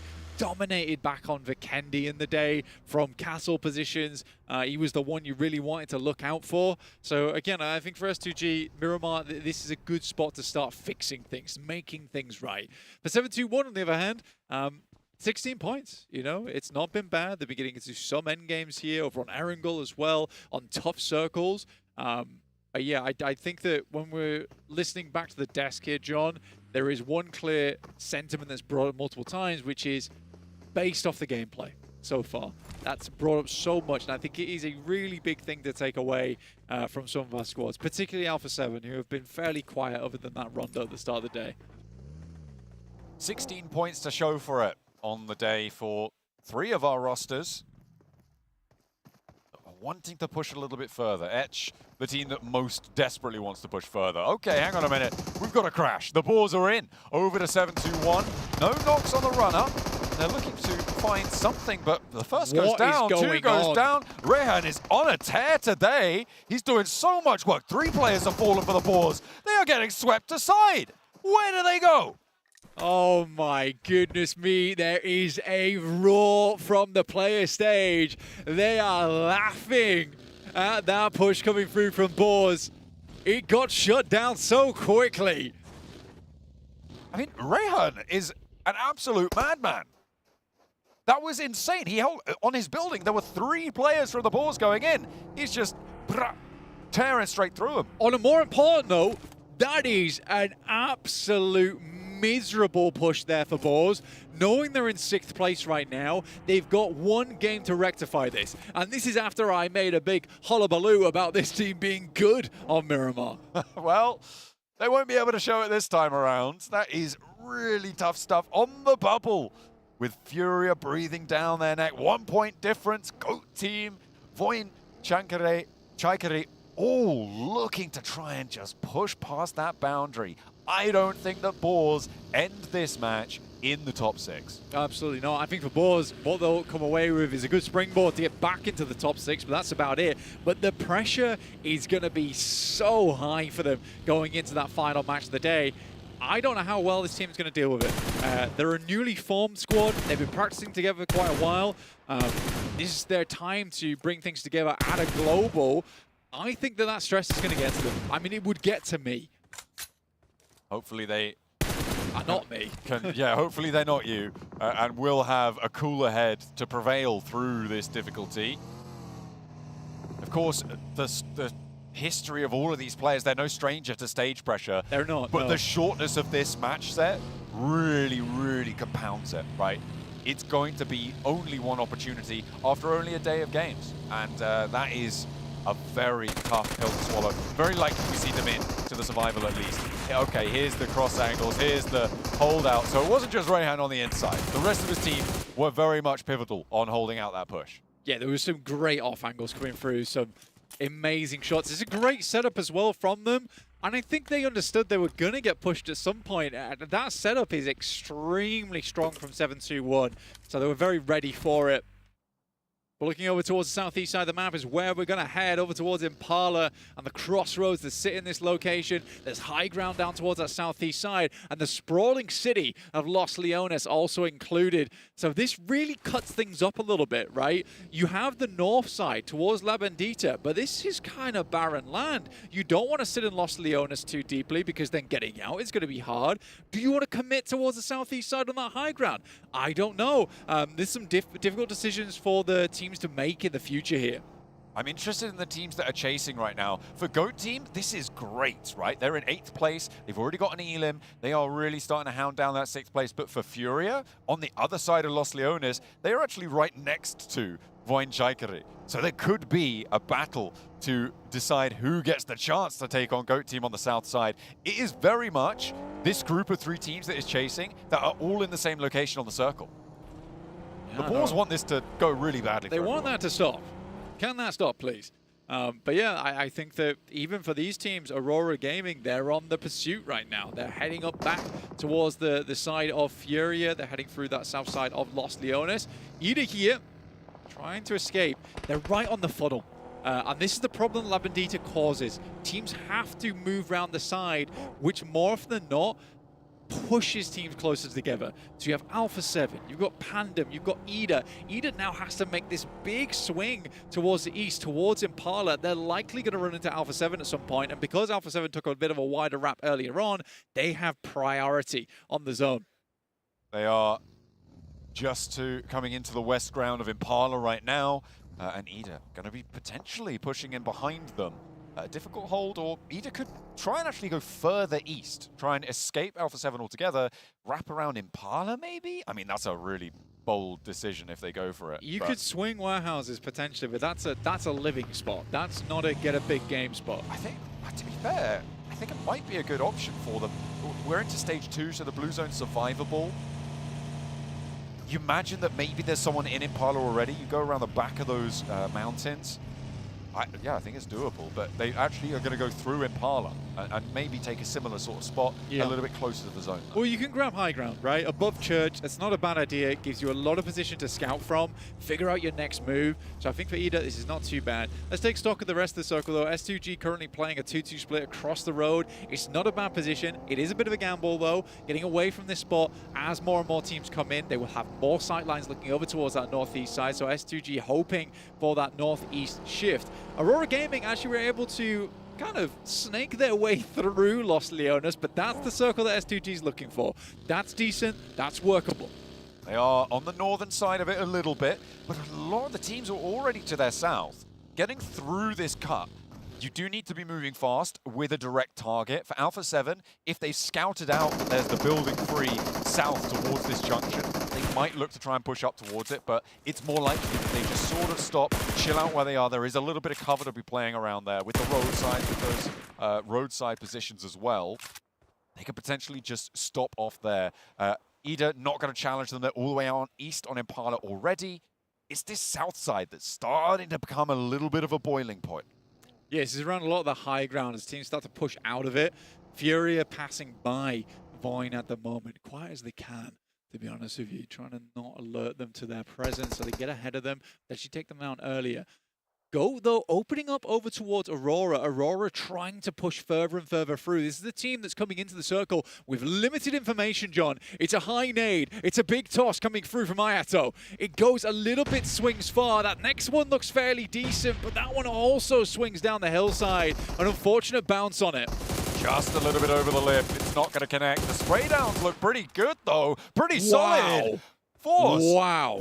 Okay, that was Focus who managed to get that one out in the open. That wasn't from the angle that we had there, but still able to do a lot of damage. And with Reapers dispatched on the off angle, the nades are going to continue to bombard. Connects on that one. Top re-knock. Doc and Ziol now, 2 players alive for Aurora. Looking to try and pick up the pace here. Try to get those reses. Try to move out and get the res out in the open. It looks like they've managed to look for it and go lose a player to a knock from Edge. Edge getting a knock here is a big deal for Aurora Gaming. They are under the vice right now, and it is squeezing at the moment towards them. They're able to get a player out down towards the party bus, get themselves a quick res as well. In the meantime, it's a tough position to leave for Aurora Gaming, but this is a tough game to leave early anyway. They're currently in 4th place. They get a decent game here. They pretty much secure their top 6 going into the final game. That's what you're looking for. Top 6 is what it's all about. Get through to the finals directly. Aurora Gaming, they are really not having a good day. I mean, yeah, that's an immediate double knock. There is really no way now that they can get out to get those reses. They're playing on us too. The question is, how far can they go?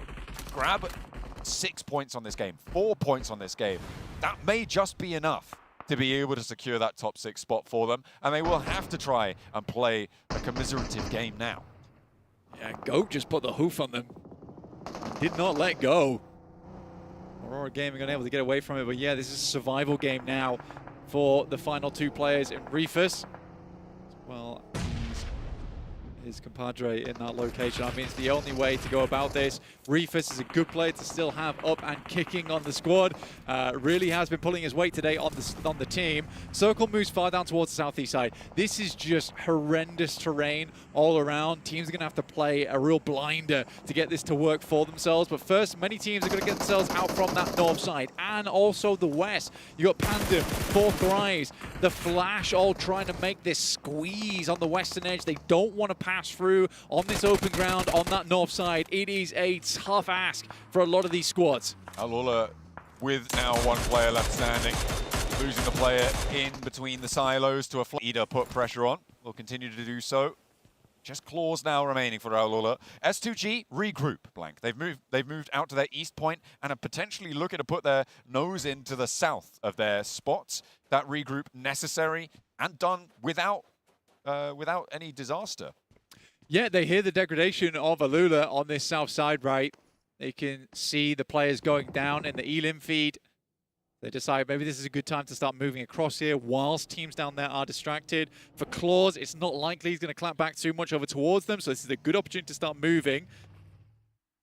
Ida as well as Alpha 7. This has been a hard game for them. It's been tricky on this east side, and they have had to pull off some tricks of their own to make their way out of it. Ida did take that high ground as we suggested. Now they've got Rita scouting down towards the south side on those warehouses. It's playing out pretty much as we expected. The Flash, though, coming up against 4th Rise. This is not what they wanted to happen. There is a knock over towards Zeus. 4th Rise fighting for their lives here. Needing to put these points on the board. Team Flash want to take it away from them. Zeus still knocked, but not flushed just yet. Falak leading the charge with T24 as well. Entering the building. IQ trying to play backstop, but those angles will be diminished. The power of his position will be taken away. Bozy on the off angle there. Might be in for a nice nade out to the back line, but a 1-for-1 trade on the inside. And Team Flash keep control of their down players. A big pickup there, and Topsy looking to get the res early. In the meantime, GOAT team are taking casualties across the way, and they are trying to chime into this fight too. You're right, John. I mean, having the control over towards the bodies is a big deal here, but Bozy doesn't want to let it up. You've also got 721 poising themselves off in the distance, and this is further in towards the circle, so this looks like a death spiral for both teams. 4 Thrives now with IQ and T24, but they're knocked down to just the 1. The angles are low, and the points are just getting slurped up from those angles. In comes 7-2-1. With Valak still on his feet, he won't find himself there for much longer. Now T24 has a chance to step up to the plate. Goes for 1. Can he find more? I don't think he's going to be able to do it. And 4 Thrives fall on the east point of Los Leones. 20 points found this game, but teams ahead of them starting to gain a little bit of steam, a little bit of action inside of this map, and they continue to go further, marching towards that 6th place position. GOAT is right on the cusp, 28 points. Furia still chasing. Furia really hasn't had to move all that much, though. They've been playing down towards the south side, so haven't had to get too involved in any fights. But they're looking for the chicken dinner this match. That would be ideal for them, but undoubtedly, with the way that the points are stacking up, Boars will be dropping out. And imagine if Boars had won that fight. They would be where 721 is right now. 6 elims, looking good, able to play on this west side. They would be securing their spot, but their crash goes poorly. They do not find that fight a great... That's putting it nicely. Yeah, poorly. Yeah, you're right. You're right. I'm being kind to them. But this circle looks to be pretty kind to the teams up on the north side as well. This south approach is still nasty. And Voin Chaikari and Furia, the 2 of the teams that are chasing for that 6th place spot, are kind of cut out on this. Yeah, it's an awkward terrain, though, with things starting to dip down towards edge right now. So it's going to be a lot of edge gameplay going forward in this game for a lot of teams. GOAT will be looking to hold out versus E Arena down towards the southwest. Horror really don't need to do much more, but they're contending for it. And now they're up against S2G, and S2G desperately needs these points. Ooh, GOAT do get stopped there in their tracks, but not before they take the bubble away as well. In the meantime, they are now in 6th, but by only the 1 point. So it's really, really still very much all to play for. As we hop on over back to what we got on our screens, S2G on the north side, over towards E Arena on the southwest side as well, trying to make their way in and secure their spot too. Nice. S2G on the hold. Nades flying, and Sky doesn't quite take the full lick of damage. Gotta say, right now, the smoke train came through. Some good bait on the utility, but S2G was patient. They pulled the pins, they put them back in, and they waited for this moment as Horror moved up. Again, I like the bait coming through from Horror, but it just has not worked here, and it's a fantastic nade posted round the side, and S2G come out looking squeaky clean. Not can be said for Alpha 7, though, as they take more and more casualties, and they are down in 13th place. Just 17 points, the previous PMGC champions. And they may become the bubble team after this match as well, with S2G looking strong on the north side. The placement's going to be kicking in soon. Alpha 7 draw far too short for their own liking. Alpha 7 being on the bubble of elimination going into the final match, Blank, is an insane story. It is almost criminal. It would be a real shame not to see them move through to at least the survival stage. A team that's looking for the Grand Slam to win at every single big global around the world. It'll be a huge upset if it does come true. We'll have to wait and see. Still 1 more map in us today. The last Miramar to go. I mean, 2 of the teams that we were saying, oh, maybe they favor Miramar, it's going to be good. Boars and Alpha 7 have now both gone kaput. Wash. And it is a wash for both of those 2 teams. They are in a real bad place right now. Boars are happier, all things considered. They would like to go directly, but they're still very much confirmed in towards those survival stages, pretty much no matter what. So it's all eyes on S2G to see if they can take down one of their big brand rivals, right? Oh, yeah. Alpha 7 versus S2G, not for first place. Scrapping not out. even for 3rd place, not even for 6th place. For a spot in the survivals. Just scrapping it out towards the bottom of the lobby. For Edshire, they're hoping to get some points. And right now, with that position, it's looking likely. Unless something absolutely disastrous happens here to Edge, you'd assume that they'd be making it through. Aurora Gaming, they do have Reefus. He's out on the sidelines. He's just waiting. Biding his time, looking for those placement points. Again, for Aurora Gaming, those placement points, anything they get here is good. They just don't want to drop out the top 6. It's a massive boon going straight towards those grand finals. It takes a lot of the pressure off. Ooh, a lot of damage to Furia. They've taken a knock. Eagle now going low as well. There are off angles coming on through. Ida making it tough. Furia going down to a lot of shots. A knock came through from Point Chikari as well. I mean, this is good news for the Bulls. If this south side resolves with both of those two teams going down, it means that no one's going to accelerate away from them. But if one of them earns the points from the other, that's still not good news either. I do think for Fury here, yes, they had this south side, but they needed to start posting up scouts, right? That's the big thing they need to have happen. They need to secure this eastern side as teams came in, because Ida's going to cause a big amount of problems for them. Might even cause some casualties. Right now they are dealing with it successfully though. There's still players in the back there with Emre, Swain, as well as Darkin. But they've got the bead on Furia now, which is kind of a problem. It is a real tough going for them. A nice pickup comes through over towards Swain, and Ayala looks for the flush. That one will be snaffled away. Furia move up into 7th, so the Boars drop 1 place further. More potentially on the cards, and maybe the Goats are next up to go down. With the placement points also kicking in fairly soon, they may be able to guarantee breaking that tie against Goat team in that 6th place. 7-2-1 may have finally met their match in the arena, as his only Joker to get knocked here. Looks like they're going to be able to put that one back together. Mormon steps forward, has got the spray down for the backup with his teammates. Wow. Okay, that was way too dangerous for my liking. Now they need to get the reses on pretty quickly because Arena have to move. I mean, that was pretty intense, dude. Very, very intense. Almost was disastrous for them. Furia moving up over towards the remnants of Ida. Good shots coming through from Darkin. Emre is down. Darkin trying to keep it all together. Finds 2, but it's not enough. Furia able to roll over the spot, but at what cost? They do jump up into 6th. They are flagging now, though, and S2G are over the hill. Their chance to put more points on the board as they get their position on the east side. A big flex out for them. Pandem as well on the southwest edge, looking to try and hamper Arena as they leave the spot to crash in towards Etch, of all teams, in the middle. Yeah, I mean, Etch is just trying to get themselves out from that bottom side of the tables. S2G clean up Furia. Now, the huge thing here is now the tables get so incredibly tight for the top 6. You're 28, 29, 32, 35. It's all possible on that next game, even for 7-21. Voin is also going to post up some big points here, potentially, from this south side. The last game is going to be monumentally difficult. It's so close on these tables. I mean, even on the 11th, on the 14th place bubble, it's going to be a tough go of it, right? Because you're talking about 1s of points between these teams. Yeah.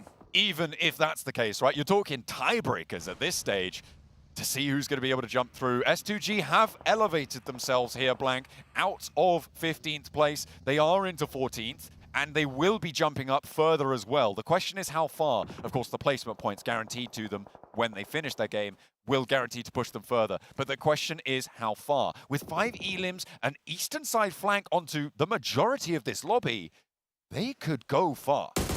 Could. I mean, it's a hard one, man. Our format right now is like running a unicycle through a barbed line tunnel, trying to get towards that top 6. I do really feel for the players in this situation, but you got to give it your all here. It's the only way. For Voin, they're still looking strong on that south side, but S2G, it's been a good performance so far. Mormon, great nade over towards the guys on Pandem. They are looking battered and bruised, but they immediately went for the res, and Mormon just has to post another one. It's the easiest second nade of his life. And he looks for more as well. Gets a knock, gets another point, and Pandem cannot find their feet here in the solo scrap out. More nades still in the pocket for Mormons, and he wants to post them over. Not quite connecting, just into the buggy in time. He may be running dry now on the nades, though. Doesn't have any more in the pocket. Has to try and burn out the ridgeline. Pandem try and divert. Etch now up to bat against Pandem. Playing as 3. They've left the building, though. They have left the building. They've flexed out. They've pushed up. They were trying to third party. And the internal team now has to deal with it. The first knock is good, though, and a lot of damage done besides. Speed nades in through the corridor, tries to bounce it, looks good for the knock, but he gets the flush instead. The long range, but there's a player behind him. They need to be worried about him on the inside. Oh no, he's given them the turnaround. And the solo now for Pandem may have opened up Etch. Dimsy looking to make this happen. Fajita goes incredibly low. Dimsy's going to go for the first aid kit at the same time as Fajita. He'll hit his first and can peek first. Moves over towards the backside, towards the paneling. Tries to get towards the top of the stairs here on the decking. But Fajita in a troubling spot now. For Etch, they made a classic mistake. Left the building whilst all the players were still in vehicles. But very quick decision making from Pandem. You've got to give them that. They made that choice and they're going to stick to it. Fajita on the door frame, though, puts them out of their misery. And I mean, this is the best spot we've seen from Etch for a while, as Voinchikari now tried to step up, but they've got Reefus to handle. They'll be able to do it. Another team falls, and another set of placement points adding to that tally of Voinchikari. But still, 3 points there for the guys over on Aurora Gaming in terms of placements. Reefus gets them far into that game. Etch stays alive, and it looks like Voin's going to take it all. And for a team that was looking a little bit worse for wear on the tables, they had not many points at the start of the day. This is a real turnaround. Points now at a premium for S2G on 7 elims.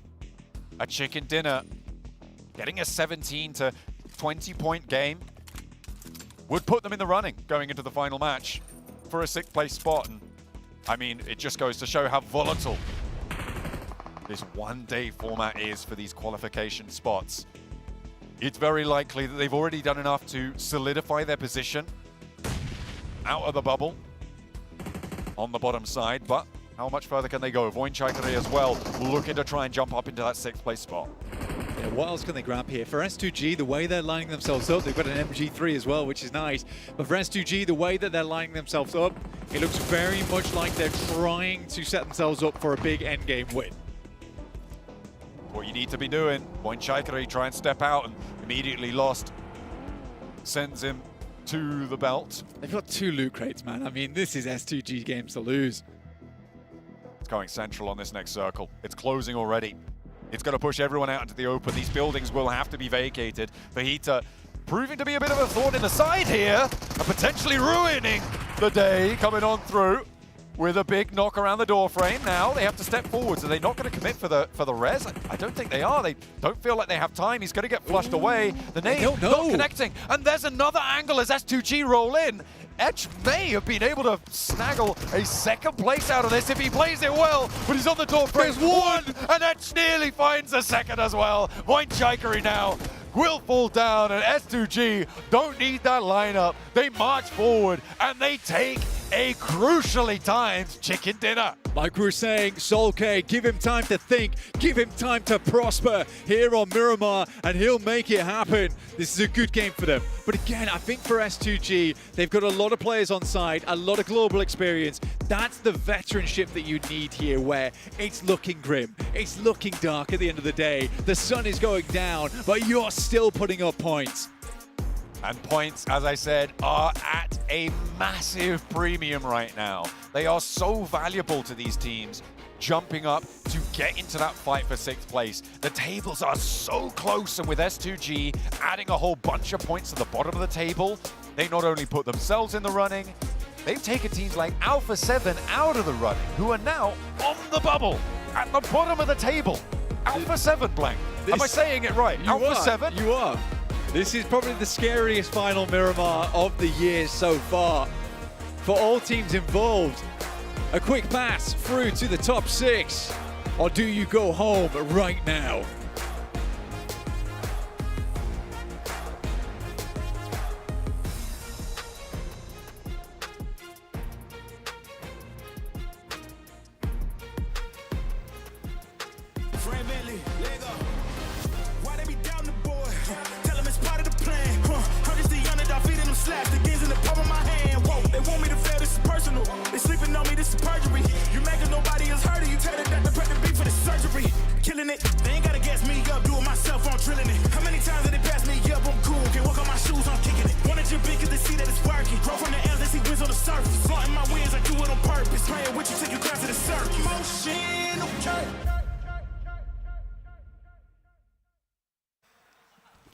What is happening? What is going on today? This is absolute madness. First off, okay, before we get into all that, Gotta give the props to S2G, man. I mean, whoa, talk about last-minute clutch. Another owner is doing a little viewer party here, and he absolutely popped off with that win, and I completely understand why. We were wondering if it was going to be Alpha 7. It was a team that was in the bottom 2, Max, no.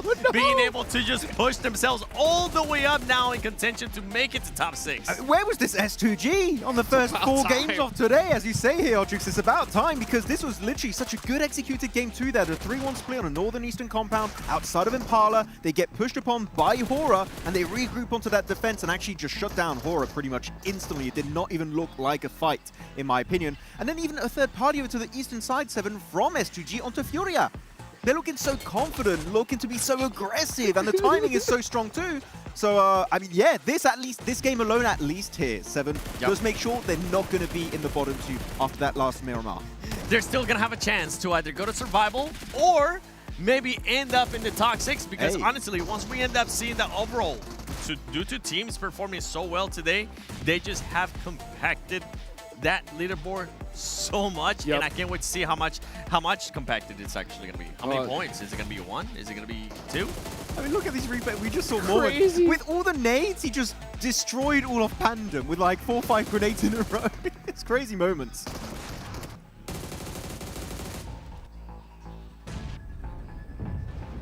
Ajil. Ayo, boy. Pedin. Berdua guys. 2 1. Waduh. Nice. Mati sana boy. Ke belakang boy. Ten. Absen, Cok. As you can see, the final blow, they'd love to be able to hear some player comms, but oh, what craziness. And I gotta give some love to Etch as well, man. Those guys fighting for their lives towards the end there with that shotgun, just trying to keep their tournament hopes still in the game, right? But actually a very big mistake from Etch this game, I think, which is they had a strong compound, kind of also protecting Reefus in the meantime. It was very interesting, that dynamic. But then they sent it to the western side, looking to be aggressive on Pandem, and Pandem are like, if you're fighting us, your compound is free. So we're going to go for a quick pivot and try and snatch it away for ourselves. And actually, it kind of disrupted the entire game plan of Etch. So I feel like they took it a little bit too aggressive here, and they missed out on what could have been a very strong podium finish. Yeah, crazy strong podium finish indeed here. But man, I'll tell you one thing as well. One team that was starting off very, very slow and suddenly started really heading off for the races here. It's got to be 7-2-1 here, 7. Yeah, well, we're giving credit there to Edge. We got to give credit to 7-2-1 because my goodness, that defense that they had on board was absolutely spectacular. Not only that, I think it was Rehan that was able to get 2 players with that DBS, and they just shut down the push from Bohr so quick that I don't even think Bohr was expecting it to happen. It was just in the blink of an eye, and 7-2-1 was on top. We didn't know we queued for TDM. That was really quick. What's going on? But no, especially the fact that Bohr went out. They were the cutoff team, right? In 6th position. They went out, followed up by then Go, and then who was remaining there? It was Furia. They got actually a decently strong finish there at the very end. So maybe Furia could be looking to make a final jump in the top 6 and be the one team from Brazil to be in top 6, which we wouldn't expect. I mean, they are the champions. Yeah. I mean, it can totally happen. I mean, they got that clutch factor in them. We've seen it before, right? And one game to really rule them all here at this end game. It's actually absolutely wild. And I wish there was some cameras on us during that Bohr fight, because all of a sudden, the whole entire lobby just started, like, there was players laughing, cracking up. We were like, what's going on here? And just, I mean, a crazy reaction, especially when you're on that cutoff. We're going into the last game here, guys. And we got to talk about it. Alpha 7, right? These guys are so far down the leaderboards. Why am I a little scared, 7? Why am I just a little bit nervous? I don't like this. I don't like something that we haven't taken into consideration. What? It's a previous rivalry that happened before. Oh my goodness. Not S2G versus Alpha 7, but what's one team? I'm gonna test you on this. I'm gonna put you on the spot. What's one team that had a rivalry with Alpha 7 in the past? It starts with an H. What, Hora? Yes, sir. Oh, back in PMWCO last year. Oh, that one. Sir. Yeah, okay, yeah. And that's a team. Hora Esports is a team that's currently in the top 6. Oh, and we've seen it in the past. Usually this happens in the final day. And this, even though it is the first day of PMGO Season 1, it is the final day for Group A. And I'm expecting some people to just throw a little bit of a no one's going to let that go if you go from world champion to bottom 2 of your group, right? Brother. That is going to be held against him for the longest time, and that's going to be some good meme material for SGG. Dude, well, I mean, I was talking about Dynasty at the beginning of the show. I was talking about them maybe they're going for becoming the triple crown. It is best a dynasty team for the bad one ever. all right. No, hey, settle down. Settle down here, guys. You know what? You make a crazy point there, Seven, right? Because, I mean, if you're going to go and you have so much money on the line here, you got the Esports World Cup right around the corner, right? If you can do something to get the championship team out here now, right? Oh, wait. You're thinking what I'm thinking? I'm thinking if Loops do well in the other group, and we do see Fiore make it here, they Alpha drop 7. down. There's only 2 slots for Americas.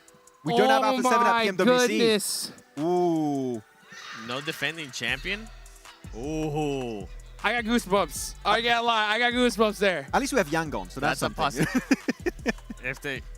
Are they going to get... They already It almost invited. feels, I feel like we're just talking dirty. This doesn't feel right. I mean, that's absolute crazy. I like that we both clicked on that too. I was like, Neuron Alpha activated. 7 might not even make it to PMWC.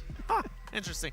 Unreal, guys. This is where it all comes down to. I mean, this new format, I love it. I gotta say, this is just straight chaos here at this moment. I love to see it. Now, the reason why you love to see it is because it's freaking mayhem. That's and we love right. mayhem. That's exactly why. Oh, man, absolute mayhem here. Of course, we're live in Jakarta, Indonesia, going into that last match of Miramar. But you know what? We'll be right back after this short break.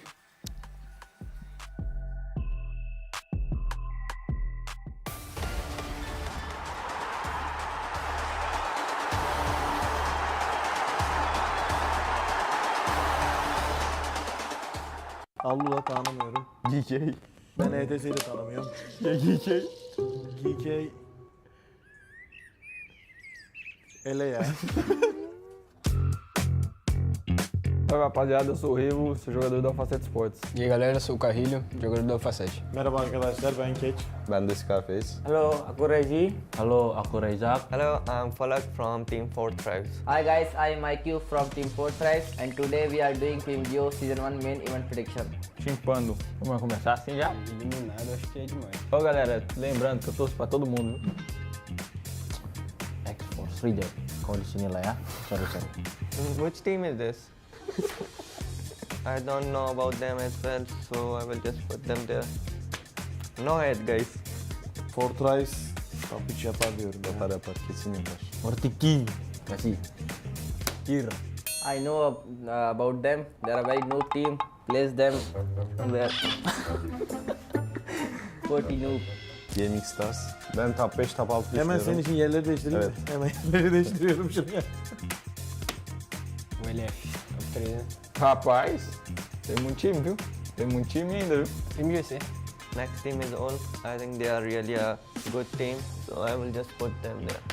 Bana Uf geldi. Hemen. Hemen orta şu eğlensem mi acaba? Şunları ele sen koy onu. Bigetron. Vitality. Vitality gibi oldu. Bigetron. Yazıyor. Aqui? É. Certeza? Não, coloca mais em cima, mais em cima. Fight'tan da kaçmıyor. Bence top 5. Top 6 yani şuralara bir. I got Aurora Gaming 100% champion material.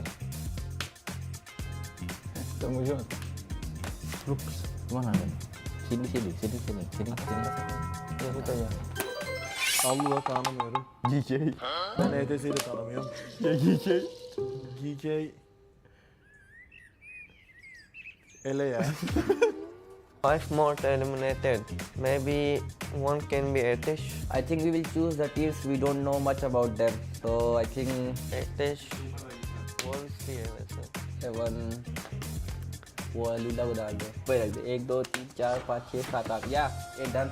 Sebenarnya bisa aja ini bisa nih taruh di sini, tapi sama ini juga bisa nih. Nah, tapi enggak. Takımın kesinlikle gidebileceğini düşünüyorum. Tanımıyorum. O yüzden eliyorum. Yani Allah'ı hiç tanımıyorum, o yüzden eliyorum. 1, 2, 3, 4, 5. 6. takım nerede abi? Onlar buradaymış. Onu da direkt buraya koyalım. Onlar böyle. kendinden elendi zaten. Fortree'yi de 3'e koymamızın sebebi yani güçlü bir takım. Sonuçta onlar da şampiyon olarak geliyorlar. We are just noob team. Yeah. अबे हमें ऐसी चाहिए ना सबको eliminated में तो मेरे को ऐसा छुट्टी इसको elimination में डालते हो Quem vai ficar top 1 é a 7, top 2 é a Aurora, top 3 é o LF, justo. Acho que a FL briga pelo top 3, Lux pode brigar pelo top 3, Fúria também pode brigar, 4T. É brincadeira aqui os parceiros da R8, da VC, da Enigma. Tamo junto, viu? Eu tô só brincando com vocês. Mas vocês devem pra cima também, pode vir. Oke, jadi inilah prediksi versi kita. We just rank these teams based on our knowledge, so don't get mad. İzlediğiniz için teşekkür ederiz. E eu desejo muita sorte pra todo mundo que vai jogar essa PMGO. Bye bye.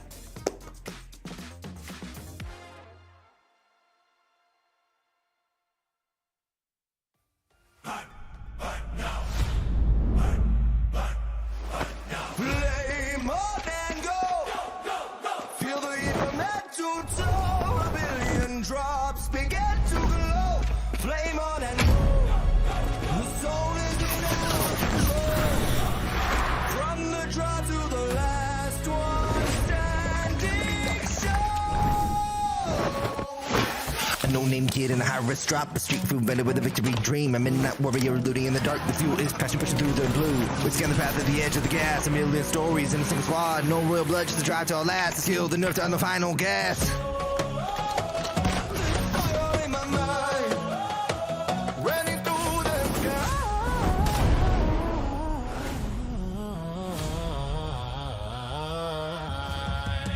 Play more than go. Feel the heat from head to toe. A billion drops begin to glow. Flame on and go. The soul is in our control. Flame on and go. The soul is in our control.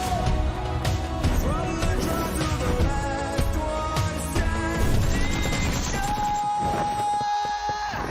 Flame on.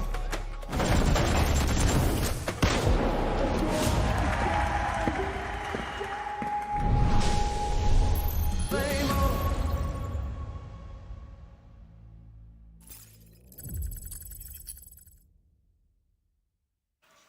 And we're back getting ready for the last match here for Group A, the Group of Death. And we got some crazy squads at the bottom of the leaderboards that have contention of possibly being eliminated right here, right now. 6 teams are going to be moving on over to those grand finals. Now, hopefully we'll get the overall leaderboard soon so we can really break it down. But when it comes to those overalls, just kind of looking at some of those numbers and crunching them, I think we may have top 4 or 5 teams pretty much locked at this point, right? So, I mean, if you're looking to go to the grand finals and you're one of those mid-pack teams on down, there's pretty much only like 1 slot available. So, I mean, just how crazy is this last match going to be? It's going to be hectic. So many teams are going to get so desperate because I think we both agree, right? Top 5 locked in right now. And we saw Boar were holding that point threshold, that entry point to top 6, go out early to 7-2-1, then go overtake it. They go out, then Fury overtake it. Are they still in top 6? I really don't know. Actually, you were theorizing just now, Seven, that maybe S2G could be in top 6, or at least close. I think with that performance, honestly, I would be surprised if they are not in top 6 because of just of how compact. I know I've said this multiple times and I feel like I sound like a broken record, but it's just the way that this format kind of allows things. It's just of how compact everything is. One good performance like that can send you from being in 15th place all the way up to top 6. Imagine you're bottom 2 and you qualify. That's like, crazy. How do we get here? It's unreal. I mean, it's unreal. And this is the craziness of just 6 matches all by itself, right? Now, you see all that crazy chaos coming into play here, okay? What do you think is going through the mind of Alpha 7 here, right? Do you play your normal game? You have to kind of adapt, obviously, and we know they can adapt, right? Do you think they're going to kind of go more aggressive off the rip, slow things down? What do you think? Me? Yeah. Oh. You're the Alpha 7 guy. Oh, no, actually, I am usually the Alpha 7 guy. I want to know what you think what Alpha 7 is going to do. Oh. If I were them, genuinely, I would just try and make it to the late game, low eliminations, just avoid bottom 2. I would give up on top 6, avoid bottom 2. I mean, that should be your main focus. Obviously, right? Yeah. But there is that back of their heads that they know absolutely nobody likes Alpha 7 usually, and everybody wants to have beef with Alpha 7. So I honestly wouldn't be surprised if we end up seeing some team hunting Alpha 7 and say, hey, remember those 2025 PMGC champions? Guess what? We knocked them out of the first global event in 2026. I feel like that's pretty good bragging rights. What if S2G and Horo just like, let's go El Pozo?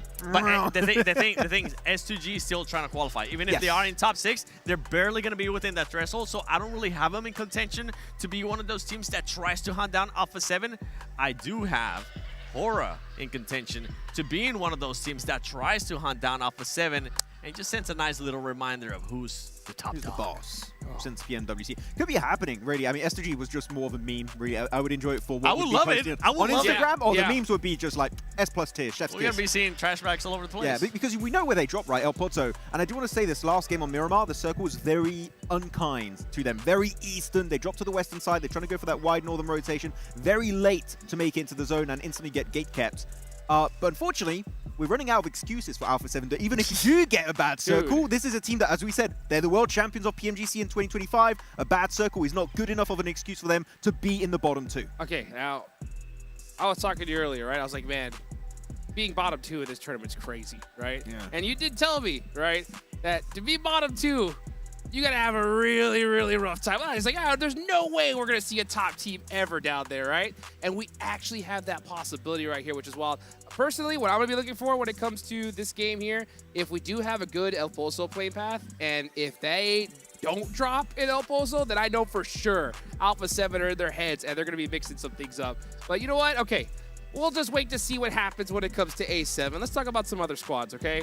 One team I know you really want to talk about in that mid-pack that's going to be really hunting to get those eliminations here, right? It's going to be Void, right? Yeah, I mean, very reliant on placement points. They've got 2 second places back-to-back, one of those being on Erangel, next to Potato Hill, and now we have this one happening right on the outskirts of Impala getting a second place, but a lot more eliminations. They were just so passive in the past. They showed a bit of a resurgence, a bit of a showcase of what they can do fragging-wise, and this is the mindset change that I think could be enough to put them up in that top 6, especially when Goat went out early, Balls went out early, Fiora didn't get a massive game this time around. So I think it's going to be maybe Void competing directly with S2G for that final top 6 position. Cool. Yeah. Okay.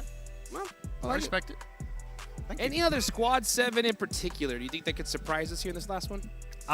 Surprises either good or in a bad way. I feel like Boar throughout the whole day, they have been that team that has been in contention there for that 5th, that 6th, that 7th place, and you just don't know what they're gonna end up doing. You honestly can't tell.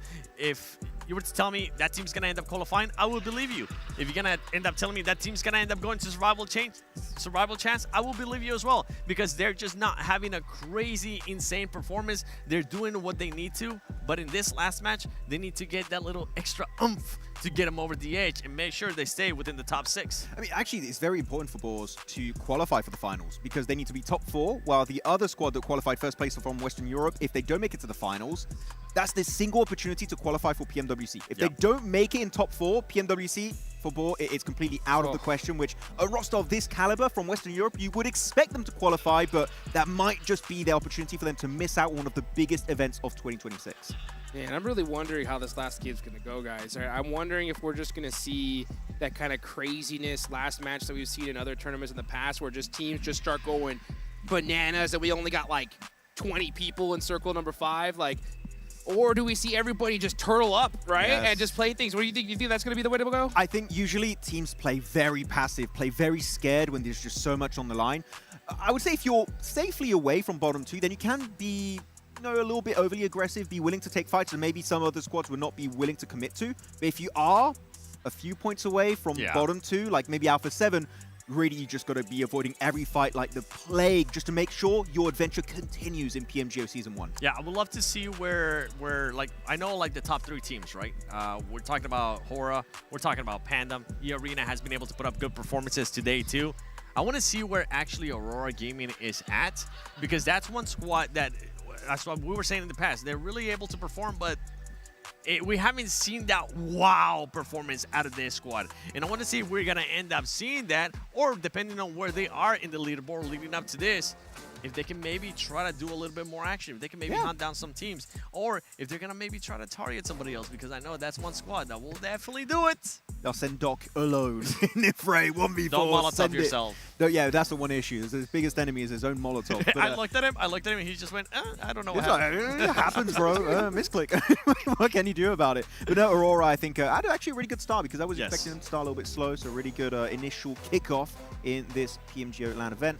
But yeah, at the end, only one slot remaining. You got a few teams in contention here, but it's down to the wire, down to a final Miramar to see if you do make it straight to the finals, or if you have to make it through the depth of the survival stage. I'm going to take over the host role just for a quick second. Bring it. Jukes, Max, and myself, we're going to go in that order. Predictions. You've read my mind. All right, predictions. Who is going to be getting in and who's going to be getting out? Feel free to say 2 to 3 teams. Obviously, maybe not teams that are already pretty much going to be set going to the grand finals, teams that are in contention.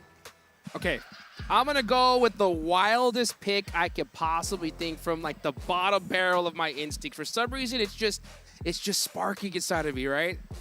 I think Etch is going to make it, guys. What? I think there's a chance, right? And this is my thought behind it, okay? We saw them right towards the end show some crazy sign of life with just that one-player shotgun play. Sometimes it just takes a little moment like that to hype your team up and get a little spark of belief, right? They're going into the last game thinking that, yeah, we have everything to lose, but at the same time, we gotta just lay it out on the line. And sometimes you see some squads get so nervous, they start playing different towards the last game. If they do that, there is a chance they could capitalize on it and make something happen. So it is the longest of long shots, right? But all that has to happen in order for it to, and it could. If I ever have a business and I need to sell stuff, Jukes, I'm going to hire you because you're going to convince so many people. Because I know right now at home there's somebody just looking at this and hearing this, and they're just nodding their heads like, all right, let him cook. He's selling me onto this right now. How about you, Max? I'm not sold. I'm not sold at all. I'm not there just yet. But I would hire you. There you go. Oh, no, there's definitely some good selling potential there. But no, I'm actually going to go with, I think, S2G. I think that they had a really good game plan here. Yep. It was not just, oh, we had Circle and we ended up winning. No, they defended a compound. They went for cheeky third party to the east onto Furia. The timing was just peak PUBG Mobile, in my opinion. And I feel like if we see even just a glimmer of that on this second Miramar, I think top 6 is definitely possible. I don't know if they're in it just yet, but they're definitely close. And one, even just a strong top 5 could be their ticket for the finals. Mine is going to have to be Boar. Boar, I want to see you just put up a good performances. Today, you have been able to put up back-to-back third-place finishes. I think they have what it takes to just get that little extra umph and keep them within the top 6 in a location where we have been seeing them throughout the most day. And it would be kind of heartbreaking, honestly, for that squad if they don't make it to top 6 with where they've been the whole day. Look, just check out where 721 are dropping and drop on the opposite side where 721 really are, Miramar. They might be okay. 4 thrives? Yes? No? Oh, no, not happening. Again, I haven't seen that mindset change in Miramar that had me go, maybe it's happening. No, for me, it's over. I'm on that Natura copium right now. Oh, that's a big copium. Yeah. She's still supporting Team Spirit to this day. Who?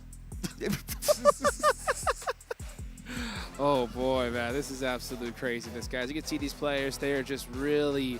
They're getting iced out right now. Just try to think, right? What do we do? And I hope that this time isn't making them second get themselves here, because you can't second guess yourself. You gotta go crazy. You gotta go crazy here right here towards the end. So trying to think about, what other stuff that we haven't covered. Hopefully we can get those overall so we can really, really dive into the numbers. But other than that, wild card predictions aside, we got some really great performances from our top squads, right? Yeah. Aura, so consistent on the day. And I got to show some love to Panda, man, right? In their hometown, they've been that kind of breakout squad. And for them to do this, I think it's made their whole country proud. Most definitely. I mean, really proud of coming out from PMGO Indonesia and off the back of Rondo on that last game, able to take it away from McJoe. Very impressive storyline. And it's really fun to see how consistent they've been able to be. Even though, sure, Rondo is their big outlying game where they got most of their points from that one, we saw some good glimmers of hope on Erangel in particular on that Lumberyard finish. They do get overwhelmed by Horror, but macro-wise, there's a lot of potential. So I do like that they're still learning how to play in these global stages, and they're still looking to adapt as time goes by. I like the way that you positioned that there towards the end, too. There's a lot of potential from that squad. I was happy to see what they were able to do in Rondo, and I was very critical with what they were not able to do in Erangel with what was given to them. That's the difference. Sometimes we have teams, and I'm going to take a little bit of time here as we're getting ready to start the match, so stay with us. But that's the difference between some teams that they're able to actually excel whenever they get put into a position that's just given by the game. It happens very rarely, but if it does happen to you, you have to take full advantage of it. We see teams that are able to do that in an excellent way, and then we see teams that sometimes we're watching them, and you and I are watching them, and we're just scratching our heads saying, this team's just not going to do anything. This team is going to end up going home. That's what I'm thinking about for Thrives, actually. I'm sorry. The gameplay is just not there for me. Gosh. But no, actually, just to pivot on a bit of a positive storyline, then I don't want to be negative too much on this desk. It's Horror. You just brought them up a little bit there. But the fact that they missed out on the biggest event of last year, realistically, which was PMGC, and yet they come out swinging in an incredibly tough format in PMGO Season 1, and yet they're currently looking to look to be first place, be #1 for the group of death is insanely impressive. I'm sure their owner, CR7, will be incredibly proud of their performance. And I think in the finals, with the current gameplay I've witnessed, I think they could replicate that again on the biggest stage of this event. I mean, if you could do it in a group like this, you could do it anywhere at this point, right? Yeah. And I mean, yeah, like you it's mentioned. It's a mini-finals right now. Yeah, it really is, right? And the fact that they were able to do that is wild, considering how crazy this is. Of course, guys, we do have a little bit of a tech issue. We'll be right back to some gameplay shortly. So again, stay with us here. When it comes to Group B, right, tomorrow, I wonder what these teams are thinking, right, as they've watched how this new format played out, okay? What do you think their biggest takeaway from what they've seen so far today is? Don't suck. That's pretty much going to be the main one. Oh, you know exactly what's happening. You're looking at the reigning champions of PMGC 2025. You're definitely saying don't suck. Because if you do, guess what? Anything can happen. You're going to have a team go from 15th place, possibly into the top 6, going into the last match. And then you're going to have the reigning champions of PMGC in the cusp of getting eliminated. Yes. Not even going to survival chance. Getting eliminated. Unreal, unreal. Well, guys, we'll be right back shortly. Don't go anywhere. We're going to hit a quick break and get to that last game in just a minute.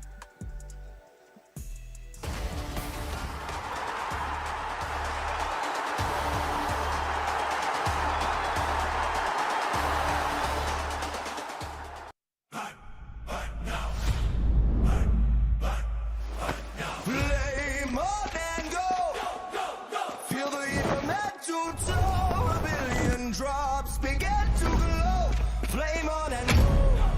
The soul is in our control. From the draw to the last one standing show.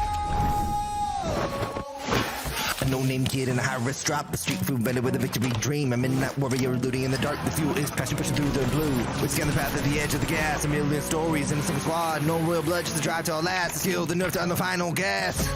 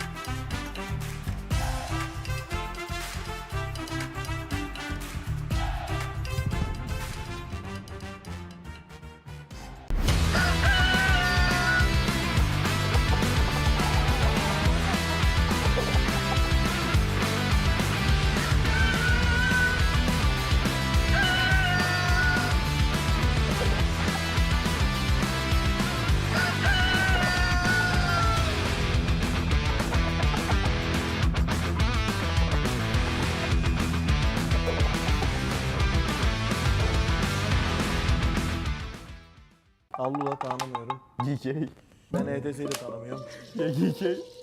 GK. Ele ya. Oi rapaziada, eu sou o Rivo, sou jogador da Facete Esports. E aí galera, sou o Carrilho, jogador da Facete. Merhaba arkadaşlar, ben Keç. Ben de Scarface. Hello, aku Reggie. Hello, aku Rezak. Hello, I'm Falak from Team 4 Tribes. Hi guys, I'm IQ from Team 4 Tribes and today we are doing PMGO Season 1 main event prediction. Chimpando. Vamos começar assim já? Eliminado, acho que é demais. Ó galera, lembrando que eu torço pra todo mundo. Esports reject. Kau di sini lah ya. Sorry. Which team is this? I don't know about them as well, so I will just put them there. No head guys. Fortrice top 3 yapar diyorum. Yapar, kesin yapar. Mortiki. Kasih. Here. I know about them. They are a very noob team. Place them where 40 noob. Gaming Stars. Ben top 5, top 6 Hemen senin için yerleri değiştireyim mi? Evet. Hemen yerleri değiştiriyorum şuraya. O LF, top 3, né? Rapaz, tem muito time, viu? Tem muito time ainda, viu? PMGO Next team is all. I think they are really a good team, so I will just put them there. Bana Ulf geldi. Hemen ortaya şuraya eğlensem mi acaba? şunları ele sen koy onu. Bigetron. Vitality. Vitality gibi oldu. Bigetron. Vitality yazıyor. Aqui? É. Certeza? Não, coloca mais em cima, mais em cima. Fight'tan da kaçmıyor. Bence top 5, top 6 yani şuralara bir. I got Aurora Gaming 100% champion material. Tamo junto. Ups. Mana kan? Sini. Eu aja. Allu'da tanımıyorum. GK. Ben ETS'yi de tanımıyorum. GK. Ele ya. 5 more eliminated. Maybe one can be Etish. I think we will choose the teams we don't know much about them. So I think Etish. Wolves भी है वैसे. 7 वो लीला udah ada. Wait, 1, 2, 3, 4, 5, 6, 7, 8. Ya, done. Sebenarnya bisa aja ini. Ini bisa nih taruh di sini. Tapi sama ini juga bisa nih. Nah, tapi enggak. Bu takımın kesinlikle gidebileceğini düşünüyorum. Tanımıyorum. O yüzden eliyorum. Yani Allah'ı hiç tanımıyorum, o yüzden eliyorum. 1, 2, 3, 4, 5. 6. takım nerede abi? Onlar Buradaymış. Orada direkt buraya koyalım. Onlar böyle. kendinden elendi zaten. Fortree'yi de 3'e koymamızın sebebi yani güçlü bir takım. Sonuçta onlar da şampiyon olarak geliyorlar. We are just noob team. Yeah. अबे हमें आई की चाहिए ना सबको eliminated में डाल. मेरे को ऐसा अच्छी teams को elimination में डालते हैं. Quem vai ficar top 1 é a 7, top 2 a Aurora, top 3 o LF, justo. Acho que a FL briga pelo top 3, Lupus pode brigar pelo top 3, Fúria também pode brigar, 4T. É brincadeira aqui os parceiros da R8, da VC, da Enigma. Tamo junto, viu? Eu tô só brincando com vocês. Mas se vocês quiserem pra cima também, pode vir. Oke, jadi inilah prediksi versi kita. We just rank these teams based on our knowledge, so don't get mad. İzlediğiniz için teşekkür ederiz. E eu desejo muita sorte pra todo mundo que vai jogar essa PMGO. Bye bye.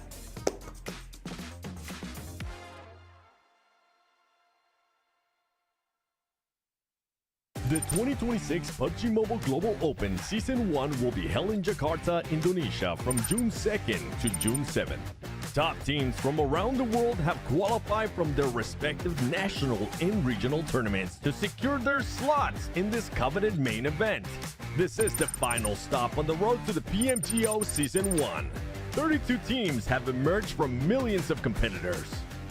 The first 2026 PUBG Mobile World Champion will emerge right here. This is the grand global stage where every player has the chance to shine in the eyes of players across the world.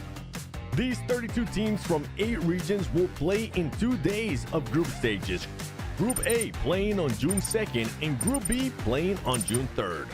Each group will play 6 matches and the top 6 of each group will advance directly to the grand finals. While teams in rank 7 to 14 from each group move to the survival stage on June 4th. The remaining 16 teams play 6 more matches to keep their dreams alive, but only the top 4 will advance to the grand finals. The stage is set for the epic conclusion. The grand finals will take place from June 6th to June 7th. Day 1, 6 matches, pure fire. Day 2, the smash roll is activated. The smash point will be determined by the total point score of the day 1 leader plus 10 additional points. Once any team achieves the smash point, they just need a winner-winner chicken dinner to be crowned the champion. If no team wins via smash rule after 6 matches, the top team of the leaderboard will secure their title as the champion. Teams will be competing for a massive prize pool of $500,000. The journey to greatness begins here, the first steps towards the one and only PMGC. The results of PMGO Season 1 will also determine the participating teams for the upcoming PMWC, so make sure you stay tuned.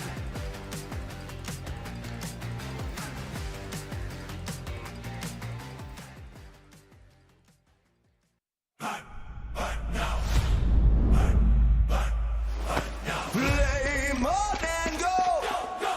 Feel the heat from head to toe. A billion drops begin to glow. Flame on and go. The soul is in our control. From the draw to the last one standing show. A no-name kid in a high-risk drop, a street food vendor with a victory dream. A midnight warrior looting in the dark, the fuel is passion pushing through the blue. We scan the path at the edge of the gas, a million stories in a single squad. No real blood, just a drive to our last. The skill, the nerve to on the final gas. Fire in my mind. Running through the sky.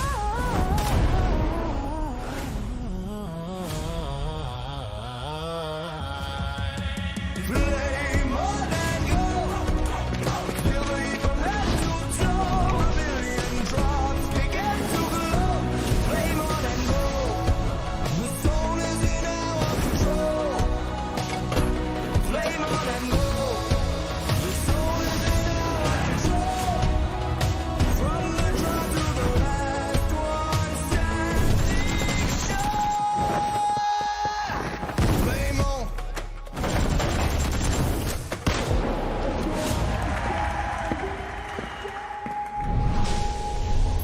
Play more.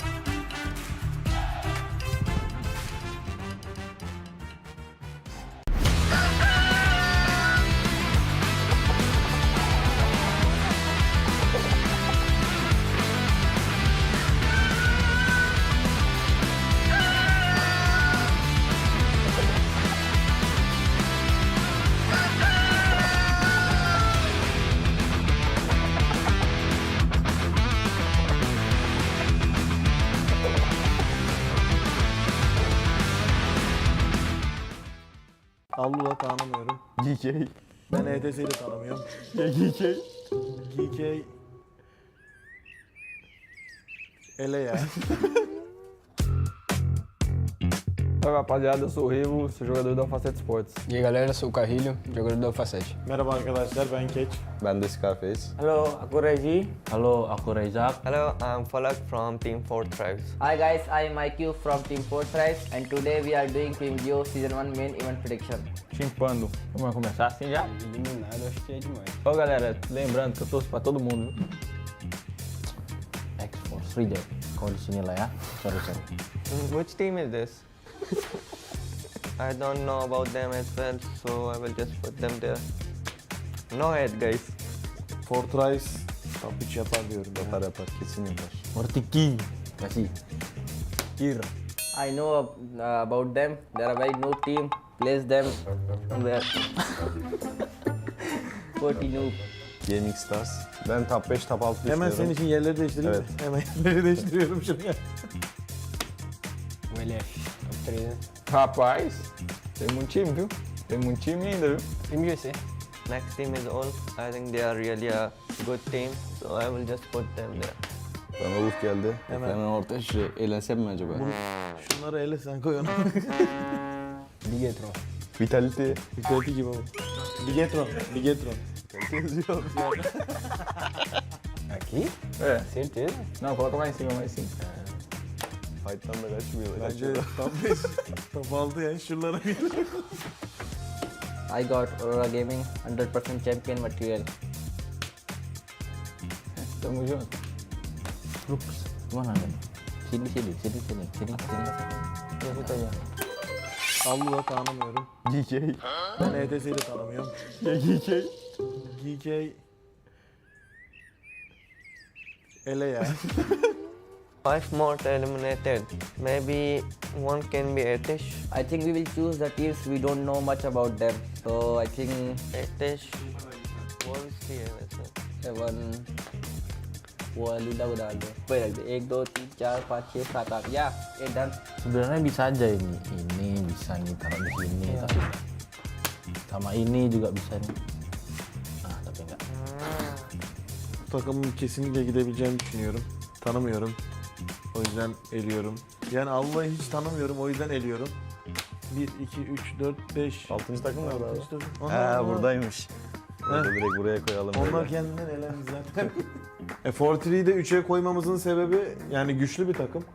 Sonuçta onlar da şampiyon olarak geliyorlar. हाँ we are just noob team. Yeah. अबे हमें आई थी चाहिए था सबको eliminated में था. मेरे को ऐसा अच्छी चीज को elimination में डालते हैं. Quem vai ficar top 1 é a 7, top 2 Aurora, top 3 o LF, justo. Acho que a FL briga pelo top 3, Lupus pode brigar pelo top 3, Fúria também pode brigar, 4T. É brincadeira aqui os parceiros da R8, da VC, da Enigma. Tamo junto, viu? Eu tô só brincando com vocês. Mas vocês quiserem vir pra cima também, pode vir. Oke, jadi inilah prediksi versi kita. We just rank these teams based on our knowledge, so don't get mad. İzlediğiniz için teşekkür ederiz. E eu desejo muita sorte pra todo mundo que vai jogar essa PMGO. Bye bye.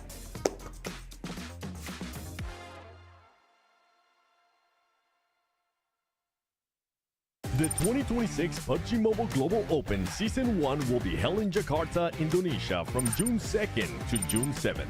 Top teams from around the world have qualified from their respective national and regional tournaments to secure their slots in this coveted main event. This is the final stop on the road to the PMGO Season 1. 32 teams have emerged from millions of competitors.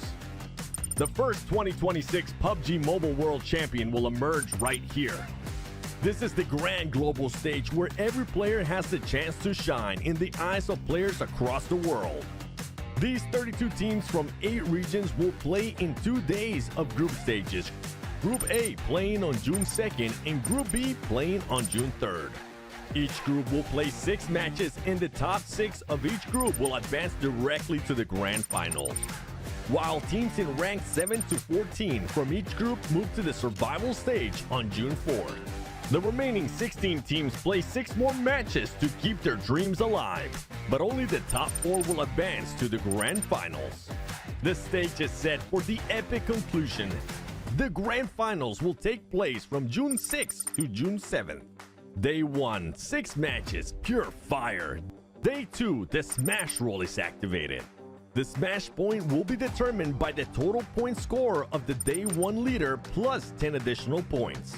Once any team achieves the smash point, they just need a winner-winner chicken dinner to be crowned the champion. If no team wins via smash rule after 6 matches, the top team of the leaderboard will secure their title as the champion. Teams will be competing for a massive prize pool of $500,000. The journey to greatness begins here. The first steps towards the one and only PMGC. The results of PMGO Season 1 will also determine the participating teams for the upcoming PMWC, so make sure you stay tuned.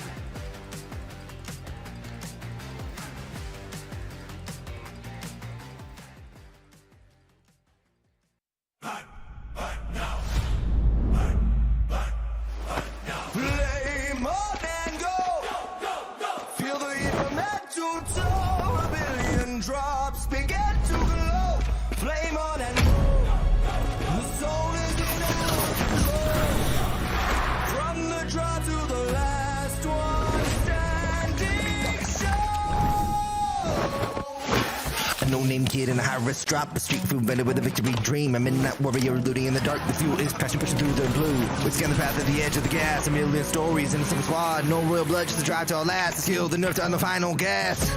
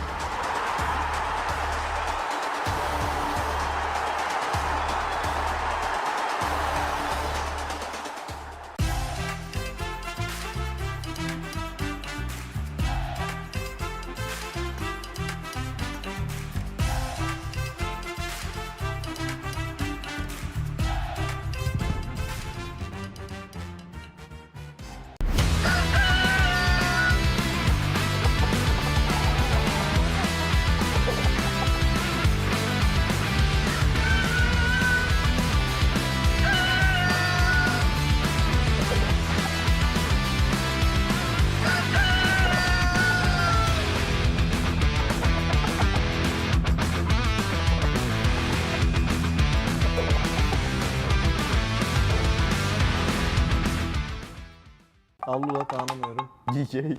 Ben ETS'yi de tanımıyorum. GK. GK.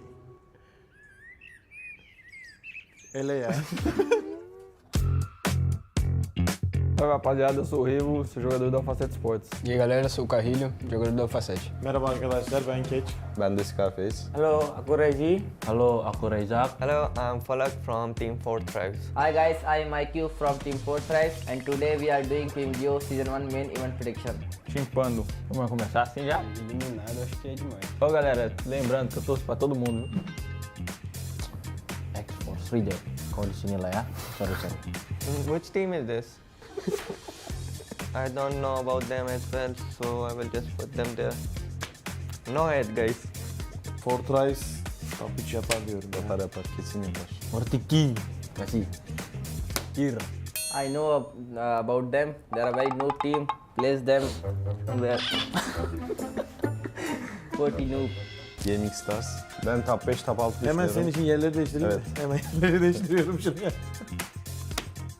O LF, top 3, né? Rapaz, tem muito time, viu? Tem muito time ainda, viu? PMGO S1. Next team is all. I think they are really a good team, so I will just put them there. Bana Uf geldi. Hemen. ortaya şuraya eğlensem mi acaba? Şunları ele sen koy onu. Bigetron. Vitality. Vitality gibi oldu. Bigetron. Vitality yazıyor. Aqui? É. Certeza? Não, coloca mais em cima, Fight'tan da kaçmıyorlar. Bence top 5, top 6 ya şunlara bir. I got Aurora Gaming 100% champion material. Tamo junto. Ups, gimana nih? Sini. Situ aja. Allu da tanımıyorum. GK. Ben ETS'yi de tanımıyorum. GK. GK. Ele ya. 5 more eliminated. Maybe one can be Etish. I think we will choose the teams we don't know much about them. So I think Etish. Wolsey वैसे. 7 वो Lila udah ada. Berapa lagi? 1, 2, 3, 4, 5, 6, 7, 8. Ya, done. Sebenarnya bisa aja ini bisa nih taruh di sini, tapi sama ini juga bisa nih. Nah, tapi enggak. Bu takımın kesinlikle gidebileceğini düşünüyorum. Tanımıyorum. O yüzden eliyorum. Yani Allah'ı hiç tanımıyorum, o yüzden eliyorum. 1, 2, 3, 4, 5. 6. takım nerede abi? Onlar Buradaymış. Orada direkt buraya koyalım. Onlar kendinden elendi zaten. Fortree'yi de 3'e koymamızın sebebi yani güçlü bir takım. Sonuçta onlar da şampiyon olarak geliyorlar. हाँ we are just noob team. Yeah. अबे हमें IT चाहिए था सबको eliminated में था. मेरे को ऐसा नहीं teams को elimination में डालते हो. Quem vai ficar top 1 é a 7, top 2 é a Aurora, top 3 é o LF, justo. Acho que a FL briga pelo top 3, Lupus pode brigar pelo top 3, Fúria também pode brigar, 4T. É brincadeira aqui os parceiros da R8, da VC, da Enigma. Tamo junto, viu? Eu tô só brincando com vocês. Mas se vocês quiserem vir pra cima também, pode vir. Oke, jadi inilah prediksi versi kita. We just rank these teams based on our knowledge, so don't get mad. İzlediğiniz için teşekkür ederiz. E eu desejo muita sorte pra todo mundo que vai jogar essa PMGO. Bye bye.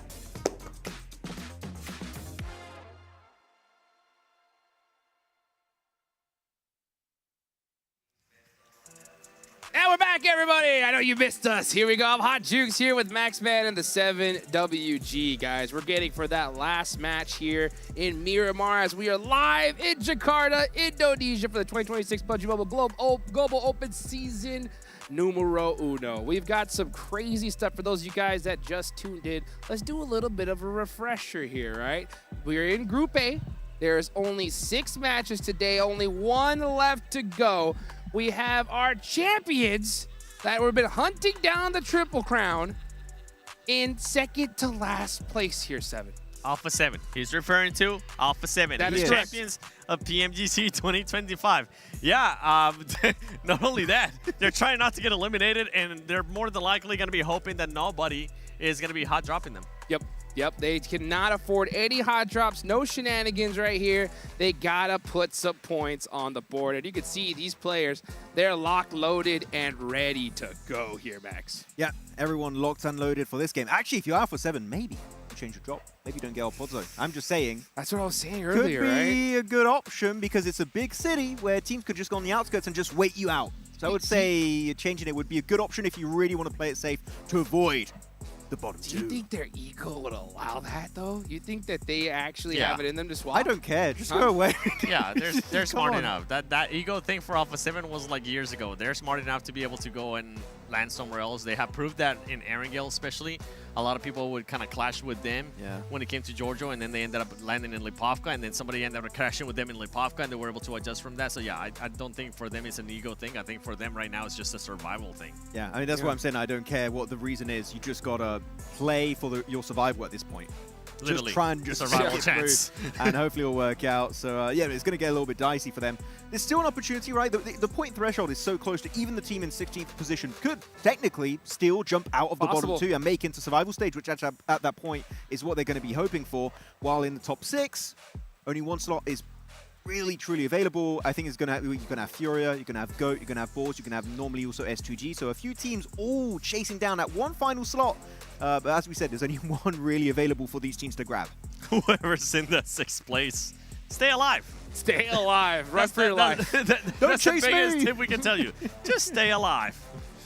Stick and move, baby. Stick and move. You got to be really, really careful right here. Because, man, the pressure is on for all these squads. And this new format, man, it is so unforgiving. It's one day to rule them all. And this group is such an intense group. We talked about how some breakout teams are performing so well off the rip. One thing that, you know, every team, I think, before coming into this tournament understood, right, just how important Rondo was, right? I think Pandem truly solidified it, though, right? I mean, today they just said, hey, when it comes to Rondo, if you perform well enough, you're pretty good to go. I mean, you had an interesting theory. We were talking about it during the technical break here. You said that because of how impactful this first Rondo was for Pandem, maybe the teams of Group B, I'm like, you know what, maybe you're going to do even more homework on Rondo to make sure we're ready, which maybe some teams are just going to stick to their guns. Maybe some teams will just say, actually, you know what, we do have to adapt a little bit more. Maybe instead of playing passive in the early stage, maybe we do get involved in Yulin or maybe Stadium or mainly in Neox Factory to go for those early eliminations. So I think some teams definitely are going to be proven and shown that now you can't play passive on Rondo. Otherwise, top 6 is going to be way harder to achieve. Yeah, for teams that are wanting to look at playing passive there in Rondo, just look at what happened to the teams of the likes of what's currently on your screen, of 4 Thrives. And for the teams that are just expecting to have just a good Rondo and think that they're going to be able to qualify, look what happened to Alpha 7. This was a squad that was able to get 3rd place at the beginning of the day with 9 eliminations. And after that, they did absolutely nothing. Absolutely nothing indeed, man. I still can't believe we're in this position right here. These top teams so well set. They can have their run of the lobby, and if they want to take out the champs, they could do it here, you know? So I do think it would be smart for Alpha 7 to avoid El Pozo here. Just why take the risk, right? Get to safety, play your game towards the end game, put some points on the board. Oh! He is feeling it here. You know, he had a little bit of an extra break. Those muscles are fully recovered, man. He's ready to hit these crazy flicks. Hey, they had some good fights. He's flexing hard. He's feeling it. That's from a squad that's in top 6. Yeah. That's right. Yeah. Hey, we were talking about it earlier, right? Kind of the rise of the new generation of Turkey, which is very interesting. You see in S2G, they have a little bit of a tough start initially, but here, Ida looking really good for all of Turkey. Yes, indeed. Well, guys, I'm starting to hear that we might just be ready here for the last match of the evening. Here we go. We're going into Miramar. Vamos, baby. This is it, guys. The last match for Group A. Will these teams at the bottom be able to make it out from there? Will the teams in the top 6 hold that spot? We're about to find out. You see El Pozo on the left side of your screen. It is going to be in reach for Alpha 7. Will they commit to it? Will they take the risk of getting hot dropped? These are playing otherwise for a majority of these teams in reality, so definitely not a big excuse for these squads if they do underperform. If you're an Alpha 7 fan, if you're a 4 Thrives fan, if you're any of those fans that like Furia or whoever's currently outside of the top 6, you're going to be hoping and wishing that the circle ends up going in your team's favor, because that's something that hasn't been going, especially if I'm thinking back of Erangel. It didn't go to Alpha 7's favor when they ended up going Giorgio, and then the circle went literally the complete opposite. I'm intrigued to see what the circle is going to be doing here in this last Miramar. Well, I can tell you one thing. I'm looking at Alpha 7, and they're headed right towards El Pozo, and I don't see anybody even going in that direction here. It kind of leans into what we were talking about earlier, where you have that gentleman's agreement a lot of times in these lobbies where they're like, we could force the fight on Alpha 7, but you know what? It's not worth it. We're not going to take the risk ourselves. Well, that's just a hot drop. Something to keep in mind, though, it's somebody that's going to end up gatekeeping them, or if they see that Alpha 7 gets knocked later into the match, they will help them down because they will kind of force to, and it'll be much easier, too. Well, here we go, guys. Last match here for Group A. Let's go ahead and take it on over to John Allen and Blake.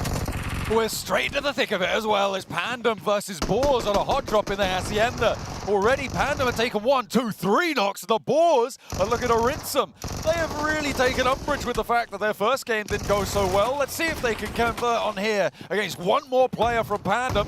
He's going all the way to the top floor. He's going to get out of dodge, allow his 3 teammates to get flushed. Heads topside. And again, for Boars, you really do wonder if this is a maybe targeted drop for them. Because for Pandem, they've got nothing to lose here. They're not feeling super warm coming into this match. And I'll say, off the back of like a very, very long break there as well, Pandem, they're not chatting. They're probably just happy that they're in the top 6 here. For Boars, it means so much more. And they decimated them. They absolutely ran through them. Although in those final moments, there were 2 knocks. Snowix was very, very low as well. Magnazada was still at full HP, but it was maybe a little bit closer than the numbers may indicate there, having to go for at least 3 reses on the side for Boars, but they get their 4 points, they get their position in the circle, which is up towards the north side of the map. Blanket is focused up towards La Cabrera, that sort of area, out to the east of it as well, so great start for them to be able to have access to the northern routes. Yeah, this is really good stuff for Boars. Getting a 4 limmer at the start here, pretty much for Boars, that's as if they ended last game on 32 points. I'll put it that way. Yes, there are less points inside the lobby at the moment with one team going down, but how likely was it for Boars to get involved on some of these early fights anyway? So I think for Boars, what they can see this as is just 3-4 points. We're starting off with it, 32 points. It's not that far from the bubble here. Voin, they haven't had an amazing day up until that last match, right? I don't think it's unlikely that Voin potentially has maybe another mishap here. For Aurora Gaming, I think it's a little bit harder to state. For Ida, they've been really good so far. Does Boars try and get up above that? I don't know, potentially, but I think that the main contender for them is probably Voin here. I mean, you've got to worry about Furia as well, and actually S2G behind them. So, sure, they may have their sights set higher up on the table, but Furia, I feel like they've been certainly much more consistent than Alpha 7, but they've been pretty solid in a lot of these games, sort of in a similar track to Boars, and it's reasonable that they're at the same scoreline, right? I would probably limit it to Furia for me. For S2G, I think that there's a lot riding on the line here, but as we've seen today, it's also been one of the situations where up until that last match, not great, right? And I think for S2G, like Max said, yeah, they made some good rotates, some good micro rotates, but at the end of the day, they started on that north side. They started out in that open area. It was I think when you look at that position, in terms of the micro rotates you go for after that, those are fairly set in stone from that spot. There's not much variance there. So for S2G, it was kind of a paint by numbers. They executed well. All right, they got the colors all in the right spot, but that's all I can say. Hopefully they can find a couple more numbers to paint in on this match and see if they can make their way in. On the circle, Alpha 7 did move up north quite early on this, Blank, from El Pozo on their drop. They are now north of La Cabrera and continuing to march their way in. We're on board with Ida as well, or we were, rather, as they make their way into the east of El Pozo, actually towards Crater Fields. And we'll see if they can keep themselves together and keep themselves in the top 6. It's looking pretty likely that they will. Have a good time there. Al-Ula, we spotted them earlier on. They are on the bubble. They are drawn, tied, dead heat right now with Alpha 7. And in contest for a spot to make it into the survival stages, as well as Etch, who were able to do what you said that Voin Chaikere and S2G did, have that good game in the last match. Well, good is a matter of perspective. Yeah, it is. Definitely a matter of perspective. The best game they've had so far by far. I think you're right. I think you're right. But in a similar sense, though, Edge getting that game is a really good point to bring up, John, because before that, Edge was on 4 points. And what we were looking at there was pretty much Ula being the only real contender for that bubble position. Now you've got another team into the mix. This makes it all the harder now for Alpha 7. They know they need to perform. They can't just leave things up to chance. There is a real big possibility that Alpha 7 drops out and we don't see them go through to the grand finals, let alone the survival stage. It's crazy. It's crazy that this is the world in which we live. But previous results would say otherwise. Yes. Well, yeah. I mean, for Alpha 7 now being up in the top spot on the circle is pretty solid, I think. They're going to be out of dodge for quite a while. And it may be the case that getting a 5-point game is going to be enough, right, to see themselves. Yes, exactly. I like you say, up towards the north side, east side of La Cobreria right now for Alpha 7. It's a great spot to be, especially with the playing path that came through. There's a lot of teams on the south side that are pushing up. Them starting in El Pozo, funnily enough, maybe saves their run. It's a ballsy maneuver from them. We gotta make that clear. I think in any other world, I would have betted on Alpha 7 not going El Pozo. I think that the fact that they stay there is insane. It could potentially have been a gambit, drop out towards El Pozo, see if other teams are going to drop near you, and then if not, go for it. If they do grab vehicles and try and skirt out towards the northwest side or La Cobreria even later on, could potentially have been the call. And as soon as they saw no one was near them, they just go to their normal drop spot. So, I mean, there are options, right? There's quite a lot of roadside drops and vehicle spawns you can drop on around that area and get out pretty quickly. But you have to commit to doing it. Goat team on the northeast of them. That seems to be a bit of an issue right now for them. We do get a knock coming through from E Arena, taking down shots over towards Ida, which is actually quite a big deal. This team is on 39 points. And with how close the lobby is right now, that might not be safe with the teams chasing you. For S2G, that's just 9 points. For Furia, that's just 7. For Boars, similarly, they're in the same boat. Again, I think if you're on 38, 39, you're not safe. I think the only safe teams right now are E Arena, Pandem as well. That seems to be the case, absolutely. And Pandem on 46, yeah, they're feeling okay. You need 4 teams to pass them. What have you spotted? What's going on? The circle! Alpha 7 are sending it right now. They are as swift as can be because they need to ride out. This is a wild maneuver from the circle, really throwing a spanner into the wrench early on. But yeah, we do need the Riders of Hell from Alpha 7 to move like the wind to get into position. This is a very important moment for them. But where do they go? That's the question. Do you go into La Cobreria? I don't think so right now.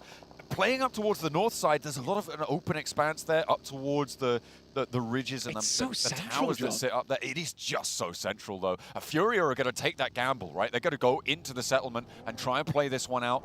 Again, Furia, a team looking to try and jump that bubble. So potentially really important decision for them to be making, as well as a load of other teams around that danger zone. Well, I think when you look at La Cobreria, I think it's okay to play the south side.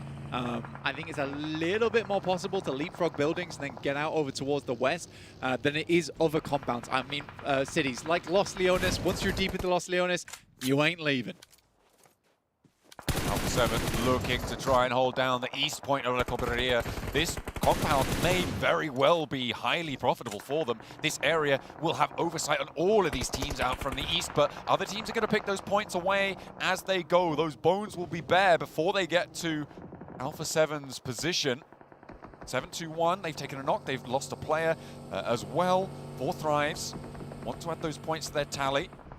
You've got Boars sending straight in from the east, going straight into La Cobreria as deep as they can. They lose 1. And moving straight on through. They do indeed lose 1. They're trying to keep up pace, but Furia are taking points into their tally as well. That's leapfrogging them. There is going to be a lot of position shuffling on these tables in the coming minutes. That's your direct competitor. Nice nade from IQ. Bounces right over the top of the railings and bonks the player from 7-2-1 right on the head there.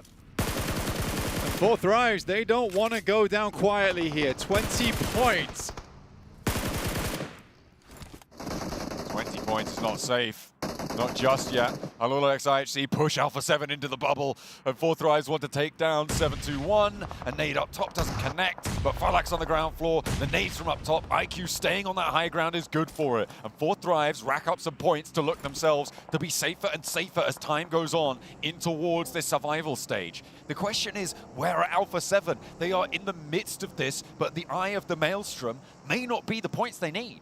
They've shifted over towards the eastern side. Now, next circle, incredibly important because it centers up over towards La Cobreria. Alpha 7 suddenly have not played the best move that they could have done.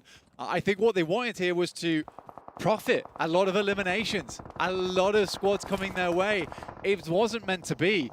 So now they've got to hope for an eastern shift. It heads down towards the south. Horror has the high ground, and now life gets hard for a lot of teams. Oh, that's nasty. The compound that they can move up towards on that north side, they can hold out fairly well. It can be assaultable, but generally the way you see that be assaulted is from teams from the north who are pushing in towards the circle that's south of this. When you have all of the teams already towards La Cobreria, they're going to slow each other down on that ascent, and Horror's position is all of a sudden much, much safer. Is someone going to try and challenge them for that? I could see someone like Team Flash move in from the west. Furia take down one player from Voin and match the points. So they're making life harder for Voin coming through here. Ida also down to just one player up and alive. Emre taking the brunt of the shots, but this is not a place you want to go down right now. 2 players alive and one of them bleeding out. It is devastating for Ida, and as you said before, they are not fully confirmed in. Aurora starting to peek over that 40-point threshold, looking to get closer and closer and potentially push Ida into the harm's way of all of these teams biting at the heels of those top 6 spots. Aurora was not on many fans' experts' prediction list just because so many people realize that this team starts slow. Sometimes they don't come out swinging, but this team felt warmed up, and it was a swift left hook, and it was a good night here over towards getting into the top 6. I think 40 points puts you in a way better spot here. They'd like a couple more eliminations to really solidify their position, but they're starting off strong. Etch managed to get a point as well. They're getting closer to Alpha 7, who still have yet to enter the scoring, and they're now all the way on the northeast side, Blank. They haven't taken the initiative to move. Maybe they've squandered their northern advantage here. We'll have to wait to see what decisions they make, to see where they go. I imagine it's a next circle decision set for them. Up towards their north, you've got Voin Chaikari as well. 0 points so far, three players alive. They are probably the team that is most in danger. I think that at the moment, they're the team I'm most worried about. I'm worried about Boars. I mean, they've got Aurora knocking on the door right now, and Reefus probably isn't the player you want to open the door to. I'll tell you that for nothing. But he is a bit on his own right now. He is a bit separated from the rest of Aurora, who are now coming to regroup. So maybe you wanted to open the door now, and it's going to be a little bit harder to do so at this point. With the regroup happening, nobody else actually controlling the west side of La Cobreria. Team Flash yet to move into a position to do so. They're allowed in. They're going to play on as 3, and La Cobreria will see them alive for quite a bit longer. 3 salesmen now at the door of Boars. Good shots coming through from Alpha 7.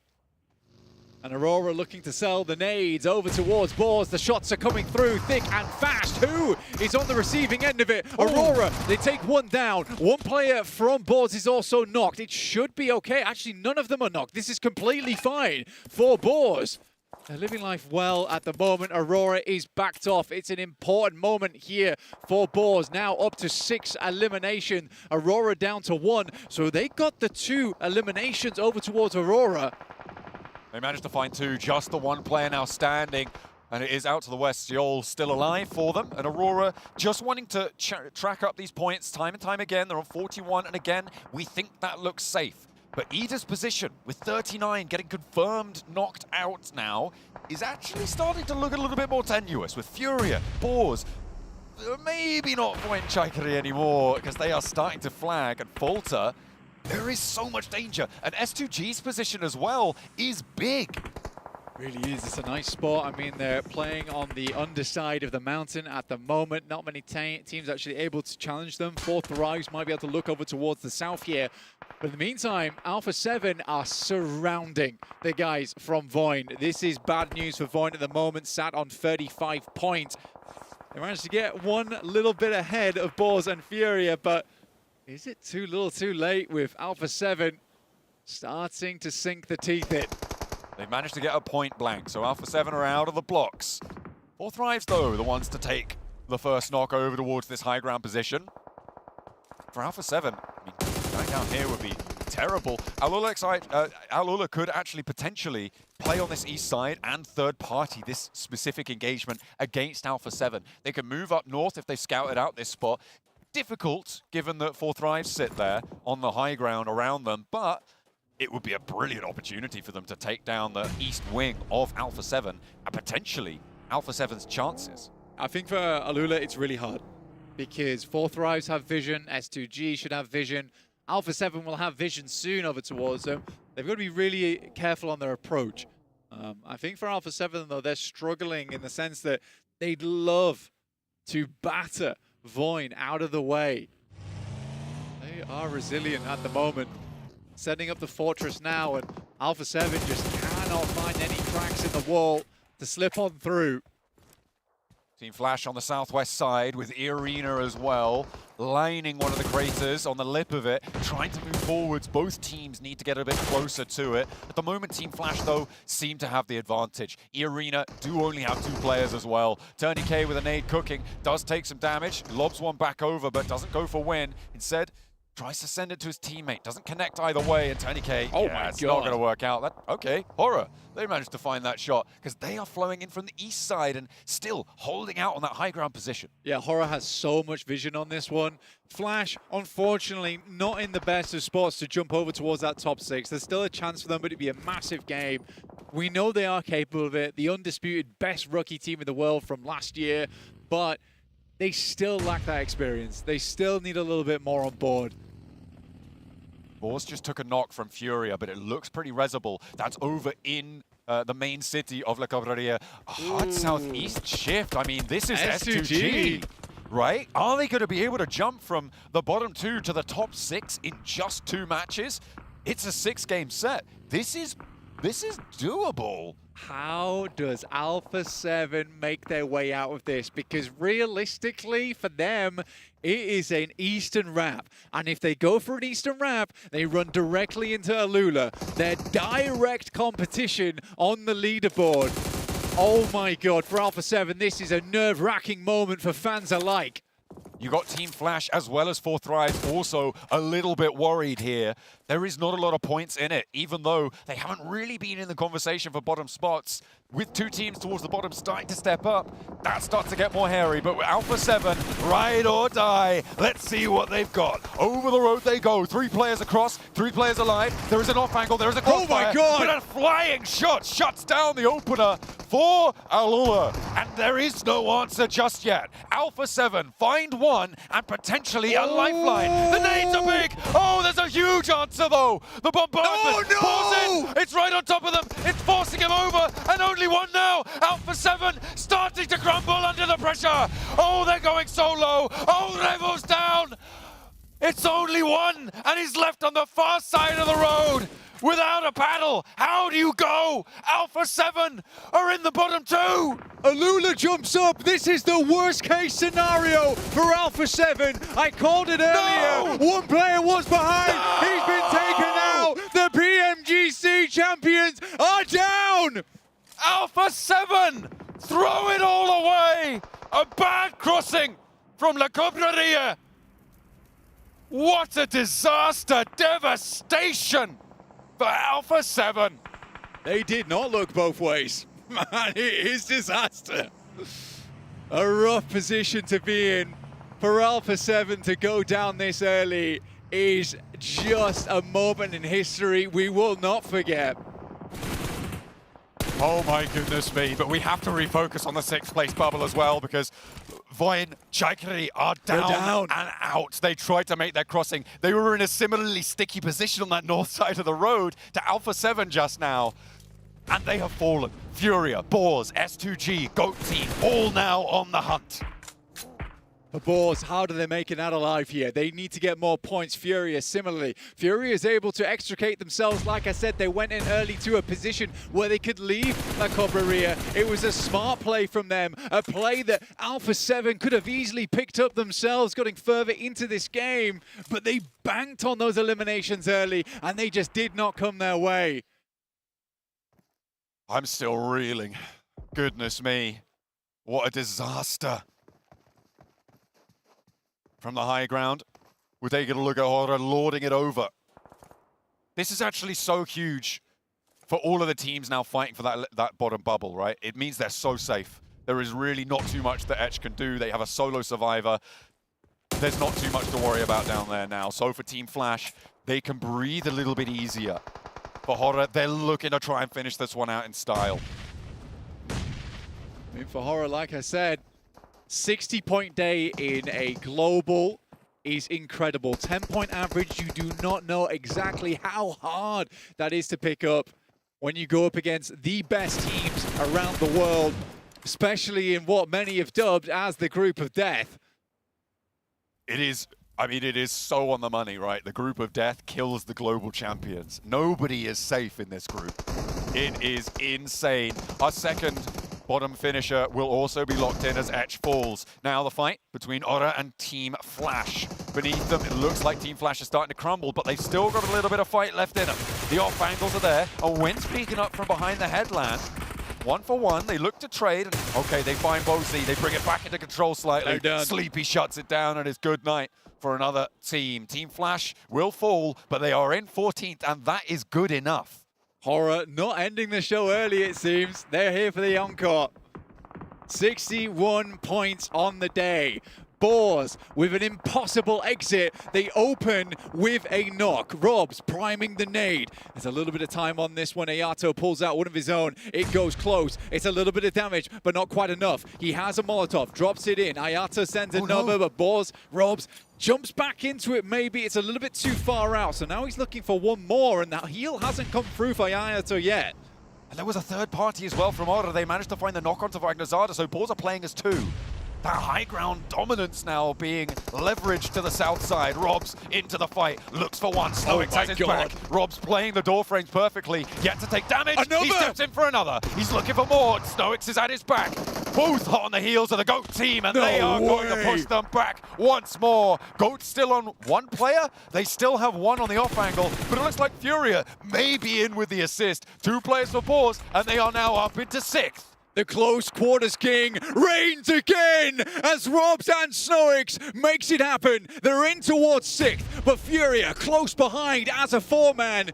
And they're looking to close them out. Luckily, Boars have a place in the circle to play. The 4 Thrives, they're taking to Furia right now. It's the fight back and forth. Furia looking to try and put a little bit more pace down as 2 players stand in their way. 4 Thrives, if they go down here, are going to give Boars such a gauntlet to run because Furia will get so many points. But it's IQ on the high ground, and Furia are getting swept aside. 2 players have fallen. It's even numbers now on the northeast. Furia, Chief, still alive, looking to lead the tribe to victory. 4 Thrives ahead of them. IQ cannot get his teammates up, so it's 2 players up right now. They can finish off some flushes here, though, John. That's the big thing. Igor off in the distance. Boars yet to move. They know they just need to look for more placement points right now. Aura have managed to transition all the way up and into S2G's base, making their life a lot harder. S2G have lost a player in the meantime as well. Still with 0 elims. This fight has to move. The Boars have to move. Everybody in a linchpin spot has to move. But S2G can stand their ground. The question is, will they be able to do so under the pressure? I mean, the real question is, does S2G get 6th place? Do they push through? With a chicken dinner, it's very possible. We've been talking a lot about Boars right now. But there's still a big chance here for S2G. 10 points alone would put them ahead of Ida, for instance. Boars will drop down once again as those flushes do come through. Igor looking over towards Boars has a rough idea of the team over there. It's the team they need to take out. But 4 Thrives are still just over the ridgeline. Boars have to go. They're going so slow. You're wild. You're wild. He's going for the spray. He's not got ammo. Blanky's out of ammo. He's got nothing left. One bullet and the Boars have thrown a lifeline in towards Sleepy. Go for the spray down, the first to fall, but there's still more left. Boars have one more chance, but the long range angle. Aura shut them out. They're in fifth. They jump Ida. They jump Ida. I cannot believe what we're seeing in this final match. The variance is absolutely wild here, and the atmosphere is electric. Shots over towards Furia. Are they going to jump Ida too? They do, even though they're eliminated as placement points. But S2G right now, Boars are not safe just yet. With 9 points of a difference, S2G, 4 players alive, 4 teams remain.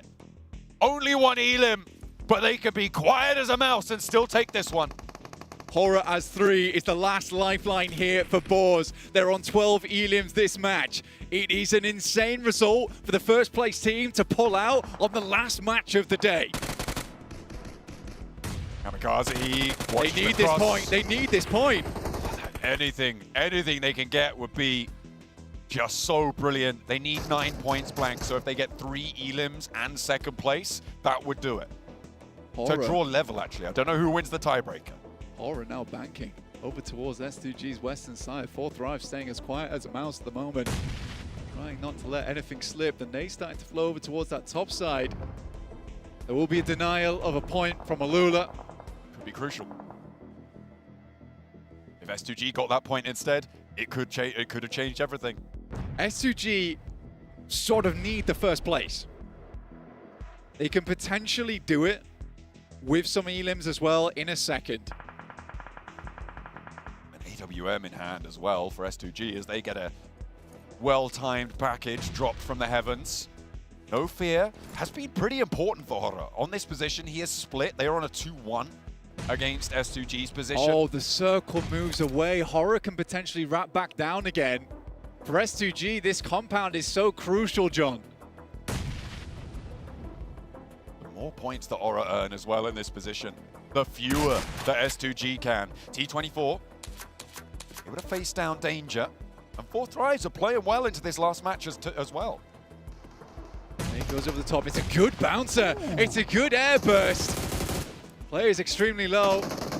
Instantly looking for the heal through the smoke. It's a nasty headshot, but S2G are not getting involved. They are really playing this one quiet, reluctant to go forwards. T24 now last to stand. Oh my god, this is bad news for S2G. They are not getting the points, but Blank, they are still 1 mark closer to pushing the Boars out. And they find a knock. They find an Elim. That's the second Elim that they found. So they do need at least 2 more and a second place. They've managed to get it. They need Elims. They need Elims. Right now, pretty much just the chicken dinner, right? You need to clear Horror here. But the center zone does not favor S2G. And Horror is hot as hell. With No Fear getting pushed off the high ground low. They are waiting for it. The AWM trained on him, laser focused. Misses the first, misses the second as well. Still has quite a lot of ammo in the back pocket. How does he get out though? Yeah, how does No Fear get out? There's no vehicle there. It's going to rely on the other teammates moving in and causing a distraction. That's exactly what they're going to go for now. He goes for the shot, and he goes for it. The play zone takes down No Fear. Oh, that might be more than enough. The nade over the top. Otter still putting the cat amongst the pigeons. 1 goes down. 2 players now up and in their face. Low HP. They're trading off the aggro, and it's just Sky. S2G might have done it. They may have been able to do it. Closing the jaws. They snap tight, and S2G with the God tier run. The Miramar Maniacs do it again. Incredible stuff. These guys brought their sunnies to Indonesia and made it happen in the final 2 matches. They swept the Boars aside, and these guys must be tremendously upset. I cannot imagine having that run in La Cobreria only to go down now. Goodness me, what a Miramar. So much volatility. Ida and Boars getting pushed out of the top 6. Ida getting pushed out of the top 6 on their own was kind of crazy. They were so high up on the tables, but they go down, and the Boars right on that cusp as well. Just getting pushed out by that chicken dinner. Cameraman showing no mercy, by the way. Oh, that's dear. Unbelievable. Oh no, you can't be showing out for 7 right now. They have got to be feeling like trash. For Alpha 7 to go out and then S2G to get in, that's an insane storyline. That is an insane storyline. I don't think we've had as much tension, as much volatility, as much excitement in a single match as we've just had in that Miramar. What a way to close down the first day. If that doesn't tell you need to tune in for the next matches, I don't know what does. Let's head to the desk to see what on earth they can say about that. Why they be down the boy? Tell them it's part of the plan. I'm just the underdog feeding them slaps. The gains in the palm of my hand. Whoa, they want me to fail, this is personal. They sleeping on me, this is perjury. You make it, nobody has heard of you. Tell them that the pregnant be for the surgery. Killing it, they ain't gotta gas me up. Do it myself, I'm drilling it. How many times did they pass me up? I'm cool, can't walk on my shoes, I'm kicking it. Wanna jump in cause they see that it's working. Grow from the L's, they see wins on the surface. Flaunting my wins, I do it on purpose. Playing with you, take you down to the circuit. Motion, okay. We have just witnessed PUBG Mobile history, guys. The most shocking, awe-inspiring finish we have ever seen here. Nobody could have predicted this last game. The crowd went dead silent, erupted back and forth. What craziness did we just witness? We just witnessed a team go from the bottom of the leaderboard to possibly, if I'm not mistaken, if my math might be right, going directly to the grand finals. We'll have to wait for confirmation to see if that's going to be the case for S2G. But what a turnaround, Max! I mean, that's the volatility of a very short format. 6 games to make them count and maybe secure top 6 position in the finals. Well, unfortunately, you might be in the bottom 2, which we know one team being in the bottom 2 was Alpha 7 from Mount Everest down to the Mariana Trench. They do get eliminated of PMGO Season 1 2026. Nobody saw that coming. Not only just that, they also put themselves in what could possibly be Alpha 7 might not even qualify to PMWC, but we will have to wait and see what happens tomorrow with Loops Esports, and if they do make it to the finals, where they end up placing in the finals. There's a lot of stuff that has to go right for it to go wrong for Alpha 7. We'll have to wait and see if that's going to be the case. I'm bringing a calculator tomorrow, guys. We got John. Yeah, that's right. Yeah, we need to get this man to work here because this was just absolute insanity. I mean, we talked about off the rip here the dichotomy between S2G and Alpha 7, but I know you want to talk about something, Max. I mean, Boars, one of the most insane step-ups this game. They had so much to play around. They went for a hot drop in Hacienda del Patron onto Pandem, one of the lobby leaders here in the group of death, and they win it outright, go into La Cobreria, dominate everyone over there, survive. They clash with Furia because they had no more bullets in the magazine. So many things lining up perfectly for them to actually try and push themselves back in top 6. It was a really, really good attempt, so Boars deserve a lot of respect for that game. Oh, you gotta risk it to get the biscuit. They definitely did, man. But S2G, back-to-back chicken dinners here at the end is insane. Absolute insanity. The rivalry between S2G and Alpha 7.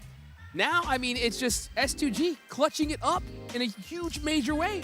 Just get ready to see a lot of trash bags with Alpha 7 logo all over. Oh my all over goodness. Turkish social media, because that's definitely going to be happening. And well-deserved for S2G, if that is the case. Yeah.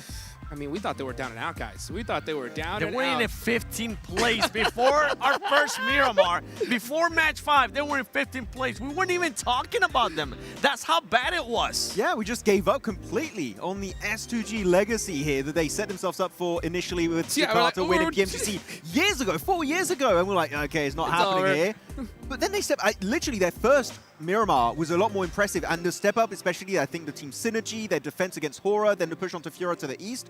If we see this S2G in the finals, they could be looking to take home that trophy. Oh my goodness, guys. I mean, what a way to end the group of death. I mean, straight up shocking news here, guys. I mean, this is gonna just have ripple effects, right? For so many different events. I can't believe it here. But you know what? We saw some crazy stuff here. You know, what other teams are you happy about watching here in this last game, Max?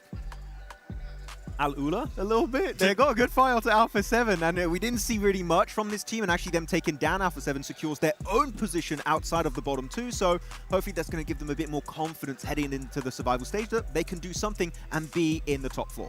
A bit harsh. I was a bit harsh on them. Not Al-Ula.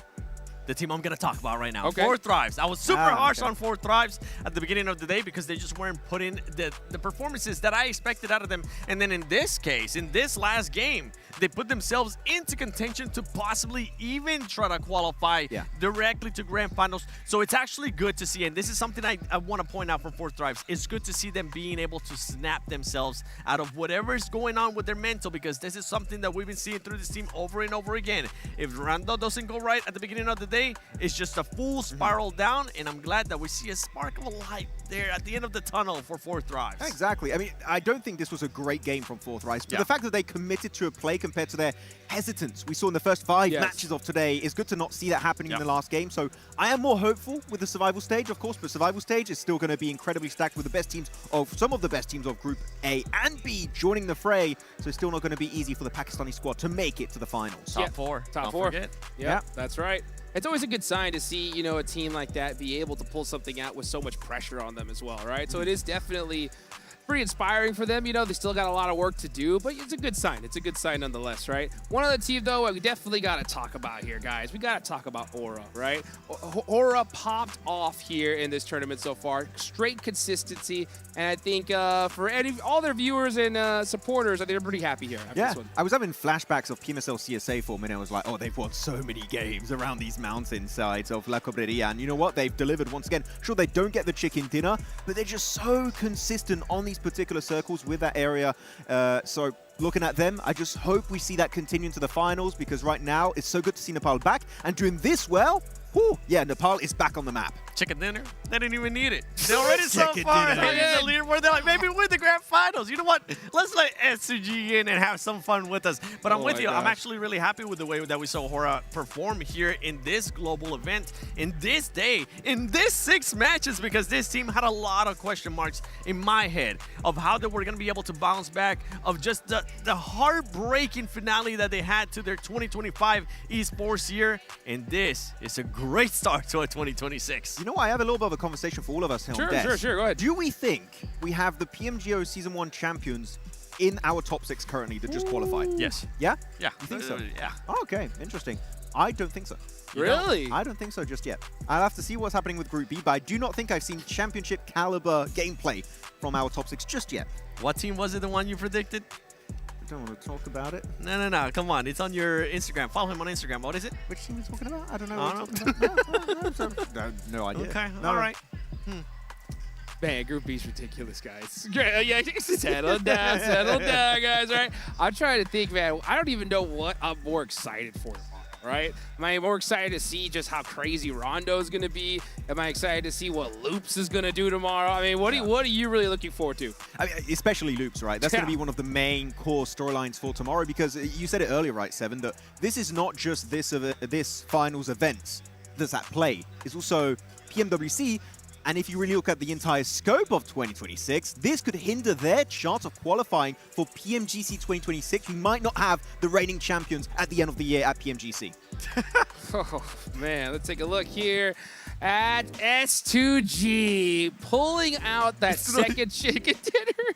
It's not even that crazy stats. It's just they were just playing it safe. They were just playing to get the win, and he ended up working out. But was it enough? That's the problem too. Yes, they got the win, but was 4 eliminations enough to get them to the top 6? I have a theory as to why they didn't go full aggro mode. There were so many teams leapfrogging each other around the top 6. I think they lost count. They're like, we don't. How many do we need? Yeah. Because it was like, Goat, then it was good side of Boars going up there. Yep. Then Fury trying to catch up. Ida getting pushed down. They're like, how? I don't know.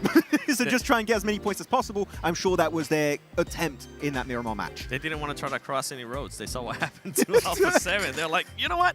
We don't even want to have to worry about looking left and right. We'll just stay here.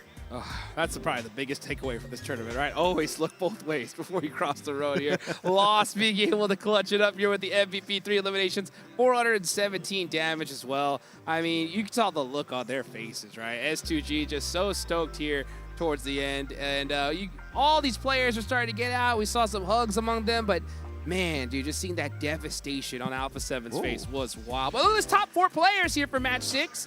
Boars, right? Look at that. 7 eliminations. I didn't know Way to Robs, finish. I didn't know Robs was from Nepal. What's that? What's that? The fact they went for the hot drop, I love a team willing to commit to an early fight to make sure they can qualify in any kind of format, especially here to be top 6. So they were so desperate for those points. They fully sent it onto Pandem, into Hacienda de Patron. I feel like we have so many teams, right, that regret not going for the early fights. They did not want to regret it.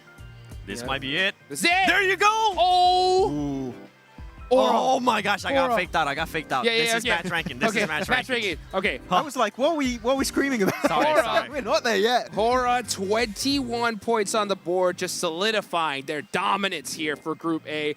S2G with the chicken dinner, not even in first place, 14 points. That's going to be good enough, though. And you know what? Like we talked about earlier, right? It's good to see 4 thrives as well. Put something on the board here towards the end. I just hope they try and build a bit more confidence off the back of that last game, right? Whatever situation you have coming your way, just commit to it as a full squad. Even if it's a bad play, it's better to commit to a bad play as a team than going for good options, but trying to spread around the map and doing too many things at once. I feel like this is a really good lesson being taught from them.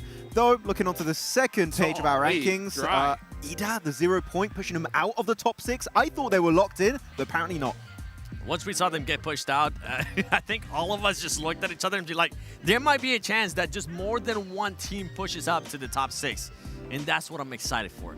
I want to see which top 6 are going to be going to the grand finals. We definitely know who's going to be going home. Survey says... S2G makes it in 4th place. Aurora, Furia, Pandem, E-Arena, and Hora are going to be going to the grand finals directly. It's a 1 point difference between Furia and Bo. And Bo had one of the biggest games, I think, in their career. They were going absolutely mental from the hot drop until the fight in Hacienda del Patron. And unfortunately, things just did not work out in the end. Furia overtake them by 1 singular point. 1 point. Are you kidding me? I mean, Boars, they executed that as good as you possibly can, right? They got that early on eliminations there. They had the MVP of the match in this last match, but it just wasn't enough. This is what we talk about, folks. This is why we get so critical on teams. As we look to that second page, and there is one name that shouldn't be there, guys. There's just no way. There's just no way. I can't believe it. It could be there. It just shouldn't be in the position that they're currently in. In the bottom 2, they're going to go back to the hotel, start packing, and head home because your reigning PMGC champions have been eliminated from PMGO Season 1. We had a discussion earlier, Hotchuk, just for the memes, and I was a bit mean about it. We said, like, if you're going to be in bottom 2, you're going to be a no-name team. Yes. Oh, well, okay. I'm so glad Did you just curse Alpha 7 in a way? I'm just kidding. That ain't no team, baby. That is a serious squad here. Let's take a look at the Group A MVP. And, of course, it's going to be a player from Hora. I mean, well-deserved. No Fear making it happen here. I'm happy to see No Fear. I was getting used to seeing Sleepy and Sky as well. Not today. I'm just talking about in previous events. We did see Sky get an MVP for one of the matches. But right now, for No Fear, having 3 players that can perform like that, that is exactly what you want to see. And this is also what I'm saying. I'm not saying that this is the squad that I have them being as champions, but this is why I do have somebody from Group A becoming a champion. I'm sure No Fear is our MVP, but I feel like we do have to highlight that it clearly is a team-wide effort from the entire team. I think especially Sleepy, you said Sleepy, usually we do see the guy doing so well for himself, but yeah, team-wide effort for the entirety of Hora from Nepal looking good, as we have our top 6 squad that will be representing Group A in our PMGO Season 1 Grand Finals. There you have it, folks. Those are your 6 teams right there. We saw No Fear as the MVP. All these squads are going to have No Fear of Alpha 7 going for the rest of this tournament. That's the one I get here, guys. It's unbelievable. This is your first time watching PUBG Mobile Esports, right? This is one of those tournaments where you just gotta tell people, you know what? You gotta check out the rest of this one because this thing has had twists and turns that none of us expected. Yeah, this is absolute cinema right now happening in PMGO Season 1. I'm enjoying the content as we look at the future, looking at tomorrow. Our 16 participating teams of Group B. And one team that we already said many times, because Alpha 7 are fully out, Loops, they have so much to play for in tomorrow's 6 games. Unreal. Unreal. I mean, the chances of being able to knock Alpha 7 out of the Esports World Cup is Crazy. Unbelievable. 7. I know you. I'm absolutely speechless. What's What do you going through want me your to talk mind? about? I mean, literally. I mean, I'm in the same boat. I can't believe this. To be fair, I didn't have Alpha 7 winning this tournament. I was a bit skeptical of what happened with them in South America because they were not able to close out their tournament when they were very far ahead. Yeah, true. And I think the performance here just goes to show that there might be something going on there within that team that we just might be aware of. And I wouldn't be surprised if for some reason in the future, we might end up, they're used to it, we might end up seeing some roster changes. We see them a lot with this squad. I know the answer, guys. Mafioso ain't here, all right? What can I say? Mafioso's in the building, they make it. He was the lucky trinket. That's what he did. You know what I'm saying? He was there when they end up winning the whole thing. And then now I don't see him, and I'm like, hey, where's Mafioso at? Boom, they don't make it. I could put the whole house on these guys making it to survival stage, right? McGrellion and Squash are like, we're ready to get hired again. If you want us, we're free.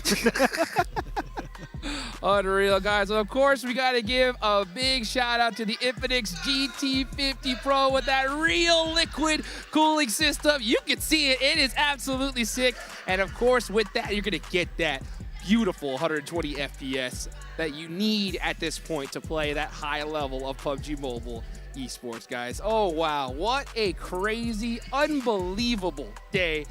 I mean, what else to say, guys? It's wild. I said that like so many times, and I just can't stop thinking it. Now, I cannot believe what just happened in the last 30 minutes. That one of the craziest turn of events.